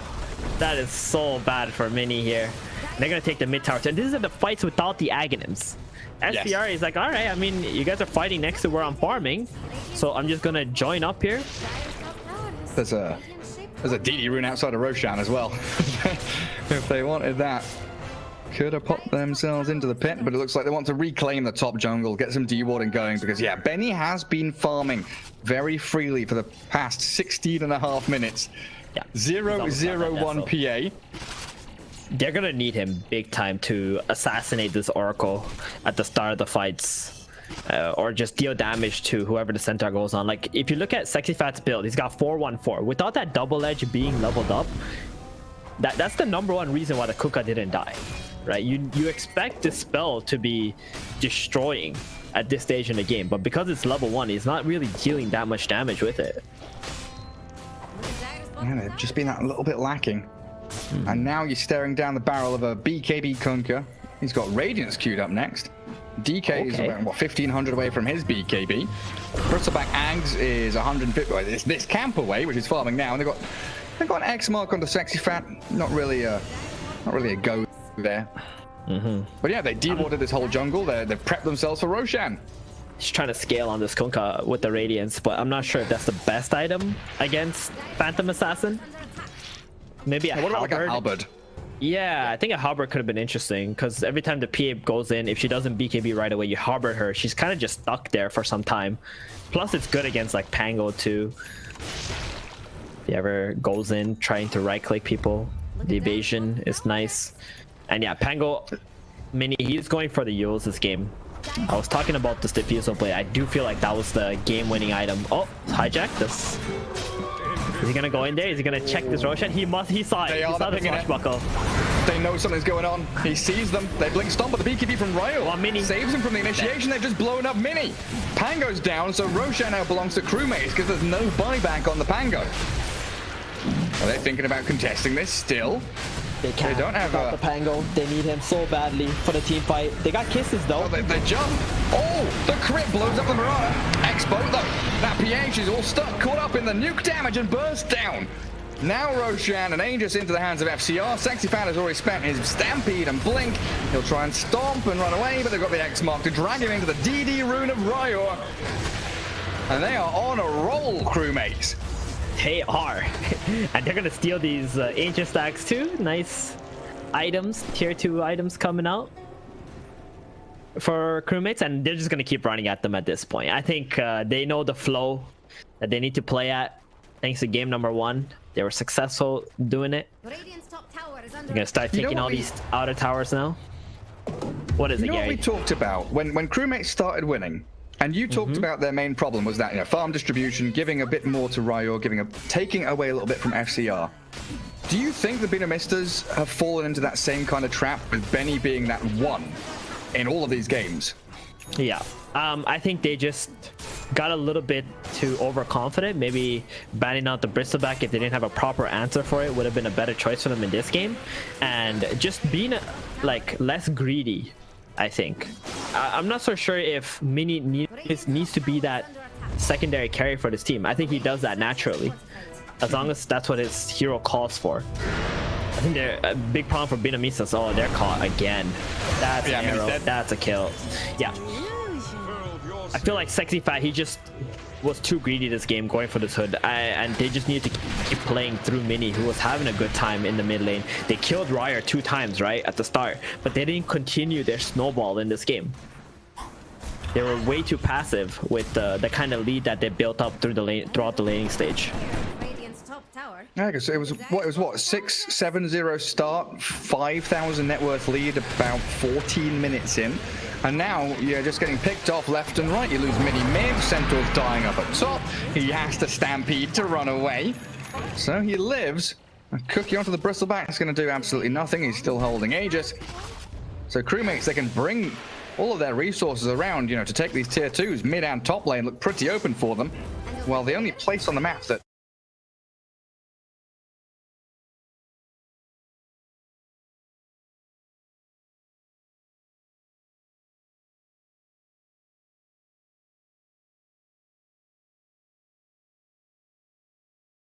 big damage onto Ryo, but yeah, his BKB's in turn. Torrent Bo, Cookie to try and run, but he's trapped inside it. All that damage comes crashing onto him as the Rolling Thunder looking to disengage the Binamistas away from this fight. And the Bristleback chasing your support. Look at him go. He actually wants the bigger target though. Mini, the Pango, dragged back with that X mark. He wants to swap buckle when it ends. The arrow slides past, but he still dies. The Quills. The DK and the Quills following up that high ground. This is really painful to watch right now. Binamisas, they're just going on the first target they see. Like that, they jumped at Kunkka, he BKBs. You see him, he has 20-30% health, but it wasn't even close because there's an Oracle sitting right behind him. D-Flash is just ready to drop that false promise if he needs to onto that Kunkka.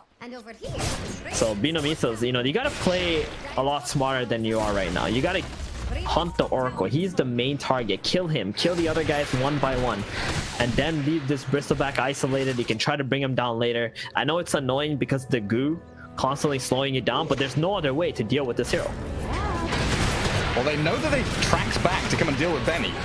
Benny makes the signal that they've run towards their own ancients. That leaves FCR isolated, so Aegis getting taken out.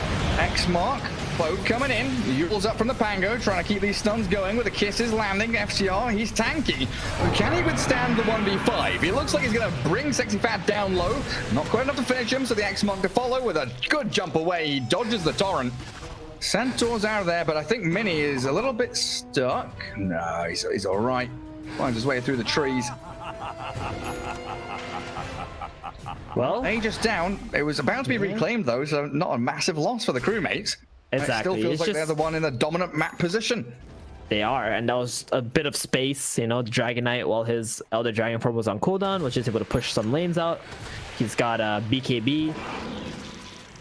Ryer, his courier, he's still waiting for that to respawn for his item. What was it that he had there? Aghanim's on the Kunkka? Ooh, does he? We'll see in 40 seconds, yeah. That's going to cause a bit of chaos. It's still this marathon. It's not a sprint anymore. It's a long old race for Benny to get to BKB, then think about the shard for the fan of knives. Continually thinking, I need to be one more item ahead. I need more damage, more damage. Because all these armor and tanky items are stacking up. FCR with Eternal Shroud. They gotta drag this game out. I think if they had the men to do that, I don't know, Gary. I'm telling you, the solution for Binamisas was the diffuse of Pangolier. I'm just very sad that Mini was not able to think of it. He's gone for this Yules and Blink build. These triple strength tanky heroes, they get their mana burn. They're just so useless. And you know, we spent so much time speaking about the break against the DK and the Bristleback. There's also break coming up against this PA. Dragon Knight is going Silver Edge. Oh yeah, that's gonna be nice. I think aura items might be a little bit better though. I mean, he can use the Shadowblade for catches at least. Oh, Benny. They want Benny. He's got BKB. Oh, he dodged it. Oh, he blurs. He dodges. Oh, that's gorgeous from him. Turns on the Mirana. Kisses towards DK. They all BKB up and Ryo's running. Snapfire has isolated Hijack though. The Dragon Knight, he's got himself away with the Moonlight Shadow. There's no reveal. They don't see anybody. And Mini's forced to self-use in the mid lane. Have they got any more catch? He's got a Swashbuckle to disengage from the Bristleback. Kunkka wants this real bad though. He's got X-Mark, he's got Torrent Storm, and they've got the Blink Dragon Tail right there onto Mini with an Elf Dragon form. PA kills off the Mirana, sure. Needs to get the hell out of here though. Jumps back onto New Arges. Sexy Fat Centaur. He's looking for a sneaky backstab with a Blink Stomp. Couple of heroes lined up here for him. He goes to the Oracle, but the Oracle jumps away. D-Flash has a blink of his own. Gets out of the range of the Centaur. New Arges does get X back in on these huge hits. 450 damage per click from FCR. Annihilate the Enchantress. And another fight where the Beanamistas just there. They just lose out. Yeah, Beanamistas, they need to get a dust on this Pangolier who's going into the backlines looking for the Oracle and Mirana alongside the PA. The PA could have got kills on the Oracle and the Mirana, but there's just no vision, right? That Moonlight Shadow just absolutely destroying Benny there. And all they had to do was cut out the BKB, and Crewmates can just run right back in there and get these 2 free kills. Benny, you know, he went out, he went to farm something. He's got the shard now. So as I said earlier, you can only go for shard after the Battle Fury Death or BKB. And with this shard, we'll see what it can do. But I do think that FCR, he's still a little too tanky right now. You still got to kill D-Flash first, because the shard isn't going to do much if D-Flash just drops the False Promise onto the Bristleback. So what is 16% of max health on these strength heroes? A lot. Pretty bad at maths. Like 16% okay, let me of 3,000. Let me look. Which they're hero, all around 3,000. Which hero you want? If they're all around 3,000, then we're looking at about 500 480 health. Yeah. Oh, that's not too bad. Yeah. 480 health if they're at 3,000. It's pretty solid. Yeah. And it's pure damage, by the way. It's pure damage. Ooh. So no reductions. So if they're sitting at 500 HP, you go in there with that Phantom Knives, like you will just kill them. Die. Yeah. But obviously, if PA hits them one time with the crit, will also die. It's very reliable, I would say, against these heroes. We just, again, Beanamistas, for them to win this game, they gotta kill the Oracle. Not like nothing else will matter apart from killing this Oracle, unless someone on Crewmates gets caught out all by themselves without the support of Kunkka or DK stunning or Oracle saving that hero. Or a Moonlight Shadow that comes globally from you. Yeah, the Moonlight Shadow, that's been a big problem too for Beanamistas. Invisibility meaning invulnerability so far this game. Yeah, I do like D-Flash just like rushing this Blink Dagger. No Ether Lens, no Arcanes. Blink back into Ghost Scepter, it looks like. So he's going to have that ability to disengage, we already saw from the Centaur, but also to sit very deep, hiding in the tree, playing from fog. And maybe Beanamista's best chance is going to be to wait for that next Roshan, like defend high ground, hold out, split push a little bit with heroes you don't mind losing. Nah, just go fight. Roche. Go kill the Oracle. They just gotta put some kind of high ground word and go kill the damn Oracle, really. I think Beanamistas, this is their timing. They have every item that they need. I guess Centaur does have 3,000 gold in his bank, but if there's ever a time where you want to utilize PA, her item time is like now is it. A gift from the night. Because if you do give up control and you sit on the high ground, that means Crewmates can put all the wards out next to Roshan, and if you try to smoke out, run out, even if you do take the fight, they're gonna be able to see you once the smoke finishes, right? And then all your supports will die. Your heroes will start falling off one by one because Crewmates can understand where all your heroes are. So you need to like take control of Roshan area before response. So you want to be preemptive, be that first actor. Yeah, exactly. So let's get out there. I guess you're right. Because they can start spawning in 40 seconds, and you need to be smoking up as soon as these heroes are alive. They've been waiting the whole game for this moment where the PA has a shard. Benny making the call. They're ready. Everybody into that mid-tier 3 spot, ready to smoke.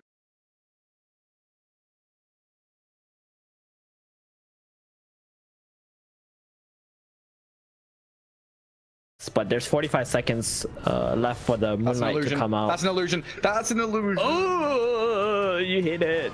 But it's blur. She had blur. So they saw it though. They pinged it, exactly. Yeah. But they could think it's just a blur. They could, but they're sitting under their high ground vision. Look, they're ready to smoke pop. And Chantress comes to try and de-ward this spot herself. Crewmates not overcommitting. They lost the ward. That was their only ward. They can make the jump on this. Oh, that's tragic for them. When Centaur's been stunned up, torrented, and the boat's coming in from Ryo. Stampede not enough to get Sexy Fat out of there. He does have buyback, but Enchantress going to follow him. 8 stacks of goo, and it's just one hit from the bristleback. Yep. Mini caught up in the torrent. The Crewmates, they dodge the smoke, they get the counterplay. Roshan's up in about a minute's time, so they could now consider, pressuring up these 2 lanes mid and top, getting towards high ground. They got that ward that was planted by Nuage there, and Nuage was not able to kill the sentry off first. And because they don't have vision, they can't see the Oracle, they don't know how to get to the Oracle. They just start falling apart one by one on Beano missiles. The PA just can't hard commit to any engagement with their BKB because of that false promise save. Benny just bought a 27-minute magic wand. Feels like an indication of drastic actions being taken. All in. He's all in. Need to play something now, guys. Man, I'm telling you, Centaur, please drop this ring of protection and buy a dust. This next fight, they're gonna lose the fight because they don't have dust on Sexy. Well, he just moved it. He moved it from bottom middle slot to top middle slot. He's getting ready. Okay. At least Mini has dust, Mini, he's got the right state of mind. He's like, okay, this is what's gonna happen in the fight. I'm gonna roll in, and if I don't have dust, I'm not gonna be able to find these supports. Why is the Centaur not spending his... Oh, hang on a second. FCR. Oh, there's the fan of knives. Blink, stomp, the break, but the false promise. The blink with a save. Gets FCR out of dodge, and now Boat over the top of them. Hijack, he's BKB'd up. Looking for Mini, but he's rolling through. Oracle is down. Benny, though, he's being pummeled. Even through his BKB, the physical damage coming. But Sexy Fat with a stomp, arm in, and he's going to be able to leap away. No, he's stuck there, and the little shredder from Jupiter comes out. FCR is still unstoppable, though, as he clears up both of them, and the double buybacks from Crewmates, indicating they want to go into the Roche Pit and finish off this game. Yeah, they got the double buybacks, want to get the Aegis, secure this Aegis. Like, we've been seeing this a lot, right? For the Roshan fights, you always hold your buybacks for it to secure it, especially the second one. We're going to see Hairball on the bristleback now. I do think Beano Misas, they're not in the worst position because they got the 2 buybacks out of the Oracle and the Marana. If you can kill the Oracle in the next fight, even with an Aegis on the Bristol, you should be able to take these engagements. For Beano Misas, killing the bristleback is not their target anymore. It's just kill everybody else, leave this guy alone, and then you're going to be able to kill him with the PA later. Why? Oh, is Mini? Oh, Yulst. Fine time. Yeah, he's super dead. You can't get out of there. Why is Centaur not spending his money? Is what I've been wanting to ask this for like 2 or 3 minutes now, but we keep getting into fights. I think he's not sure if he wants the Lotus or not. He's probably thinking, I might want another item. Or maybe Sexy Fat is like, he didn't sleep and his brain's not working that well. I have that a lot. Brain fog, yeah. Call it. That's a curious one. He's going to get caught here as well. Mind break up silences him.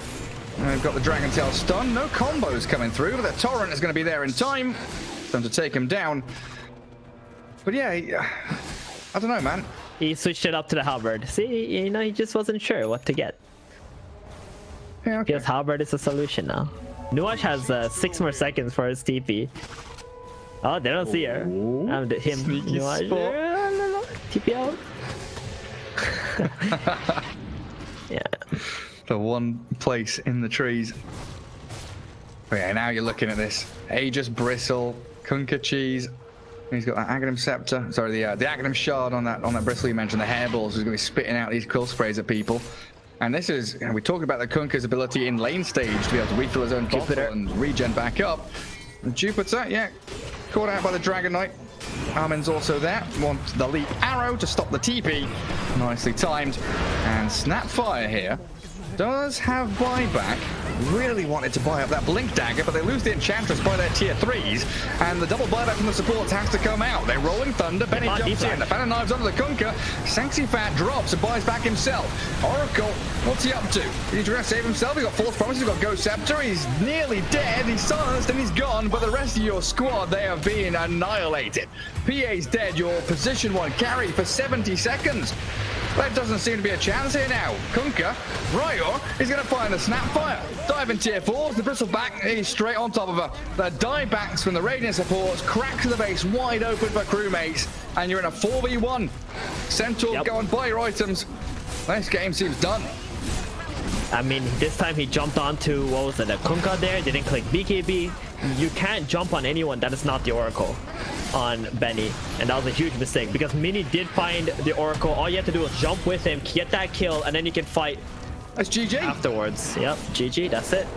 Well, another upset here in Division 2. Huge 2-1 victory from Crewmates. Yeah, I mean, like the panel was saying, bottom of the table up against top of that group stage. Misters dropping their second series. Yeah, Misters, they must have been so confident going into this as well, thinking like, yeah, we